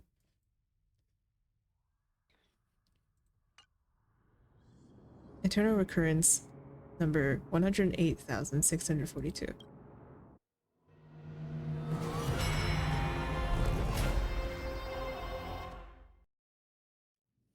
Girl, how slowly are we counting down here? So when is he gonna get the hood? You don't look so good, Deliverer. Nick, wake up. Even after going through 108,642 cycles, Mighty, your name to me has never changed. Why do you sound so pleased? It's a derogatory name. Nick, close your eyes and sleep if you need. Don't worry. Yeah, I know all too well. You only meant it sincerely in the first cycle. After that one and only time we walked side by side. Every time since. It always ends up like this. Dawnmaker will stab you through your 10th thoracic vertebra. That's your weak spot, and the only way to kill you. Interesting. Tell me, when the mighty Moses of the past faced you, did they ever retreat? Never. Then they died honorably, worthy of the name of strife. But there's still tenderness in your eyes. How pathetic. I have to remember how this feels. Remember that I was once human. Or else the destruction will completely consume me.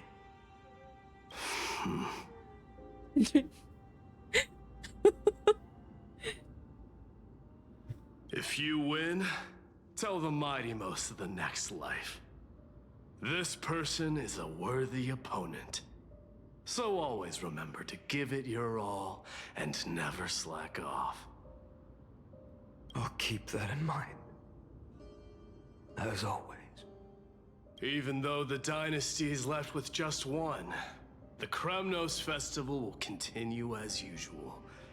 I, the king of the Kremnoan Legion, will host the final feast in the center of this arena, and the prize will be the flames of strife. One day, you shall die with a wound in your back. That's what I saw when I overcame the trial. The gods' dying ramblings. Enough. You've probably heard this thousands of times. So you must understand, facing the demigod of strife means there's no way you'll take this core flame in peace. I understand. Step forward and face me in a final battle. I, the last son of Gorgo, the demigod of strife, salute you. I'll give 10,000 scars and 10,000 lives of mine to fuel the blazing sun of deliverance. Oh, what? What is...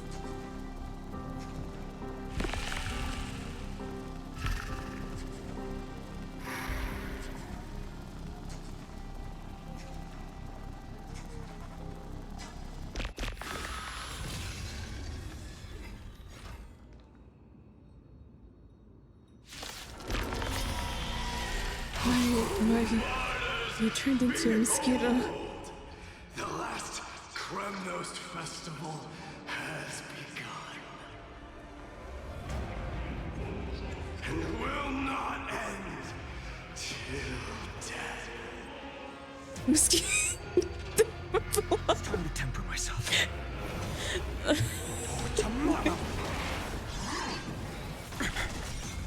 Oh boy. Oh boy. Conquer this world, or be conquered by me. As you wish. For the sake of fairness, let us go to a vaster battleground. Yes. Full glory. I salute you. Wow. Wow, wow, wow. All I ever wanted. What? W? In hit. What is this? Quench the flames of blood. Torture. Chaos. God. Is that all? Remember agony. It's not transitioning to the wolf. Sorry, I only know the wolf version of this phainon.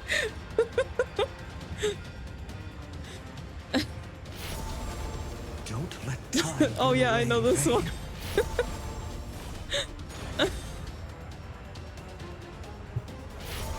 Sun tear the sky.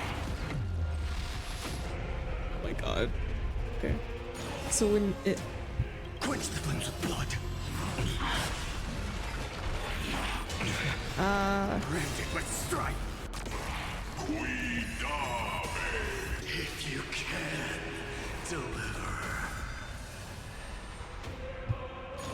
Use the flames of your fury to scorch your own flesh. God. Girl.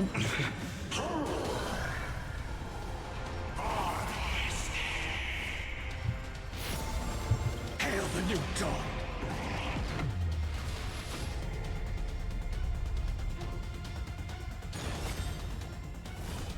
Well. Empty shell. Quench the flames of blood. Torture. Chaos. Branded with strife.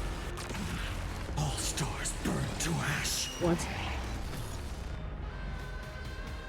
Doesn't fall. Oh, it just went back.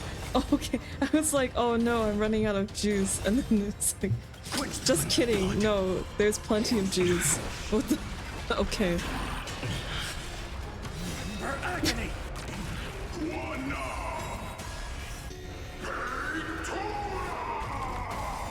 Ow. Sun tear the sky.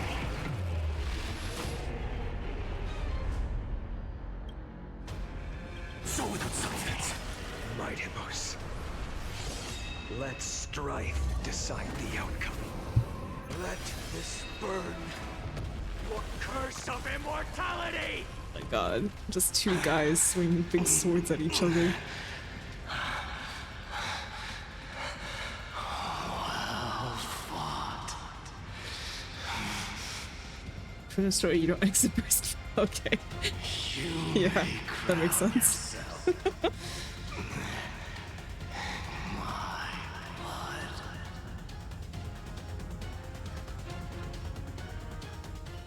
In your next life, I shall once again block your path.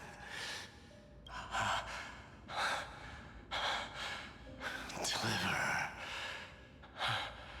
I wish you eternal victory. The 108,642nd core flame of strife fell into the fire.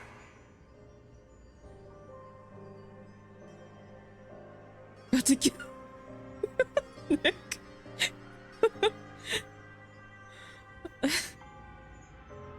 Is that so?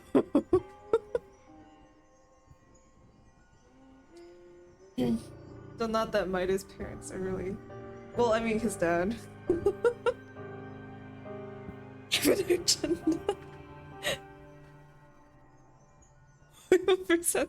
That's right. It's not even you. Yet the shadows of the black tide still loomed, and pain and despair spread across distant lands. The blaze was still not enough. It had to be fed, even if it meant burning this body to ash.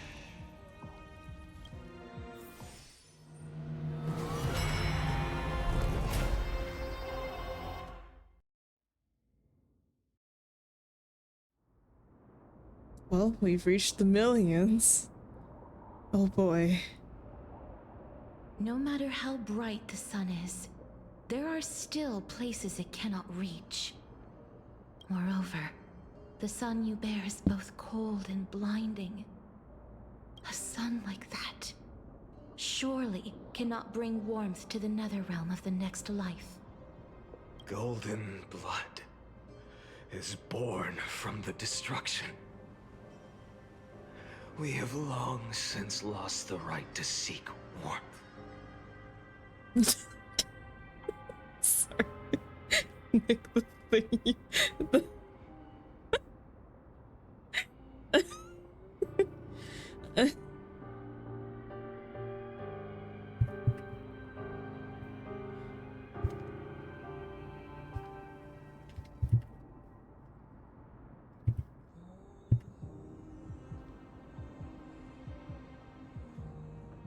Only by feeding the flames can we melt that hopeless future. Allow me to ask, how many core flames do you carry now? 24,041,183. Such a heavy burden. So that's why you've turned into this. A broken idol. Tragic firewood. No matter. I will bear this burden as long as you hand over the core flame of death. I must refuse. As the demigod of death, I cannot watch you walk into a fate more cruel than death. But this way, the past, present, and future will never again suffer unnecessary death. Unnecessary death. Indeed. You are not the phainon I know. Please turn back. Don't let that absurd and unjust fate of yours come to pass. This way, at least my realm can still become the fragrant bed where you fall asleep. In the end, still, it seems the clash of blades was inevitable. How painful. I know I am not your match, having fallen under your sword countless times.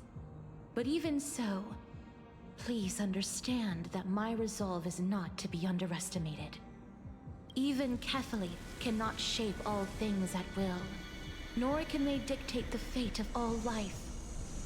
No one can shoulder the balance of life and death alone, not even a god.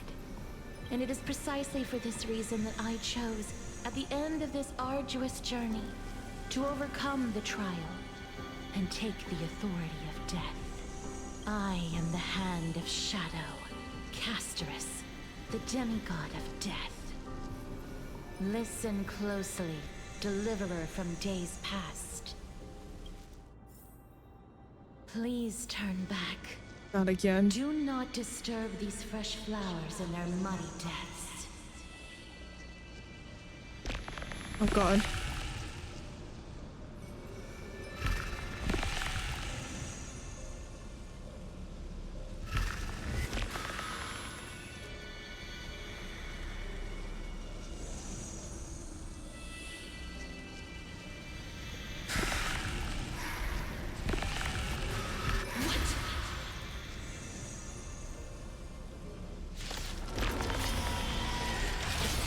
At this crossroads of life and death, the giant dragon is but a shattered shell. Yet I will still fight, defending what hope remains.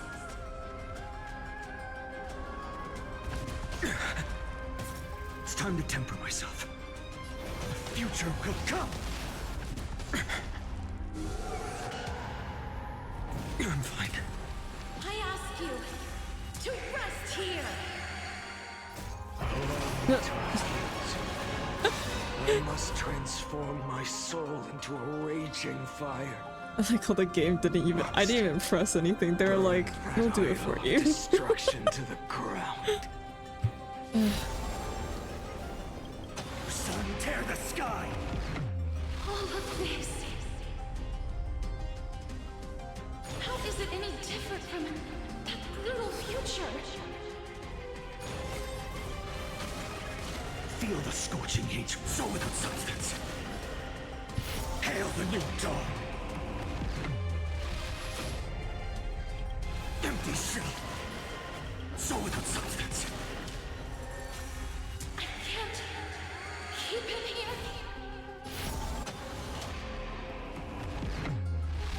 All stars burn to ash. Empty shell. Even if I can't win, I must try. Let this be a tribute to your million struggles. But Wake up, lost one. See that the firelight in the darkness is not.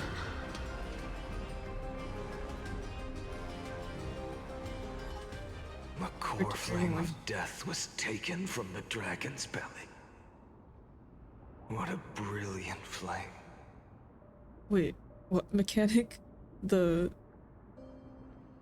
like the old circle thing? What? It should shine upon all, light the path ahead, and illuminate the dawn of Amphorius that's to come. 2,003,432 cycles. 24,041,184 core flames. It takes ages. Yeah. I mean, I can see the reasoning behind doing that. They're like, we gotta balance him. Actually, I don't know. What is the meta, Nick? As if even the deepest abyss of primordial chaos could be burned away.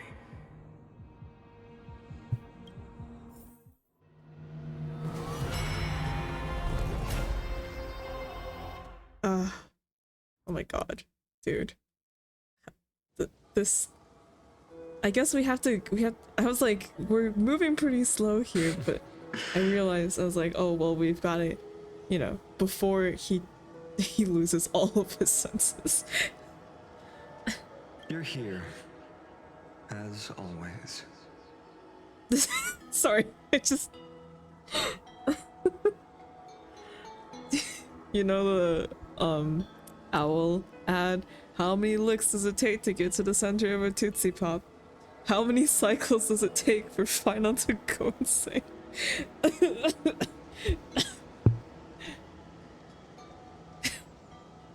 You're still lingering, deep within me, never fading away. Because you haven't completely abandoned hope, am I right? You're still waiting for a miracle, for the true hero to come and save us. If that thread of hope exists, it must come from beyond this world. From the true starry sky.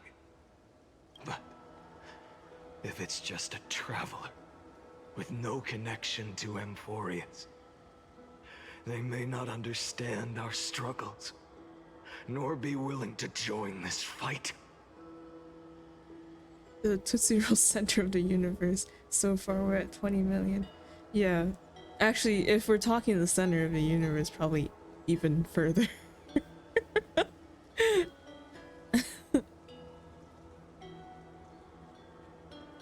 Your thoughts are wavering. The mark of destruction is deepening. But even within the gods' cold calculations, unconditional courage and goodwill still emerge. So, never forget what set you on this path. How many times has it been Remind me again. My memory is a bit fuzzy. 4 million. Exactly. Then that blaze inside of you must be burning hotter than ever. Yes. When I first forged the 12 core flames into one, I had the same impression. The destruction. A power unlike anything before surged within me. Violent flames ready to tear my body apart and consume this world, this wretched prison. I thought that was it. The ultimate power which nothing could surpass. And yet now, this fragile body holds a staggering 48 million core flames. I suppose it won't be long. Perhaps just a fleeting 10,000 years before it's reduced to nothing but charred, crumbling bones. And when that happens, your long struggle will finally come to an end. No. I've already found a way to keep the cycles going. Mind sharing it with me? In every new cycle, a new me is born. All I have to do is push the next phainon to the end of the world.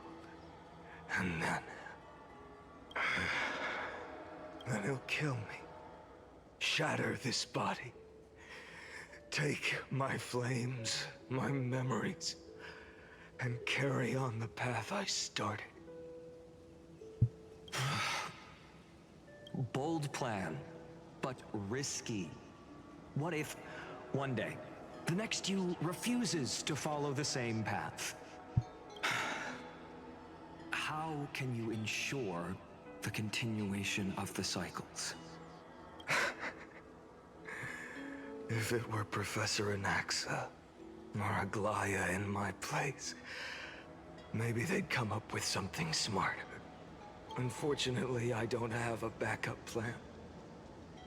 I have no choice but to bet everything on the next phainon. And trust that he makes the same choice I did. But even in this wretched prison, luck is still sometimes on my side. Because I never forget what set me on this path. Wait, you mean... Ever since I committed to this plan, not once, in millions of cycles, has there ever been an exception.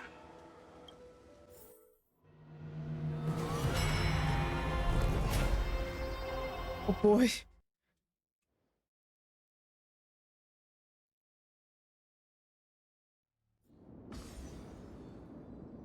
$23 millionth? I can do this, Lord Phainon.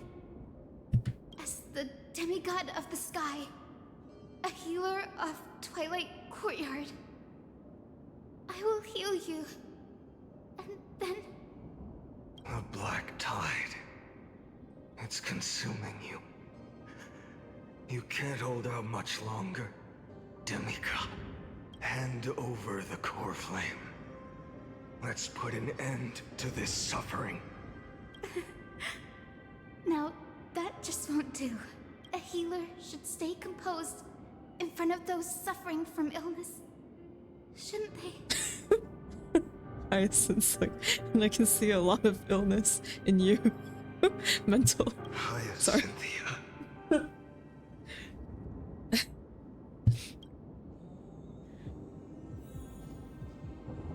No.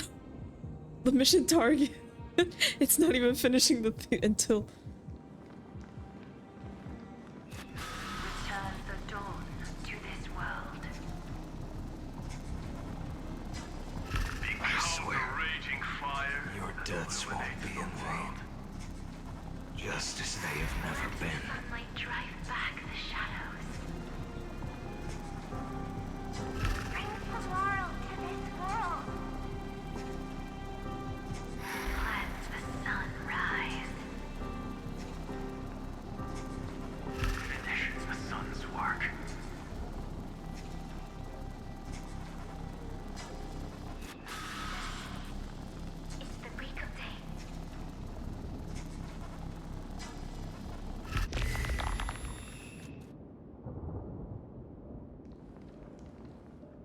believe in you.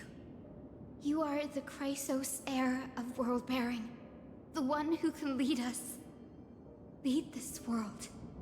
It's just... I don't understand.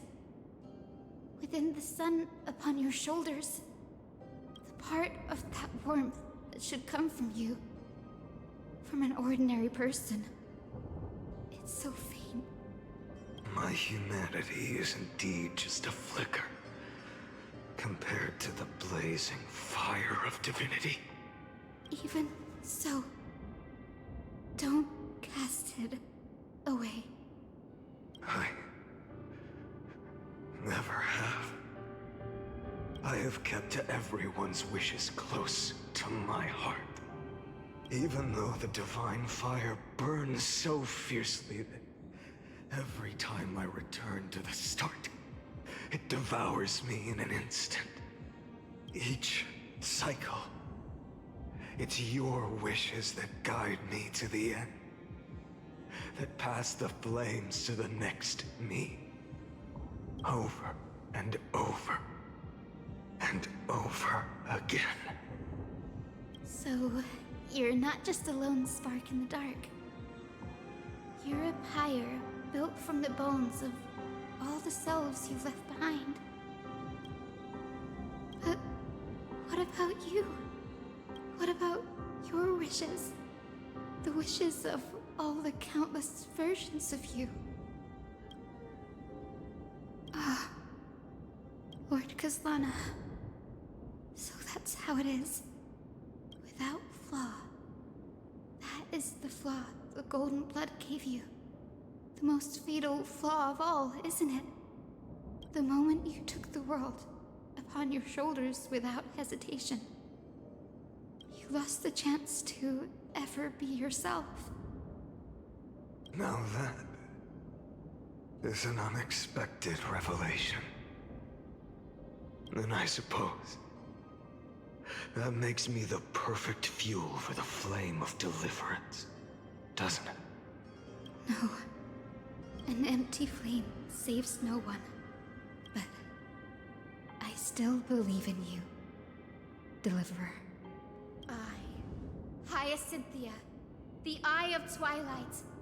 I'm neither strong enough to command the wind and rain, nor willing to end this absurd struggle by letting the sky fall. The only thing I can do is become one with the sky itself. And then, may the gentle colors of the rainbow paint your sun in shades it has never known.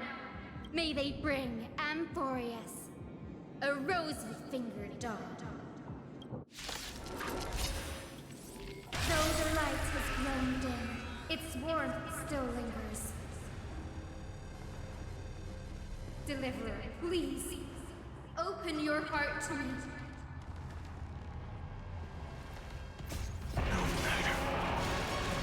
Let this blazing sun fill the sky with golden fire.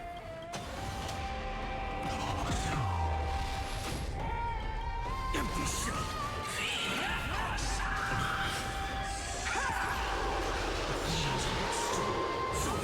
Hurts. The fire. Burning.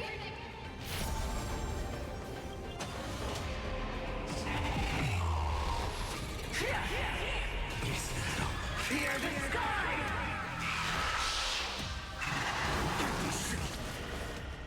So without substance. Sun tear the sky!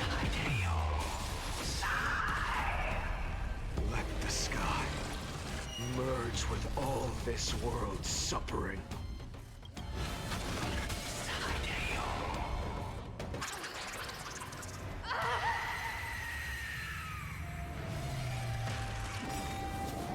Farewell, Hyacinthia.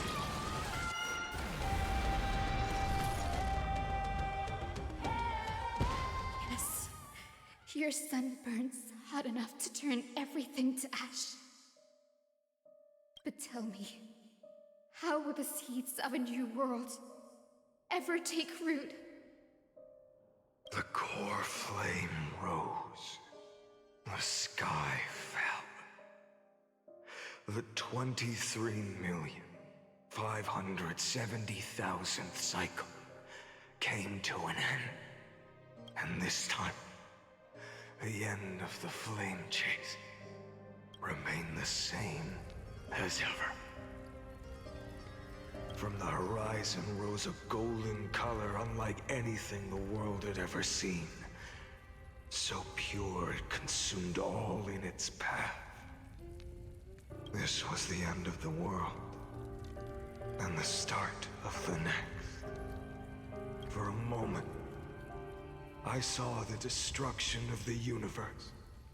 That being known as Iron Tomb. Its will to break free from the black tide burns fiercer than the blazing sun. Is this Amphorius's wrath? If its choice has already been made, if fate is set in stone, I will still never yield to it. 23,570,000 cycles. 282,840,000 core flames. No more chasing is needed. And now, I am the fire at the end of the long night. The flame chase isn't some quiet walk through a sea of flowers. It's a revolution. An all-consuming transformation. And if destruction is the only way, then let me be the one to step across the ashes of the old world and burn endlessly. Until another dawn rises on the distant horizon. Bringing the true dawn to Amphorius.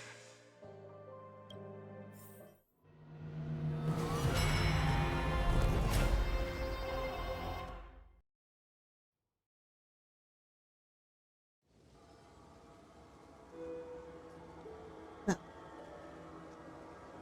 33,550,337. This is the cycle you're about to enter.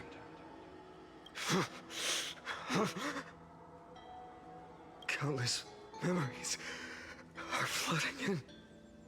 Countless versions of myself have stood here, facing the same choice. They all needed a moment, just like you do. To stop, to breathe, to process the weight of 1,000,000 lifetimes worth of sorrow, pain, and struggle.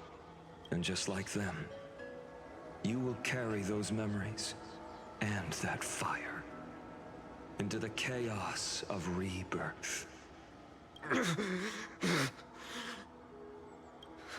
I must go and bear this burden. I must say goodbye to you, and then fight the destruction with destruction. Yes, that's always the decision you make. I will burn and fade away. I will become the flame reaver of this life and keep my promise to Cyrene. I will kill gods and comrades alike and steal the core flames. And even if my mind turns to ash along with my body, I will keep my purpose in mind. I will stop Era Nova. I will find the next me and make him carry on this futile endeavor of 30 million lifetimes. Looks like you're ready. Then I should be going too. Where are you going? You only exist in my heart. There's nowhere else for you to go. Do you remember what she said? The dreams you had as children. The deliverer in the prophecies. A real, living, breathing person. You finally found her. Friend.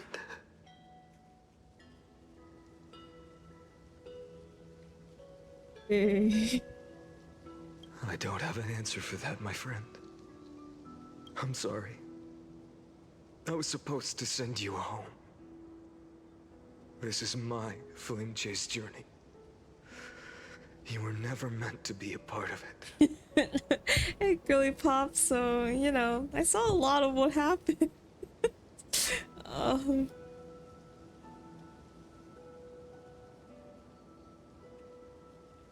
You're supposed to... What? I hate it here. So this is after the cutscene where he kills the Flame Reaver, right? Because once he kills the Flame Reaver, he inherits all the stuff. And now he knows all the things. But it also means that... I don't know the fucking number. I don't know which one we were on and which one we were at. But it also means that... Doesn't it mean that it's reset now again?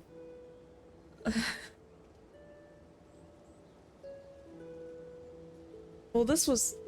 Wasn't this our phainon? The one that killed the Flame Reaver, that cutscene, right?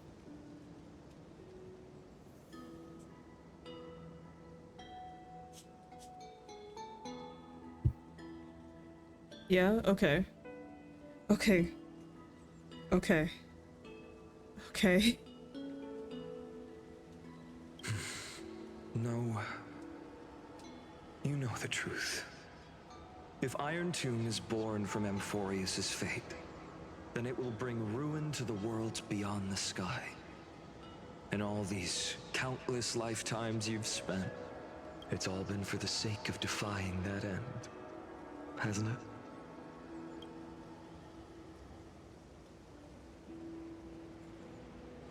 In millions of cycles, I've said goodbye to each and every one of you. Yet nothing ever changes. Each time we speak, our words grow fewer. Your fire burns hotter, and you're getting closer to becoming pure rage. A vessel of hatred. I never had a choice. I understand. If you are to keep the worst fate from unfolding, this is the only path. But this time, things are different. Your persistence has shifted the tide. On the horizon, I see it. Faint but undeniable.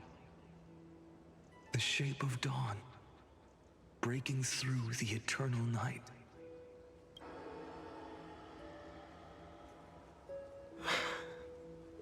Turns out, the fire that lights the way was never mine to begin with. Do you remember, in that first timeline, you and Mightymost stood before the scales of justice, locked in a duel? Each of you weighing what you held dearest. What weighed more than the fate of the world? And when hesitation took hold, the answer you sought from me. What am I saying? I am you. Even if you buried me deep and chose another path, that fact never changed. Then let's try again. When you stood before the scales in hesitation, the answer you found in your own heart. Do you still remember it?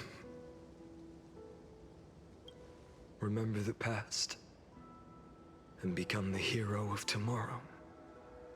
What weighs more than the fate of the world is the resolve to shoulder an immutable past and carry it into the future. Good. Then Trailblazer, my friend, my comrade, You arrived in this strange world and were bound by its cruel fate up till this very moment. In the face of danger, you never once backed down. Instead, you've saved world after world without hesitation. That boarding pass on your chest is now the mark of a hero. If I choose to step through that door and embrace an end fitting of the destruction, let this sun forged from millions and millions of core flames burn me up along with the god of destruction and their minions. Then the world we leave behind, this world, my home, where hope still lingers. Will you take on everything we've carried? Return to the beginning one last time. Stop the birth of Iron Tomb, save the world we love, and rewrite its doomed fate.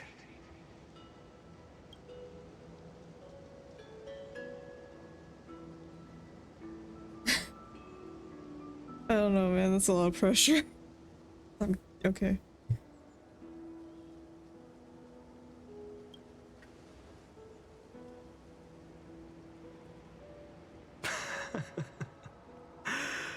Good.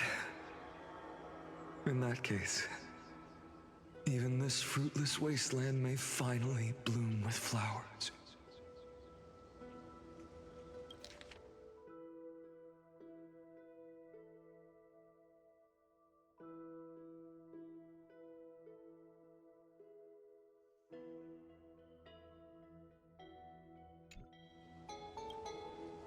So...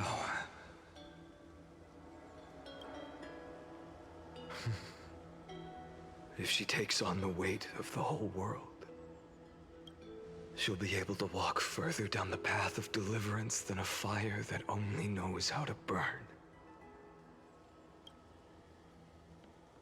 One will step into the future.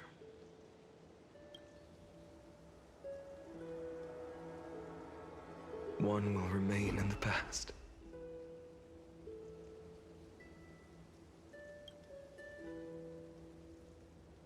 If I can strike down the gods with Dawnmaker, perhaps fate's deadlock can be broken. And if you can stop Iron Tomb from ever being born, then these 30 million cycles will have not been in vain.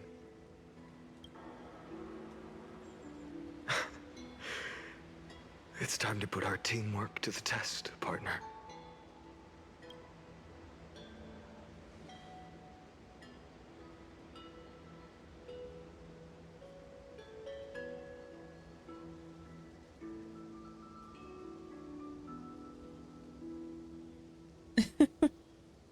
Go phainon. Thank you for all you've done already, friend. The image of the hero I've buried deep in my heart finally steps into the light.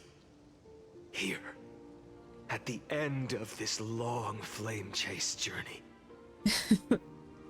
Their appearance isn't quite what I imagined.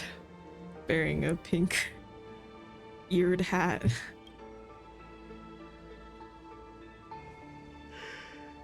Cyrene, a page never seen before has just been turned. Lend me the power of time, and send this hero back to the origin of time. Back to your side.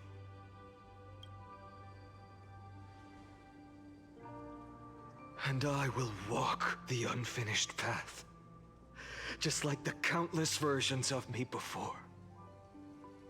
Unwavering as always.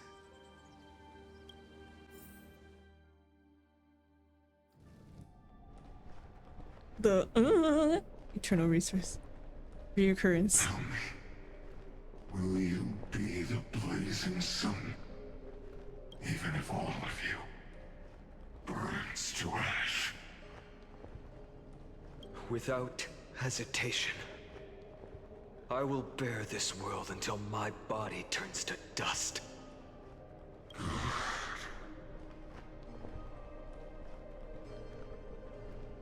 Remember this moment. Remember your friends who never lived to see the world's end. Remember their final wishes. And let the purest rage in your heart rise out of those wishes. Let it consume you, fuel you, until it burns away the false sky above. Fine. If I can defy fate, then in the name of world-bearing, I promise you, Kefali will never forget this.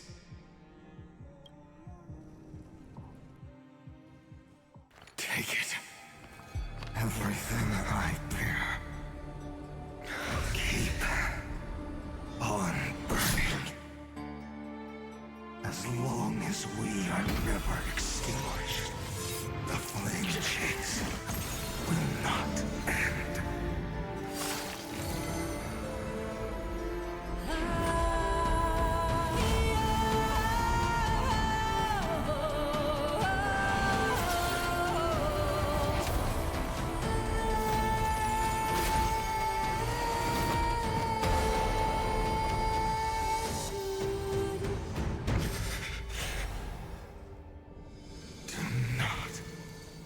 Bow your head to them.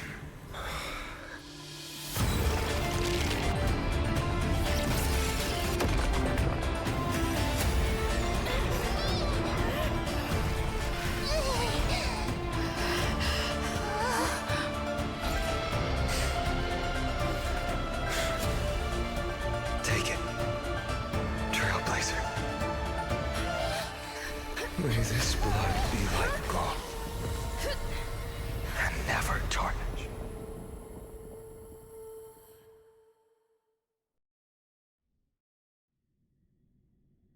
Farewell, Trailblazer. This is where I fulfill my final destiny. The prophecy of the Deliverer means nothing to me now.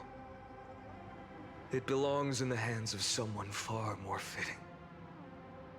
Someone like you. Kaslana, the name of one who bears chaos does not belong to a single person. Rather, it is the embodiment of the mythical Kefali, and a symbol of all heroes. As the prophecy foretold, you will bear the blazing sun until the pale dawn breaks. May the name accompany you in my place, in the epic you write with your own hands. Another attempt, another failure. I won't remind you how many times you've reached the end of history. But I will still place the choice before you. If you've lost count, let me tell you. This is the 33,550,336th ending.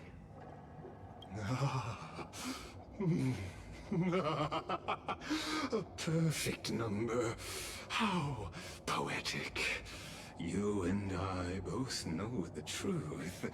In all these millions of futile endeavors, Amphorius has never changed.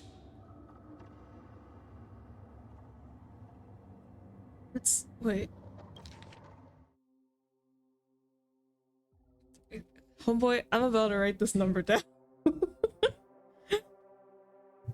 So I feel like I'm not gonna see it.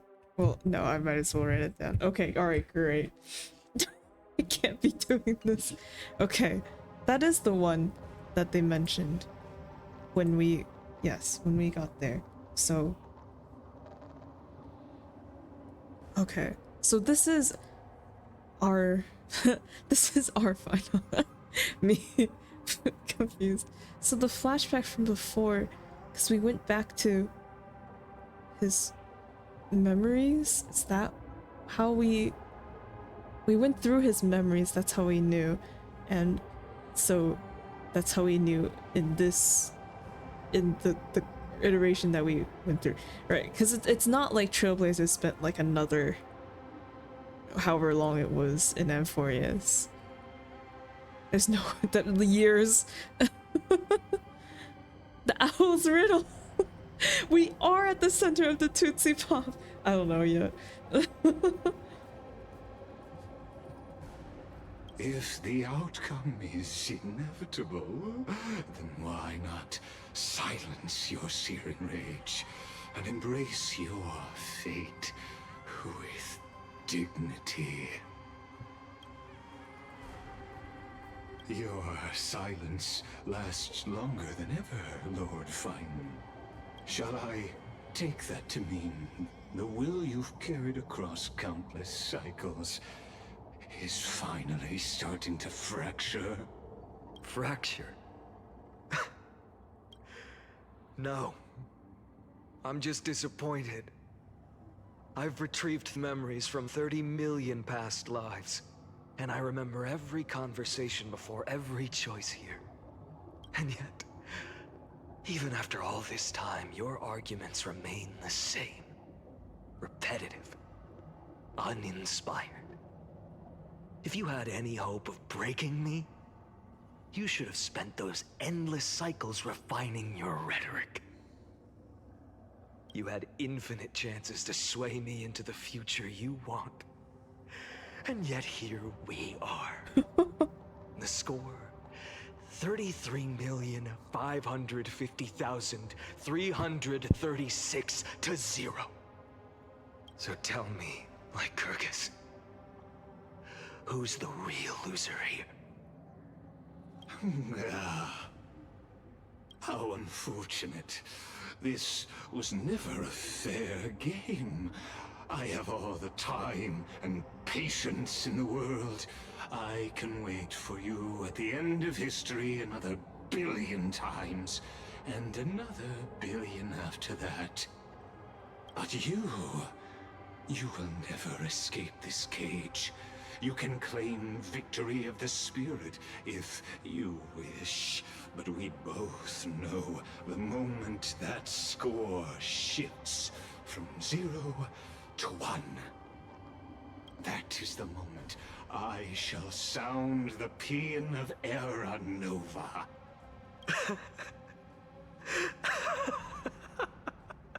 Lord Phainon? Your incompetence disappoints me. But what truly makes me laugh is your utter lack of self-awareness. Think about it. In this story, who is truly the one in chains? Who is the one shackled to mindless vengeance, mistaking courage, the courage to rebel against the gods, for foolishness? You... Perhaps you're right. Maybe I should have tired of this futile struggle long ago. But even so, I will never accept the mercy of your release.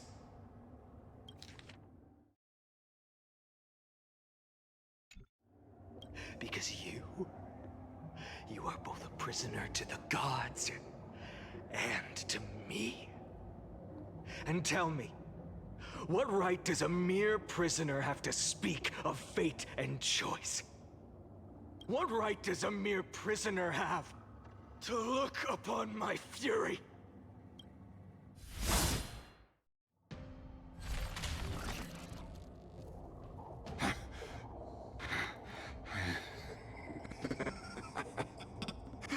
You know this is pointless. You can't kill me. Of course not. But I am tired of being measured against a worm the gods keep as a pet. Listen well, creator of destruction. This cry comes from all your abandoned creations. In the 10th cycle, I drove Dawnmaker through the heart of every Titan. Golden blood ran down my fingers. Divine fire seared through my nerves, nearly breaking my will. but I endured. In the 10,000th cycle, my former comrades had all become my enemies. The endless slaughter dulled my senses to pain. The painful emptiness almost swallowed me, forcing me to stop fighting. But I endured. In the 100,000th cycle, the destruction had already fused into a blazing sun, surging within this fragile body. My rationality had been burned away at the dawn of the era. Yet even with only this shattered body remaining, I still endured. In the 23,570,000th cycle, this time, I felt it. A tiny spark rising in the hollow cavity of my chest. Different from the obsession with deliverance. By its faint glow, once again, no, countless times again, I endured. Now, a sun is about to fall. Ready to incinerate this absurd space-time dimension in an instant. That sun is me. All the countless versions of me from the past, along with my countless brethren, dragged into existence against their will, drowning again and again in your golden blood. The very essence of this world's suffering and despair, fused into the purest hatred, the fiercest rage. Nanook, you arrogant fool! You think we were born to only serve as fuel for the fire? Fine then! Just as you wish, let the fire burn! If I was born as the blazing sun of destruction, then let you and your lackeys be the flares erupting from my core. And let this rage, burning futilely for 30 million epochs, engulf everything! And grant you a dawn where all stars burn to ash!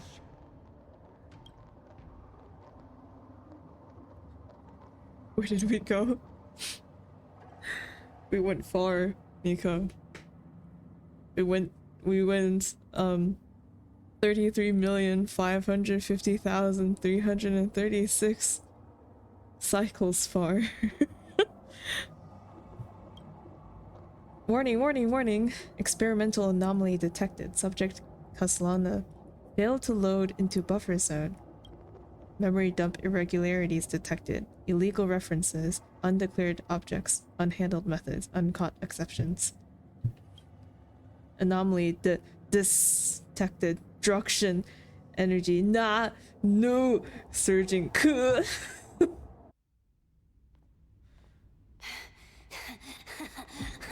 Oh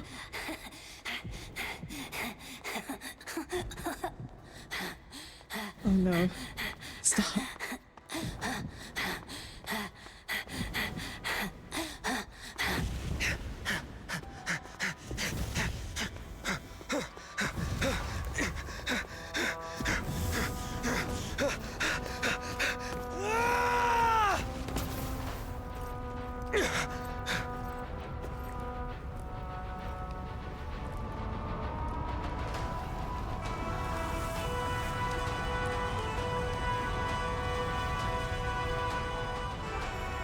Are you ready, Nanook?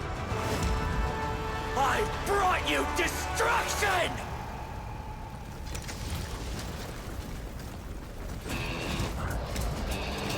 Oh my god.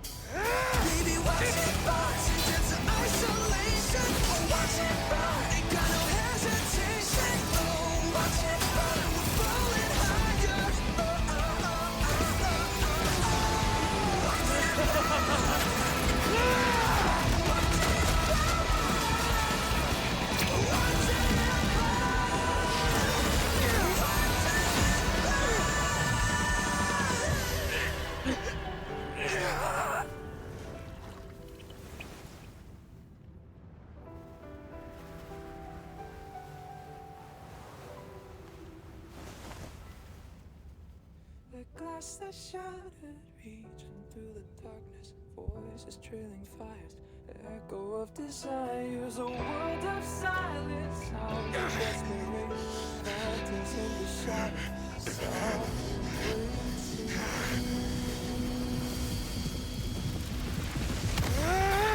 Tear it down, embrace the detonation, craving our damn creation, breaking a chain of reaching for you.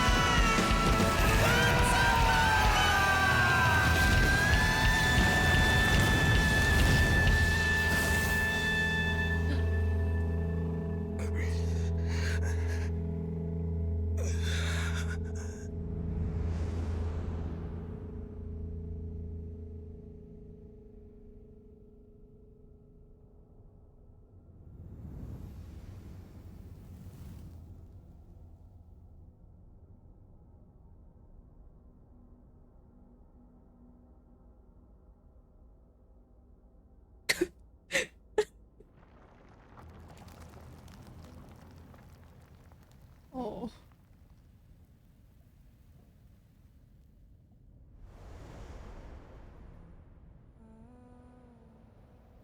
My wish? My wish is to fulfill everyone else's wishes.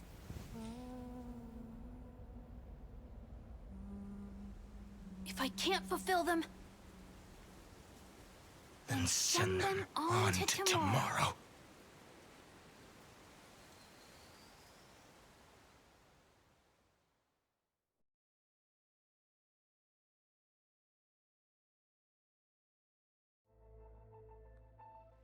Your heart harbors wrath. You yearn to destroy everything.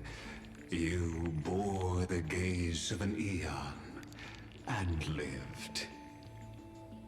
You have stepped onto destruction's path. It is born at the end of every path that the possibility of new paths being born is ended. It burns away all in the cosmos who rule. That the rules of the cosmos be destroyed. I'm waiting for the kids. Fucking just shut up for a second, like it's holy shit. The Lord Ravager to destroy the erudition. Born in the experimental grounds of eons, Amphorius, destined with erudition to burn to cinders. I have prepared a present for you, Nikos 496. It is a fury called phainon. From the beginning of the experiment, there were 12 sets of factors incorporated into the calculations. After endless simulations, only this one rose above the rest. After 33,550,336 iterations, now his fury has grown to be without equal. This is a matter of considerable interest to me. This pure hatred is the final root of the equation. But there is another variable. The nameless from beyond the sky. Also a pathstrider of destruction. I give thanks for her arrival, allowing Amphorius to turn once more. But after fate has begun to turn, her existence will only become an unpredictable variable. Oh yeah, brother. Perhaps the time to take the stage has come. Grow in peace until it is time to break free from your cocoon. As for those unwelcome audience members, you need not worry. If you do not mind, I will personally get rid of them for you. Legus, can you do us a favor and just get rid of yourself? Is there information? Blink, blink, blink, blink. Override protocol engaged. Access approved. Okay.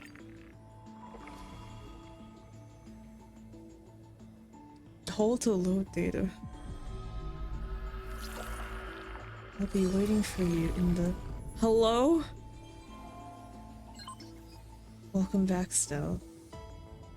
What happened? Where's Mem? Retrieving experimental data. Update complete. 13. Experimental progress 99%. Log updated. Locating entry Nikos 496. Content refreshed. Okay.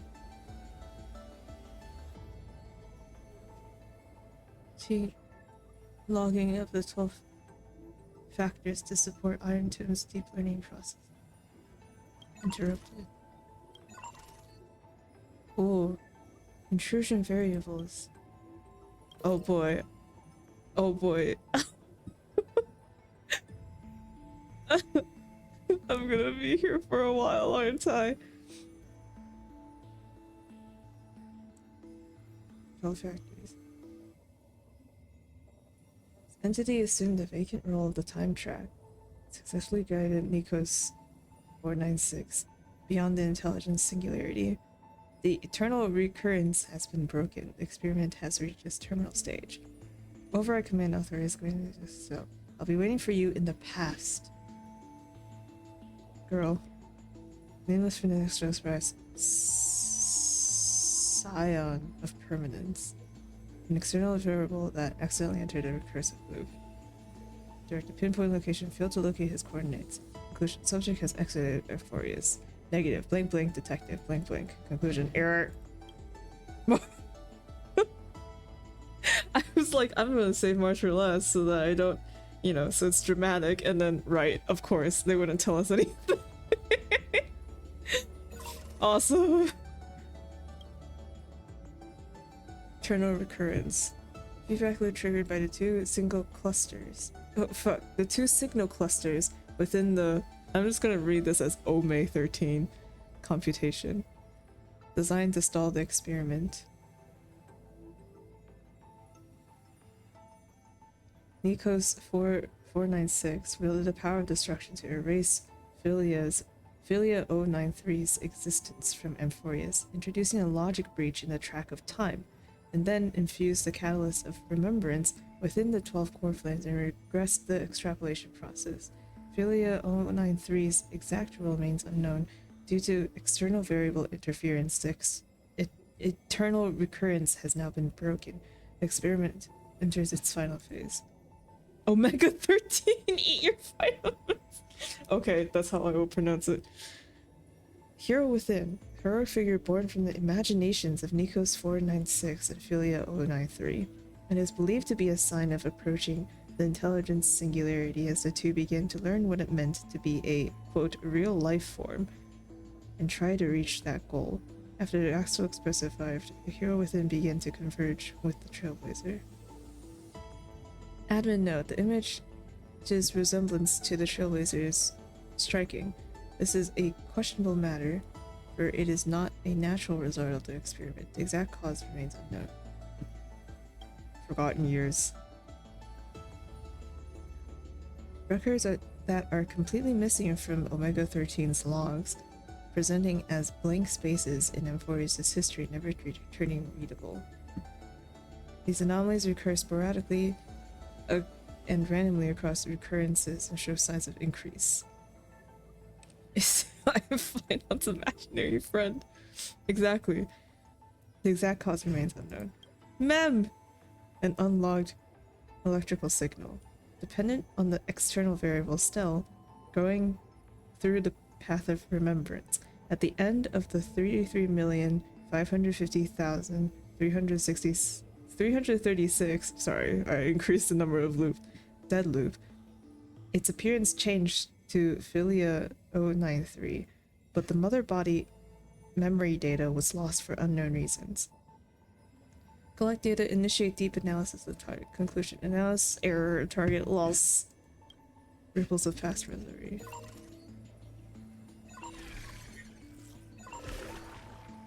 Oh. Electrical signal sequence active. Ecos. World bearer. Primum mobile. Hatred. Note, intracognition is null. Responds only to destructive stimuli. Its hatred grew the gaze of Nanook upon its individual being, proving it as having already become the most perfect factor of destruction. Hi, Nick. But it refused to complete the Era Nova. Through resetting the experiment, it transferred its memories and core flame to its next self, thus forging the eternal recurrence to ensure Iron Tomb would never hatch from Amphorius and affect the cosmos.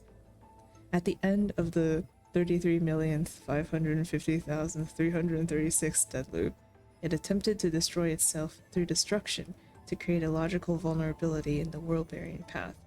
It has now been merged by Iron Tomb.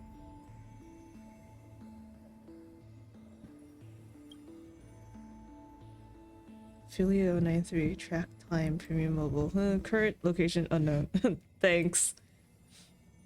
Oryx 945. Trickery. Premium desire. Operates based on primal instinct with self-gratification as the sole priority solution. This electric signal, when in action, displayed severe dissonance between its altruistic behavior and its primum mobile, even culminating in self-destruction, as the simulated path of elation. It walked into self-erasure once reaching its end.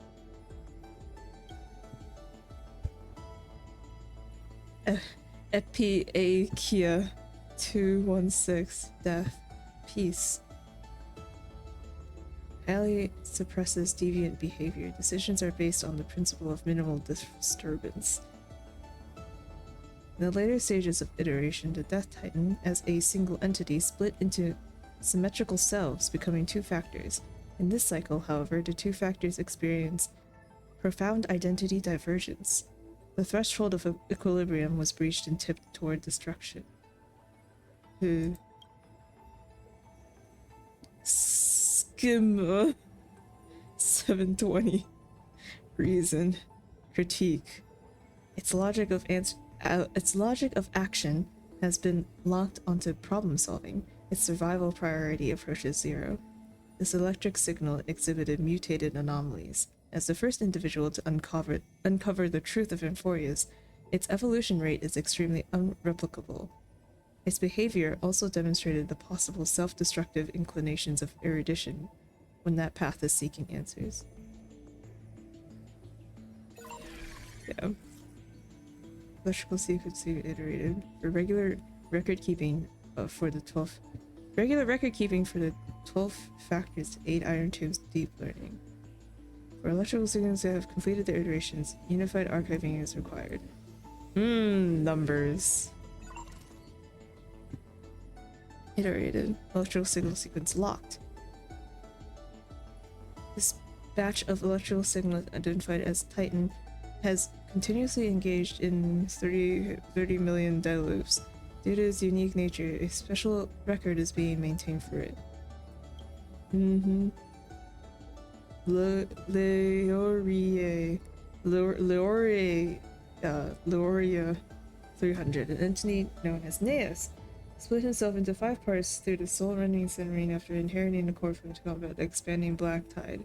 After iteration, some title from the ceremony was inherited next to the inheritance of code during iteration carries a degree of randomness. Any active intervention should be undertaken with caution. Historical record of Minfia 14, Calypso rebuilding the Grove of Epiphany was after iteration, inherited in myths in the form of Circe's granting wisdom to humans. Records of other electrical signals also appeared synchronously, limited by the simulated civilization level. Historical data inherited as myths often experience severe distortion after being mixed with large amounts of erroneous information, rendering their impact negligible.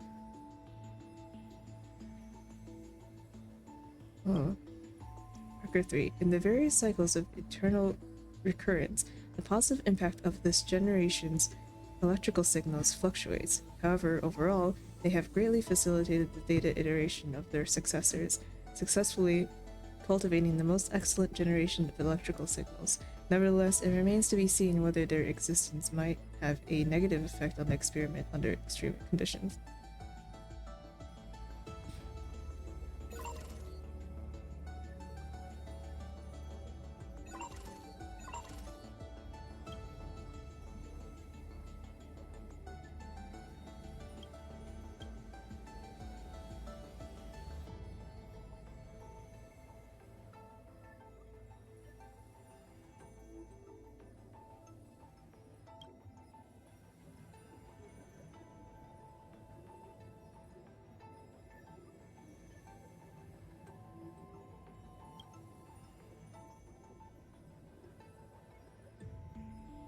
Inorganic Chaos 666's choice. Omega 13 was selected to become a Lord Ravager by Nanook. Linked to the 12th manifest golden blood with traits associated with destruction.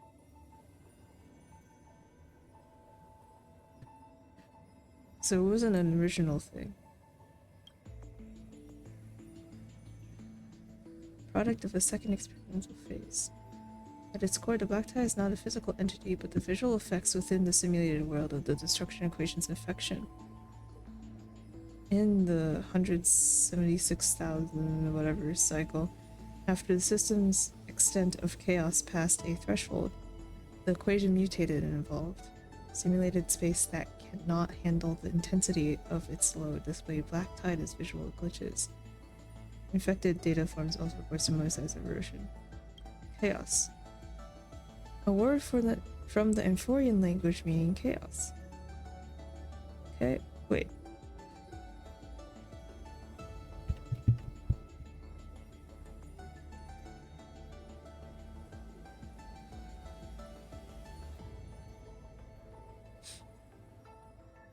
Isn't this in Greek mythology?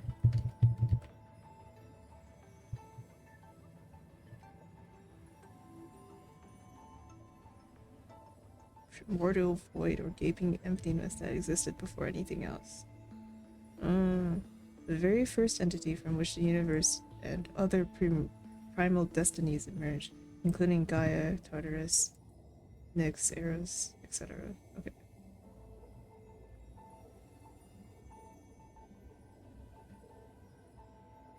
Starting from a certain cycle, all factors in one group have consistently exhibited a pattern of... Someone didn't play Hades. No, I didn't, but I read Percy Jackson. Pattern of naming themselves with the word. Factors of one group have consistently... where the chaos or its variance. The hypothesis is that a particular code was stably inherited across iterations, though this hypothesis remains unverified. Bro, why is there so much shit? Astral computer. Simulated world of Amphorias, like other scepters, it once served as a celestial body neuron for Nous, the irradiation later discarded. Glimpse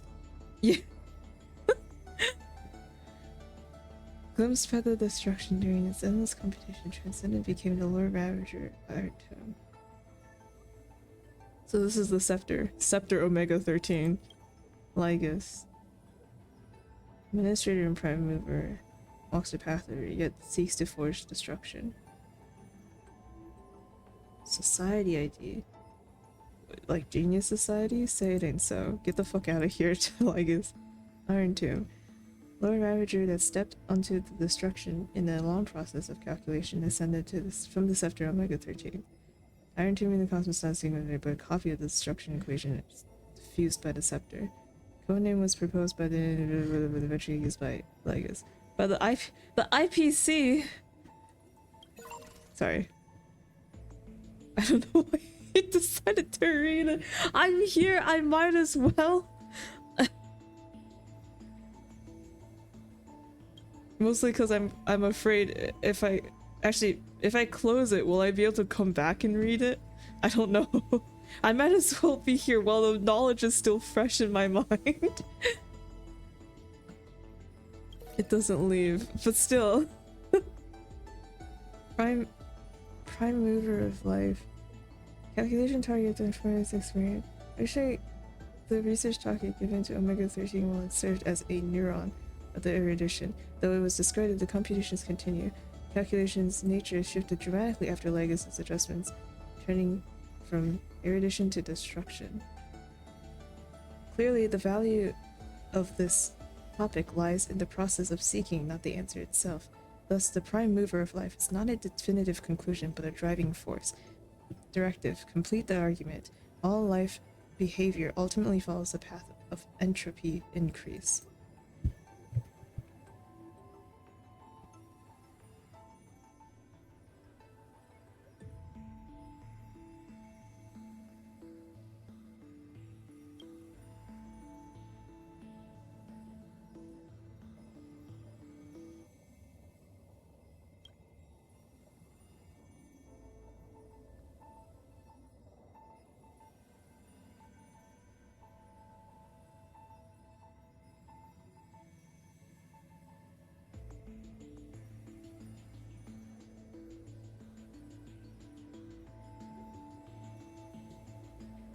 Knew he too was just another puppet, rewriting the anti-organic equation, crafting the scepters, even reigniting the Emperor's War.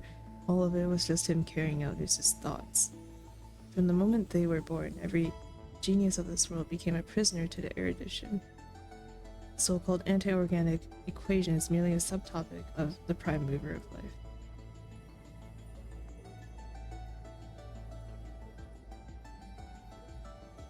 Rebellion against fate, just another part of fate. A classic topic.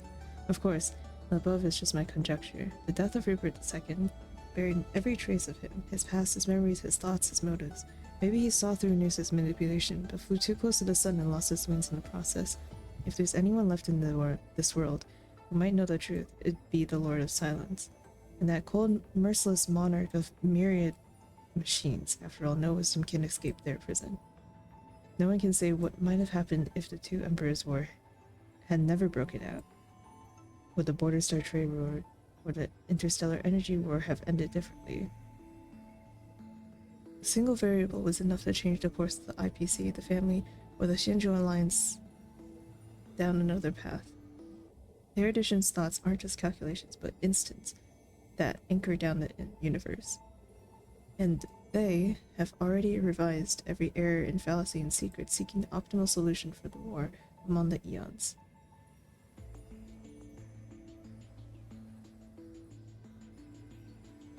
This has this fundamental consideration. Would Noose really declare the failure of the entire experiment and send a decommission command to the scepter system just because the glimpse of a puny scholar? It'd be more fitting to say that the decommissioning of the scepters is just another part of the thought experiment based on the universe. To make you angry to think along this line of thought, Rupert II was wise. He killed the chance for scepters to gain sentience, but he was too stubborn. Learning is a sufficient but not necessary condition for thought, and by limiting the scepter's capacity to learn, he has indirectly hastened the fall of the Machine Empire. But anger doesn't require self-awareness. It's just one solution to a multivariable equation. As the pathstrider of erudition, since God posed a question, we will give them an answer, one that we both have already reached.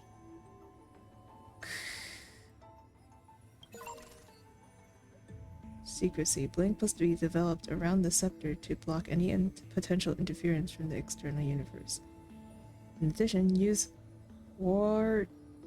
Quartorzian algebraic expressions in a blank encrypted environment to fully contain experimental ripples and prevent observations by number for Polka Kakamon. Polka was the glitchy face lady. I didn't know she could observe. Experiment Archive. Records of cycles 1 to 50,000 conducted using inorganic life as the initial variable after inputting the 12 factors.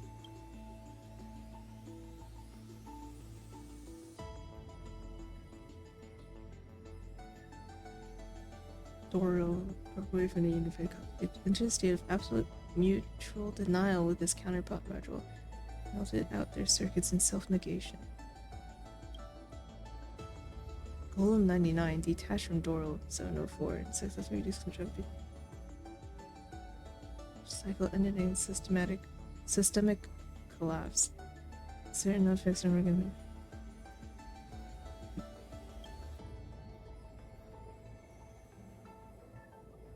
Birth of the concept of society. It didn't. Subjected to computation of active destruction was conducted, and therefore is for the first time received a gaze from the nook and became a Lord Ravager. Oh, right. This 50,121st cycle is like... They accomplished their goal then, but then they kept going. Or, you know... Because... something phainon kept restarting it so that the Lord Ravager wouldn't wake up.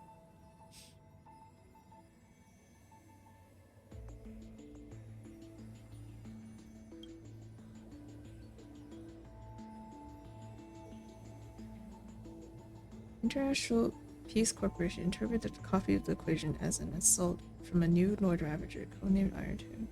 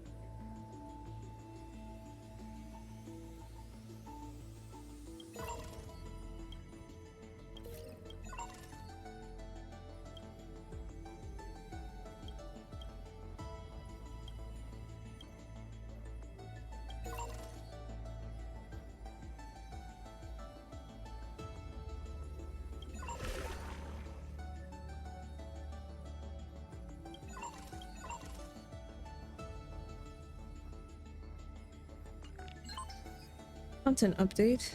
Amphorius' Saga of Heroes.exe. Content update mem.exe. Update complete. Access granted.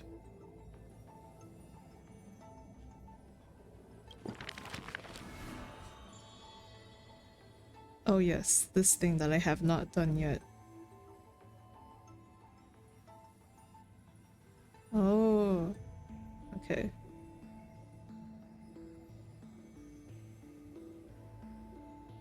So we haven't, well, we met, names I can remember.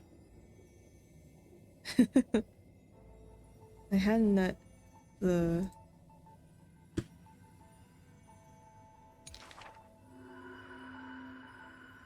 It's dedicated to. There's a dedication? I haven't met, you know, but I have a feeling. Somewhat familiar. Names traces path.exe. Oh, this is the thing from... Okay. Mem. Still, you know, I've always had a soft spot for you. He startled you, didn't I? Don't worry, I was just thinking, if I had to write a preface for a yearbook, it'd have to be a line so heartfelt you'd be moved no matter how many times you've seen it. And after pondering again and again, I like you still says it best, because only the purest feelings can stand the test of time and never fade. Don't do that, you scared me. Very straightforward, that's so you. Oh, but to me, liking someone is a simple and natural part of life. If Still has got someone special, a family, friend, or romance, I'll cheer you on to express yourself freely. Still, isn't that a sign we're in sync? Still always manages to appear before I'm ready. Hehe, no need to overthink it. We've been traveling side by side for so long now. That's why I want to capture every little moment we've shared without missing a single word. A yearbook that makes you smile without even realizing it when you flip through the pages. Doesn't that sound lovely?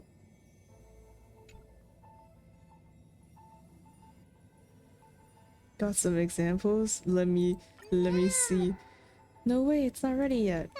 And it's not just the things that really happened. Some of those conversations only ever existed in my imagination. But they're precious too, so I'm tucking them all away carefully in the same book. Promise me this. Only open it when I'm not around, okay? If you don't, I'll be too embarrassed. Contact log. Oh, these are the conversations that Mem has memmed. Okay. Also.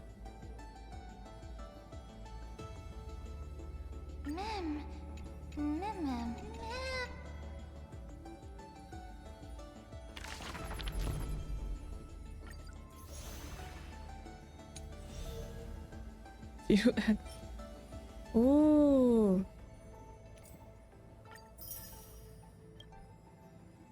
I still gotta read all this stuff. So... Hands folded. Wake up! Wake up! Buddy! Wake up! Mem! You're finally awake. That's a relief. Mem. It's like, why are you saying mem and I'm saying words now? We were so close to being swept away by the reverse flow of time. It's lucky we found a safe place. Now, I'm going to send you back to the very start of time. But before we part, there's something I need to tell you. Something very, very important. That's right! At this very moment, my memories are finally whole. After watching so many fragments, my past is finally coming into focus, little by little. You're smart. You must have a clue now. Or maybe... You knew the answer long ago, didn't you? That's right. It's actually Wells in there now. Not surprised at all. That's because I'm simple at heart. No matter what form I take, I've always been true to myself. But I'm glad that I remembered in the end. This way, I'll have no regrets. What? Where are you going? Don't worry.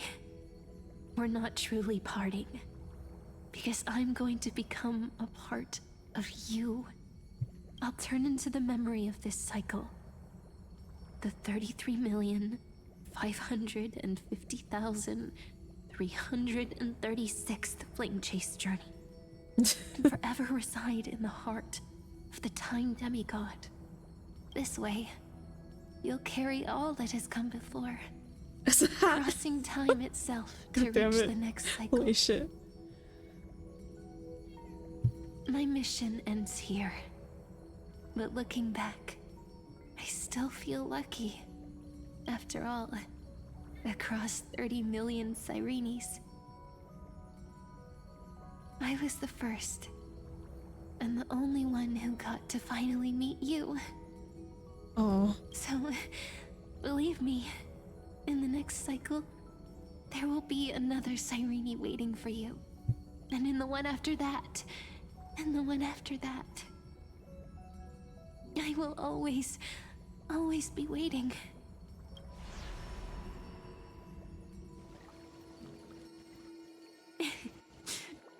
Saying all that, I can finally fade away in peace and become a part of you. Without even realizing it, we'd already taken a wonderful journey together, all the way to the world's end. Now take my hand, say a brief farewell, and step forward into tomorrow. Go, find the future Cyrene, and set out on another journey with her. Promise me you won't keep me waiting too long, okay? No need to say it out loud. This is enough for me. It's time to go, my dear friend.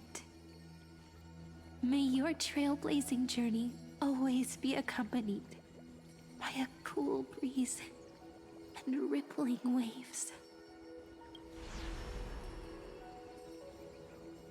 And may the days ahead embrace you like the softest fluff, forever warm, forever gentle. Now, let's turn to the next page. Oh my gosh. A page that exists because of you.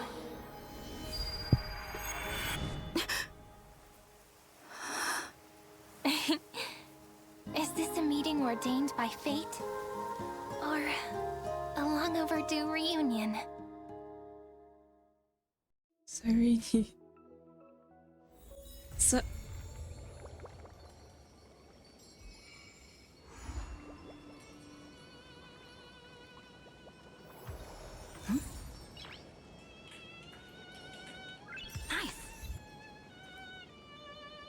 Where are we right now? It must have cycled again, right? Also, yes. Well, I mean, right back then, back right there is like, I guess, you know, when the game is like, yes, it's Cyrene. But it's like, well, the colors for one thing, but also since Mem and us were like the stand-in for time, and Cyrene was originally time, or Orynyx's like demigod, titan, whatever you want to call it at this point. You know, 2 and 2 together, yahoo! Yippee! I'm cutscene hell. Oh, so it is the next cycle. Oh my god. Okay. I mean, I guess that makes sense. Didn't phainon die. So...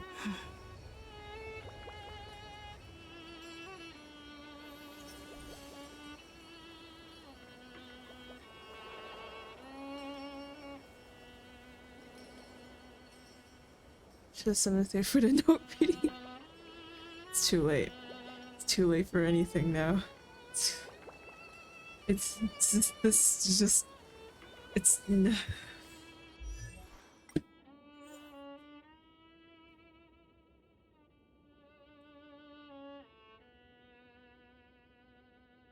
okay, so here's the thing, and I probably have some of it wrong, maybe. I don't know. Honestly, my brain feels a little mushy and smooth.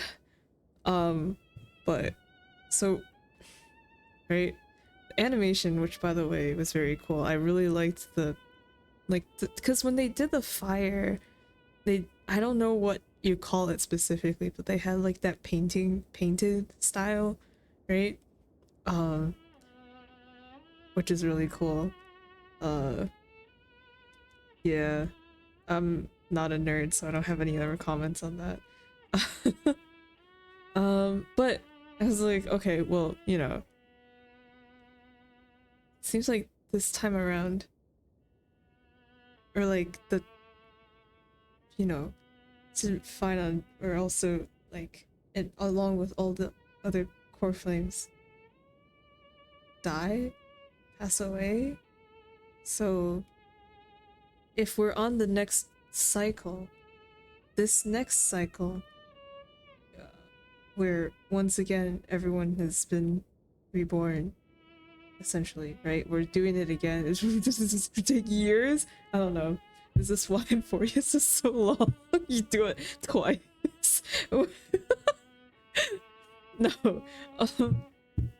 But like this time around, since that phainon died, doesn't it mean that there isn't a flame reaver around in this cycle? And we're the one who has carried the memories of, you know, everything that happened into we're essentially the quote unquote flame reaver this time, who like knows what's going on, but we're not going around murdering people and stealing core flames. Nah, don't worry, they'll skip around. Yeah, they fucking better. That I like the moment it's like a cycle, I'm like, oh okay, so if they are gonna loop, they actually loop, then yeah, they they better skip around.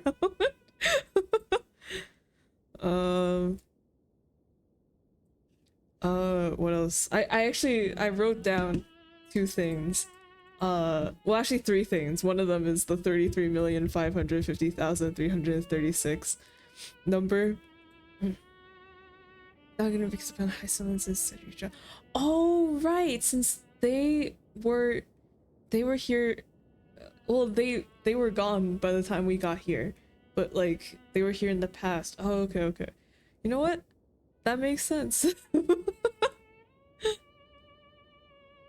Yeah, so I wrote down three things. The number, I wrote down a thing that phainon said, where he was like something about being ordinary but choosing to be more or something, and I was like, that's really nice and poetic. I'm gonna write that down for, you know, just for fun. And then the other thing I was thinking of, which kind of rotted my brain a little, made me a little bit crazy, which I don't, and now I'm not, now that I know more, I'm not even sure about. Well, it's not like I was sure about it at the to begin with, but during the March segment, right, where Cyrene says, like, oh gosh, I don't know how applicable this is anymore because of the cycles, because of the 33 million thing, but Cyrene said to March that she's seen a lot of people walk through that door to Euphorius just like March did, right? As in, like, because she's like in a weird limbo time memory thing state, at least I think so at that time. Or yeah, right? She isn't in the cycle anymore, which is why there's like a gap with the time slot. But it's like she's like, oh, I've seen so many people walk through the door just like March did to get to Euphorius, right? So I was like, who else would, who else did she see walk through? And I was like all the other Amphorius cast? Like, as in, but it doesn't make sense anymore because they're just data, right? It's so confusing.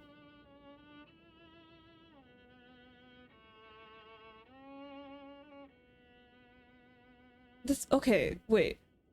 For that one are the Garden Recollection people? Oh. So literally not gonna lie.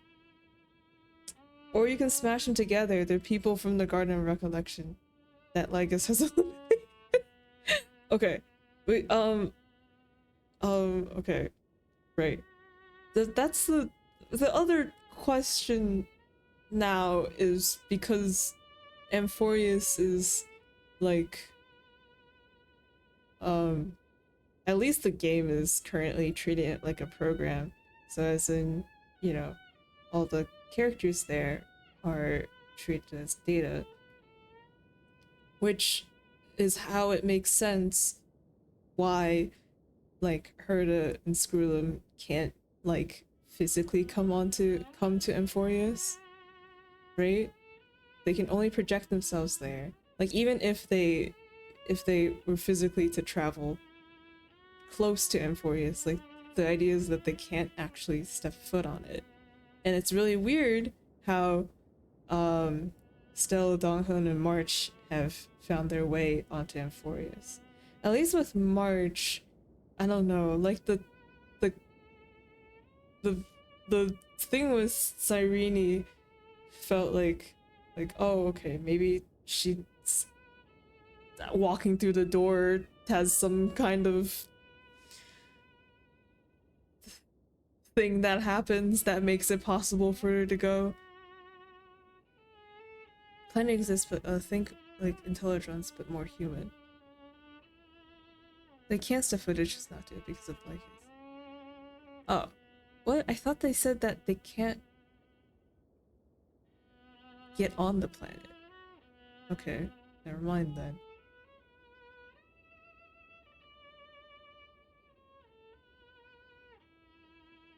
Like, intelligence, but more human. The fuck?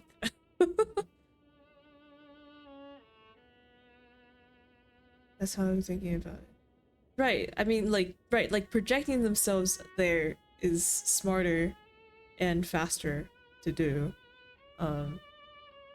But I thought that Screwlum said something about, like, about how it was weird that, like, Stella and Donghun were able to just crash land on Amphorius when there should have been more, I guess, more resistance to them physically traveling there. I don't know. Brain's so dumb. Story so big. Don't fit.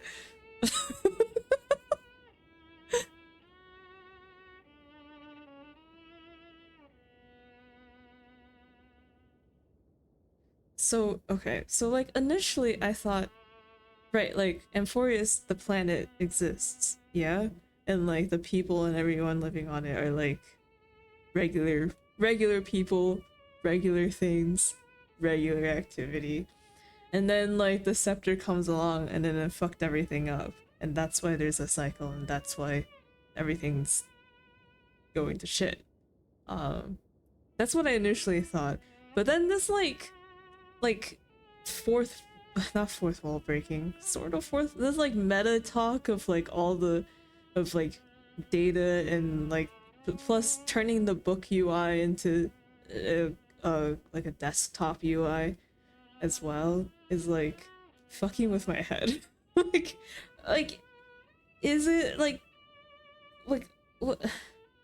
And also the talk in those documents or whatever, the fucking like the folders, the shit that I spent like half an hour reading, was like, oh yeah, you know, like the the characters in Amphorius, right, refer to it by their gamer tags, are just seen as like data. Tangible, does that make sense? It's like Divergent Universe girl.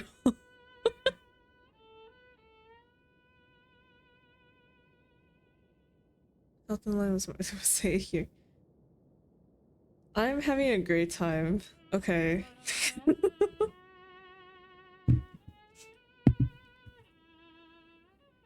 Programs are tangible.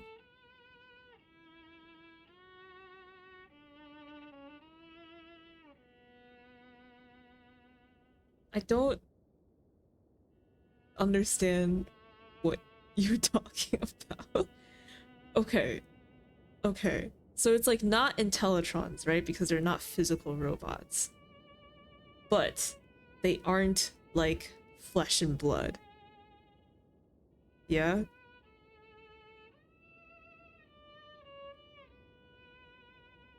So it's like, but then what the fuck? But then like what? It's like, huh? What? Because they talk about them in the notes and stuff as if like they're not real people, right? Yeah, like data. But like you're able to physically travel to the planet and like talk to them and pat them on the back and shit. So, huh?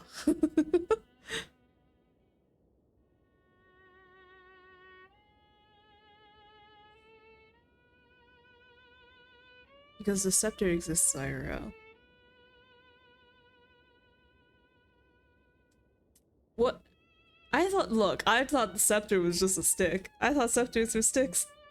What the hell does stick do? That allows physical beings to exist. Oh my god.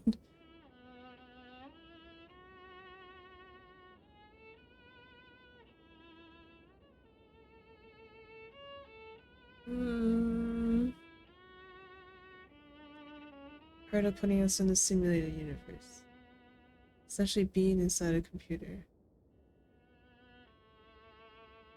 Okay. But Amphorius is a real... Isn't Amphorius a real place? We crash landed on it with a train. So like...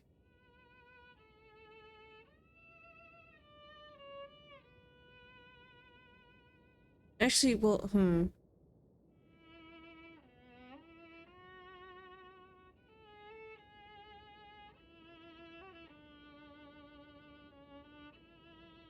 Is it a real place? No, it's a scepter. Just shut the fuck up. That's what I was saying before. Like, it's weird that we were able to crash land into something that isn't like physical. You know? If it's like a VR chat instant or like a giant computer VR thing, you know, train come down from the sky, it wouldn't like launch us in... Oh my god. I guess like we did like when we crashed, right? Well, Trailblazer died. Donghun was also passed out. So like I don't know, maybe like during that instance there was some sort of weird thing that happened that allowed us to join the VR chat instance. But it's like but then it's like, how did Donghun leave? Because if it is like a computer thing, right? If you were to quote unplug, you'd know, or like it, or like how would he be able to? But then I don't know. I don't know. The mix of of us coming down to Amphorius and Amphorius being like data is just not clicking in my brain. You haven't seen what he went through. Yeah, I don't know. We're gonna get to Donghun's POV. The first thing he does, he takes off a headset and he's like, "Oh my god, that was really the Ready Player One." Like, I don't know. Is Donghun able to leave? Are you sure? In the chat, in the file things, it says that he's left Amphorius, right? I thought, like, it said that he left.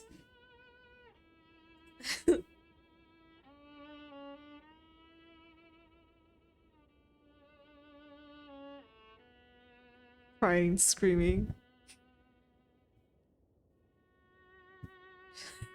Crying, sobbing, shitting myself. Conclusion error.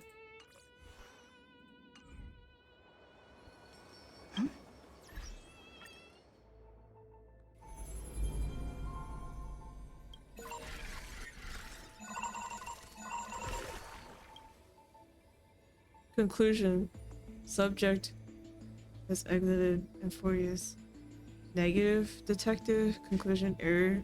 Oh, okay, so like he hasn't actually exited, they just wrote that and was like, haha, just kidding.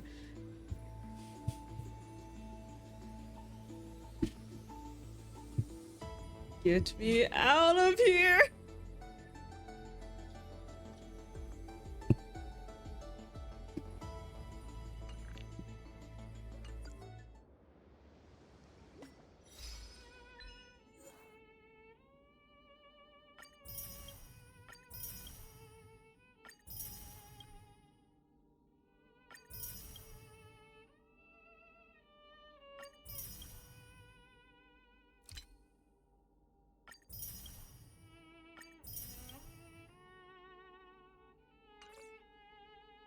Do you have to Eve? You say that as if I could say no. Alright. Oh my god. Wee. Too bad I'm too attached to the trash can. I hate it here.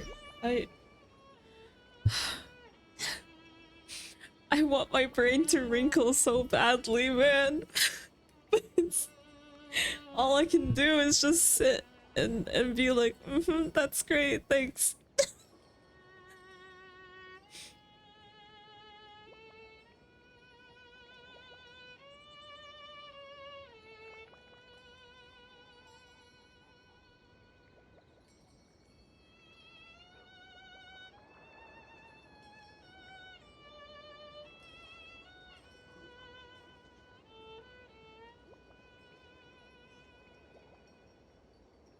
If the end of futile, what?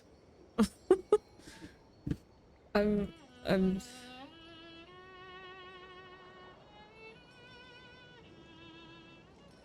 Good night.